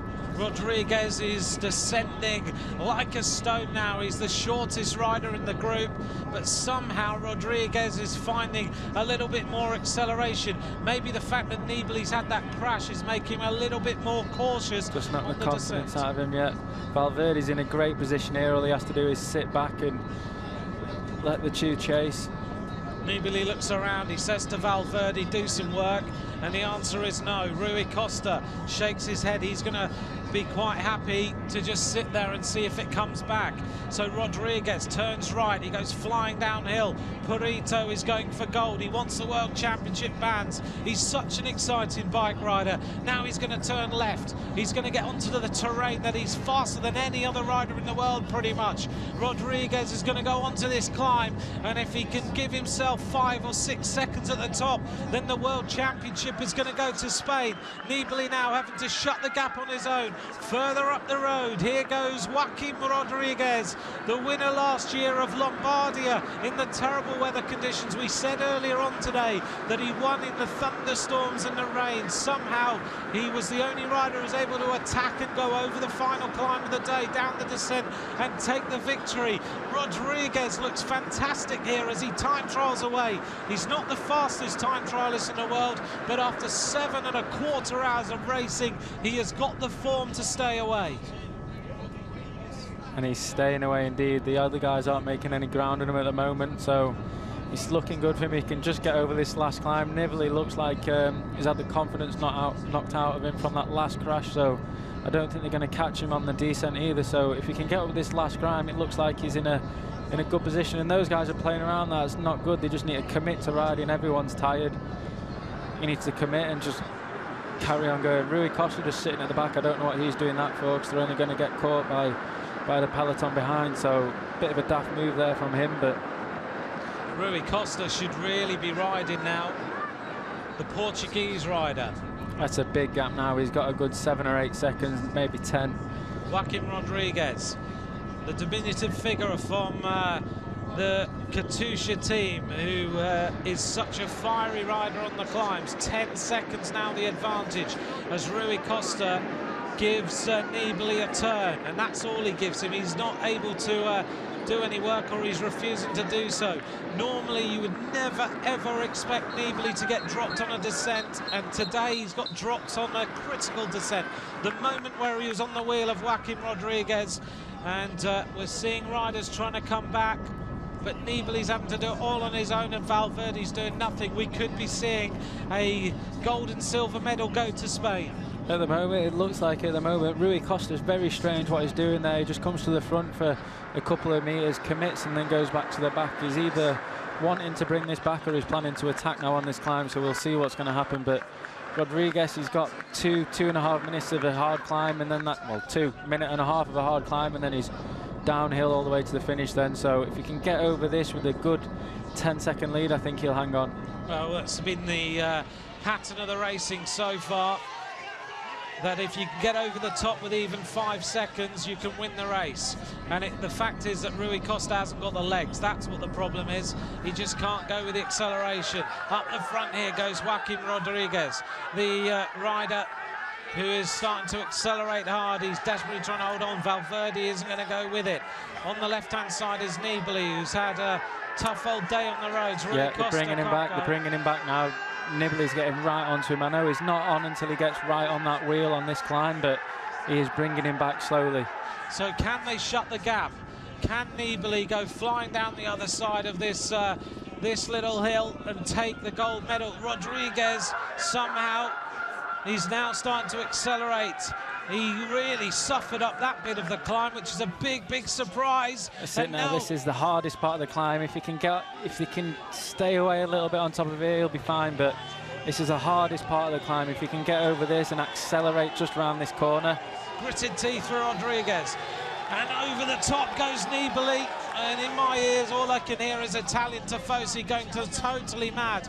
Nibali now needs to just sprint and get onto the wheel of Rodriguez. And the minute he does it, the answer will be Valverde will hit him with the old 1-2. 4 seconds at the top, the same amount of time pretty much that Marianne Vos had yesterday. Yep, definitely. But I think Nibali's going better than the chasers in yesterday's women race, so we'll see what happens. But Rodriguez looks like looks like Nibali's holding him at the moment, so it's going to be interesting. This is going to be a stunning run into the finish of this World Championship. These riders have been on the road for 7 hours and 20 minutes, and suddenly they're going to close it. Nibali is almost on the wheel of Rodriguez, and is Rui Costa going to take the victory? Because he's right on the wheel and he has not done any work. The last time we saw a Spanish winner of the World Championship was Oscar Freire in 2004. Is Valverde going to take it? Is going to be the closing of the gap and they've now. closed it down. We'll see if Valverde now is a strong sprinter. He might want to wait till the sprint, but Valverde really should be sat on the back and just letting Costa and Nibali do the work. If Valverde attacks now, he's got Costa straight on his wheel, which he doesn't want. Rui Costa, well, he either was bluffing or he's just played the absolutely perfect run into the finish of this race. He has ridden an incredible race, and here we go. There's your answer, Adam. The attack happens and Valverde now goes. Valverde attacks, and maybe that's a big mistake. 3.5 kilometers to go because Nibali has got a match of him. Rui Costa's either playing a very good waiting game here, or the gap is closed. I saw a little finger shake then from Rodriguez. I don't know what he means by that, if it's sending that to Valverde by saying no, or I'm not sure, but a little finger wag, which is always a sign of something, politics or something like that. Rui Costa sitting on the wheel now, just watching everybody else. This could be a Portuguese world title. 3 kilometers to go. Have Portugal ever won the World Championships? The answer, Adam, is no. They've never taken a world title. This could be, and now we see the attack again. And Rodriguez goes, he tries on this little climb that we said about an hour ago could be a really critical point of this race. And Rodriguez looks around to see whether he's got the advantage. Nibali's still not on the wheel now. That little gap can just be enough out of the corner. If Rodriguez sprints hard, it can just be a little too much to close, and it looks like it's growing. This is a fantastic run-in. Rui Costa, of course, a teammate. As we see him go downhill, Rodriguez turns left. He's right on the wheel of Alejandro Valverde. And do they get safely around that corner? See, he's not on yet. He's got a little 50-metre gap there, which is just maybe enough. Rui Costa, of course, a stage winner in the Tour de France, as he just sits on the wheel and lets Rodriguez ride away. 2K to go now. I mean, Nibali really needs to gamble and try and get Costa to come to the front or do something without slowing down too much, because if he brings him to the finish, he's just going to lose out of these 3. Well, it's an incredible run into the finish of this world title as the riders hit now 7 hours and 23 minutes of racing. They're inside the final 2 kilometers. They go up over this railway bridge, and you can go down the other side, and it's almost like being on a velodrome. You can see the riders on the other side. Here goes Rodriguez. He's tried once, he got brought back, and now he's trying again as he goes down the other side. The helicopter not quite showing us how far this gap is through the final right-hander, and now Rui Costa decides, I think he's got to try and do something. So the attack comes from Rui Costa of Portugal as he tries to jump across to Rodriguez. Well, the man who's been on the back of the group, is he now going to take a title for Portugal? They've never ever won the World Road Race Championships as Rui Costa attacks to try and go across. It's the race of these 2 now. If Rui Costa can get there, which I don't think he can, but this is going to be an incredible run into the finish as we see These riders heading towards the finish line. It is going to be a pursuit between Rui Costa and Joaquim Rodriguez as they head towards the finish line. Who's going to take this victory? This is an incredible run into the finish of this World Championship. Here we go.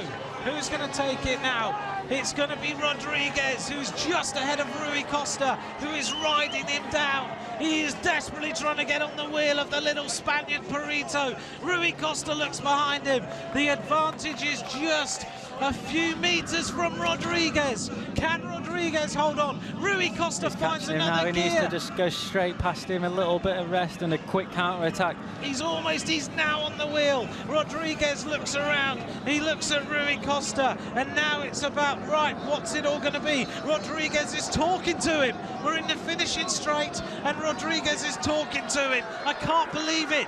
They look around at each other, and now it is going to be a sprint. Rodriguez is saying, come on then. 300 to go now. Who's going to get it? Rodriguez is in a big gear. Costa's a little bit smaller.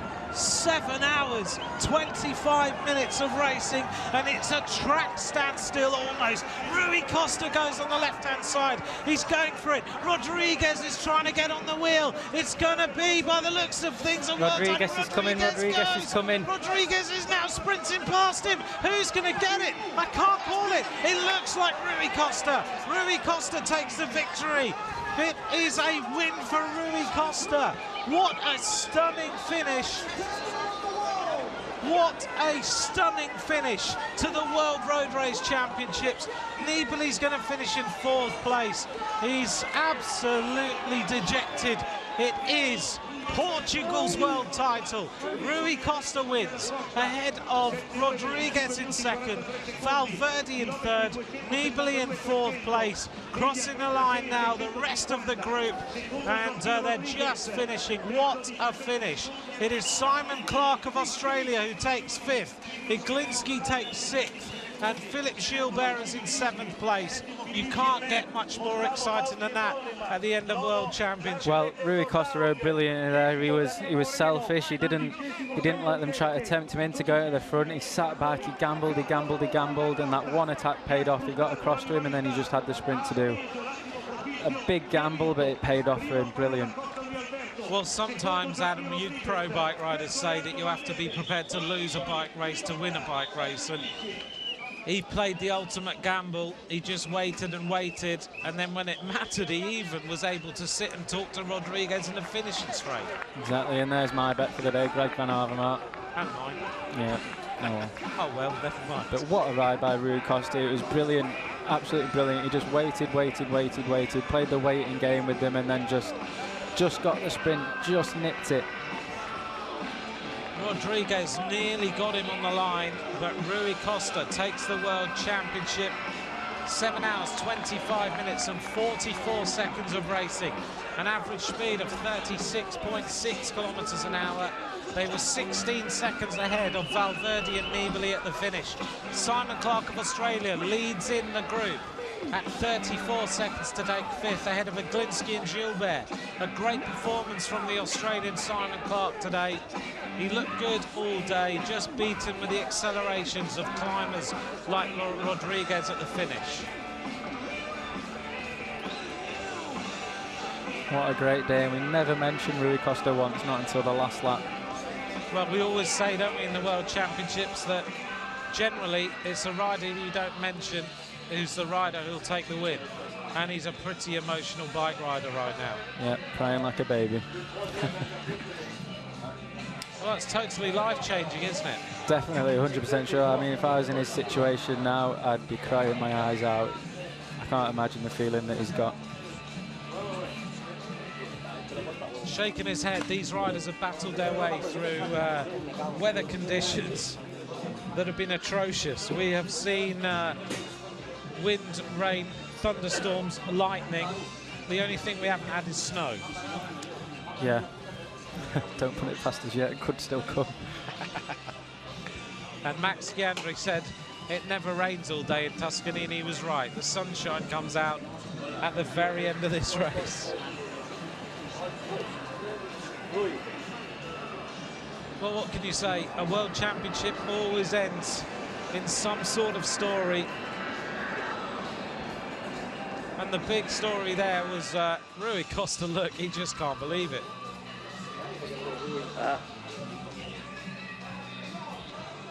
Next year, this man will wear the rainbow bands for the entire year. He will be the world title holder. He succeeds Philippe Gilbert. He succeeds Cavendish and Hushoff and Evans and Balan and Bettini and Boonen and Freire. Rui Costa is the world champion. And a great race as well.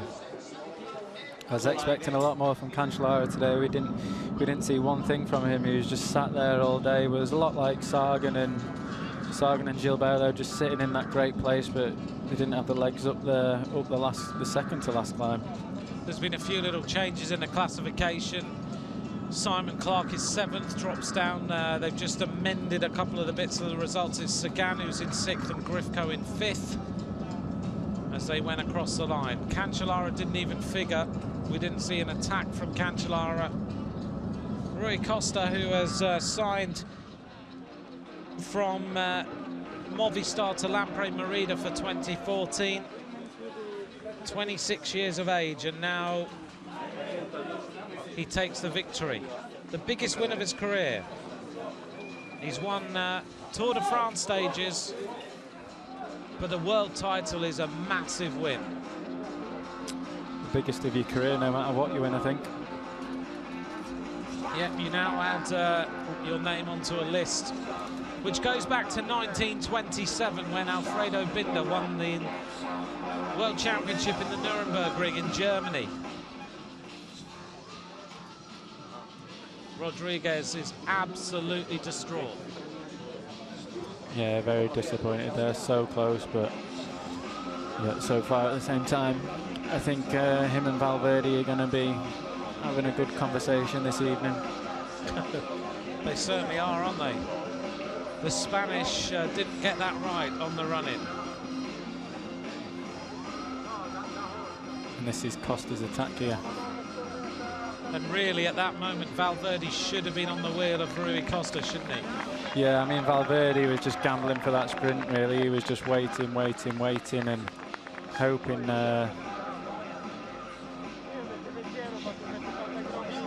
that Valverde did most of the work, but...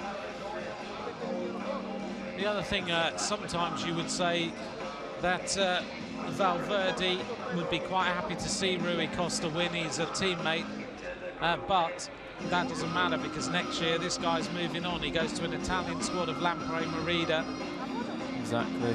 So he should have been right on the wheel of Rui Costa when the attack happened. Rodriguez so close. As I said before, Valverde should have just been on the back of that group of four. He had Rodriguez in front. He should have just been sat back and watching both of them, and anything they did, he could have been on it straight away. Whereas congratulations, could you Costa summarize did it this rainy perfectly. and tough Let's race? hear what he says. Your race. Bom, realmente depois de ter vencido 2 etapas no Tour, o objetivo a seguir ao Tour era preparar da melhor forma mundial. Estava numa boa condição, mas nunca pensei poder vencer esta prova tão importante. Algo não esperado para mim.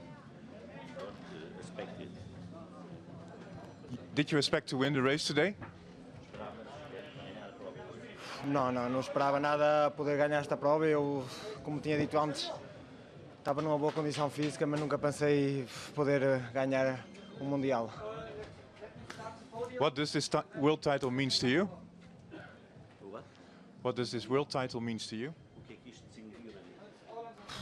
Eu acho que significa toda uma vida, todas as pessoas My que Spanish isn't me perfect, but ajudaram, basically what he's saying todo is o esforço que fiz até he aqui, didn't percurso expect to win praticamente today. excelente. Obviously the Ganhar world mundial title is era algo que a massively dia important sonhei, win. mas Huge for muitas him. vezes concretizar é muito complicado e eu estou super feliz por ter vencido o mundial. Thank you so much and A congratulations. great victory from Rui Costa today. He didn't look too tired there either, did he? Still looked quite fresh. Must have had a good wash. 7.5 hours. You look more tired and you've been sitting here. Yeah, I know, exactly. Not enough espressos.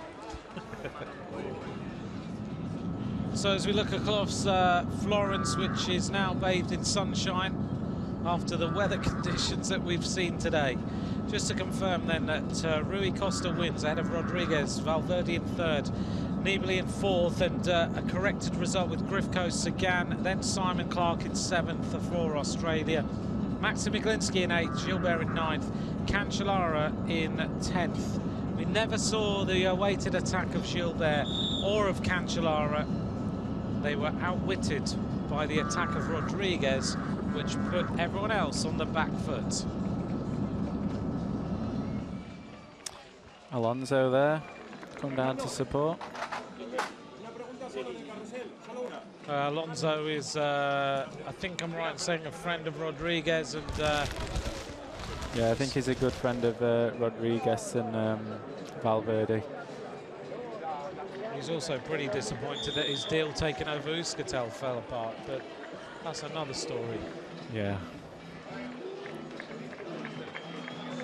So we'll just enjoy some slow motion highlights of these riders as we wait for the podium presentation to begin. Fino all'albero, fino all'albero.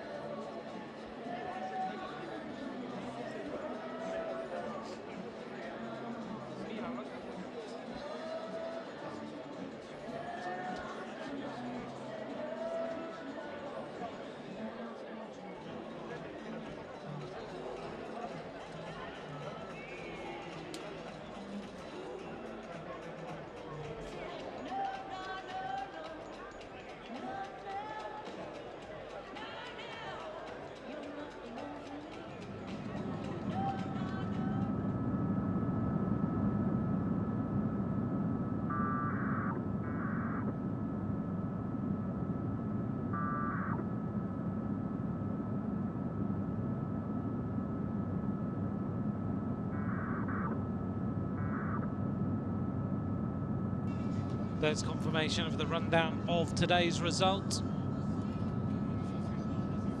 What a ride by Nibali, 4th place. He wanted the win, but it didn't quite happen. There's the rest of the rundown. Nordag in 12th. That was a great result for the Norwegian. Rode well all day. Moreno was also up there. Mosnagen was 20th. Pedato in 17th. Fuglsang also up there. Konovalovas in 22nd. Our tip for the day. That put him in 23rd place. Greg Van Avermaet. Saibar finishing 1:59 down.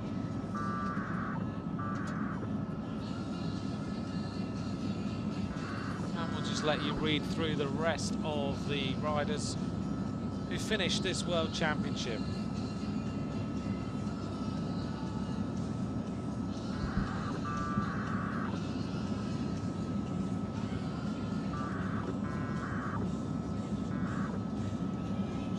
John Degenkolb 4 minutes and 53 seconds down at the finish.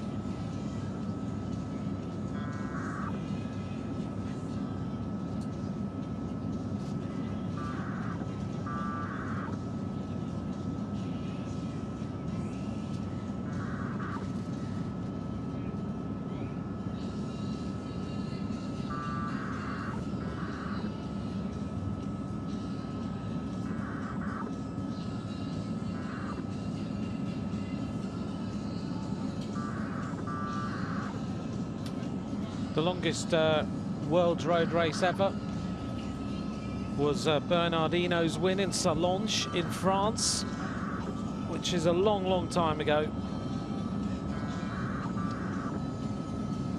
268 kilometers in, I think, 7.5 hours or something from memory.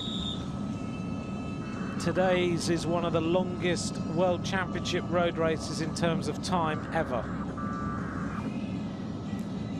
A long race, 7 hours, 25 minutes. Do you ever race 7 hours, 25 minutes? Yeah, but not raced it. I've just tried to finish. Right, we're going to turn our attention then to the podium presentation of today's 2013 World Road Race Championship.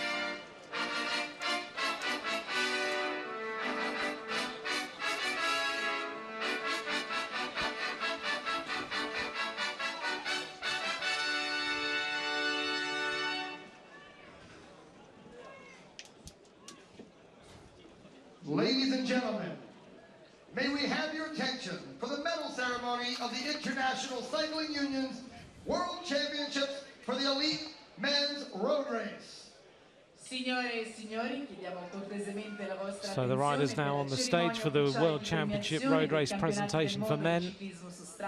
The final presentation of this year's championships. In third place and winner of the bronze medal, Alejandro Valverde of Spain. Alejandro Valverde takes the bronze medal to not a great reception from the Italian fans. Presenting the bronze medal is Mr. Brian Cookson, the newly elected president of the International Cycling Union. Le medaglie e la maglia iridata saranno consegnate da Brian Cookson, il presidente dell'Unione Ciclistica Internazionale. In second place and winner of the silver medal, Joaquin Rodriguez of Spain. I don't think I've ever seen a rider quite so emotional on the podium.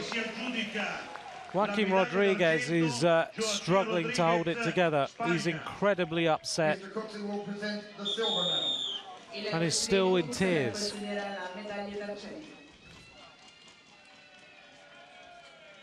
In first place, He's still crying on the winner podium. of the gold medal, You have to feel and for that man. the rainbow jersey as the new world champion, Rui Alberto Ariel da Costa of Portugal.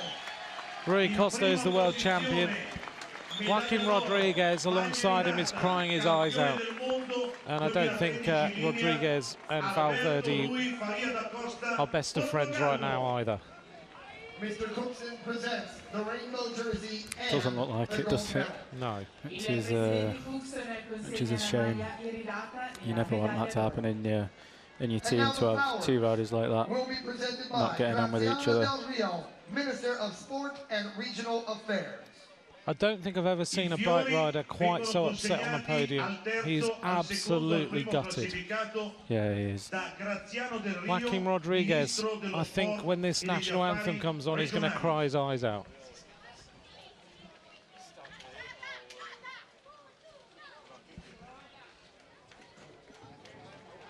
He rode his absolute heart out, but he was beaten by Rui Costa on the run-in. The tears in the eyes of Joaquin Rodriguez.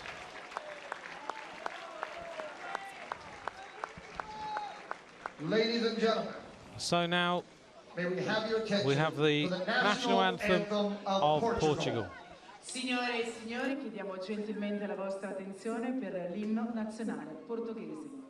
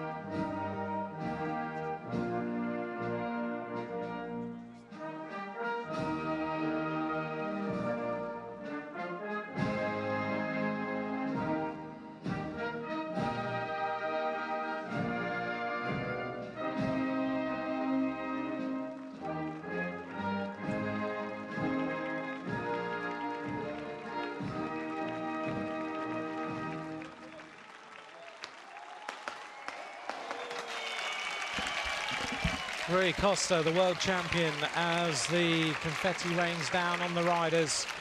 There's the podium. Valverde takes the bronze. An emotional Rodriguez takes silver. And another man in tears. Rui Costa is the world champion at the end of the second longest world championship.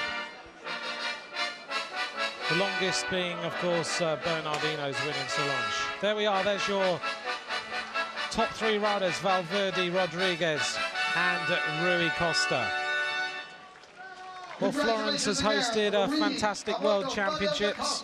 We've had some fantastic racing over the last week. It ends with Rui Costa taking the title. Well, Adam, it's been a long, long day. It has been a long, long day, yeah. We've seen some incredible racing. We've seen moves that we didn't expect, and we end up with those three riders on the podium. Nibali finishing fourth, so close for the Italian Tifosi and taking a victory. Summarise it for me, summarise your feelings. Oof, I don't know where to start, really. I mean, from the start, I think the Italians really wanted to take this race to the rest of the world, and they did that. And sadly, it would have been nice to see Vincenzo Nibali without his crash and having to do that big effort with just over 3 laps to go to get back there. But for me, it's been an exciting race. It's been a hard race, and it's been probably one of the hardest races in the last, apart from San Remo, in the last 10 years, with the distance, the climbs, everything like that. It's been a great day of good cycling. Well done, Adam. Great to have had you in the commentary box today, giving us, I think, some pretty unique insights. To all of you who've sent both of us messages, thank you very much for joining us. For those of you who've joined me on more than one occasion during a great week of racing, we're going to leave you with some highlights of today's race, which you can just enjoy reliving the win of Rui Costa in the World Championship. From Adam Blythe and myself, Anthony McCrossan, thanks very much for joining us today.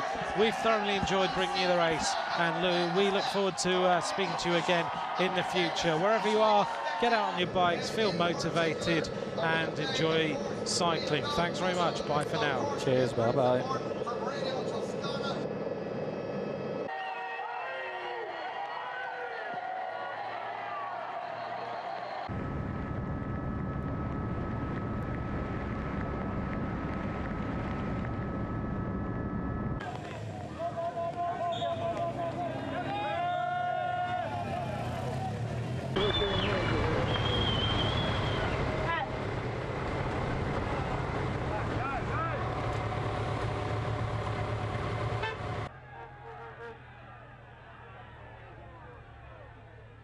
Count for these.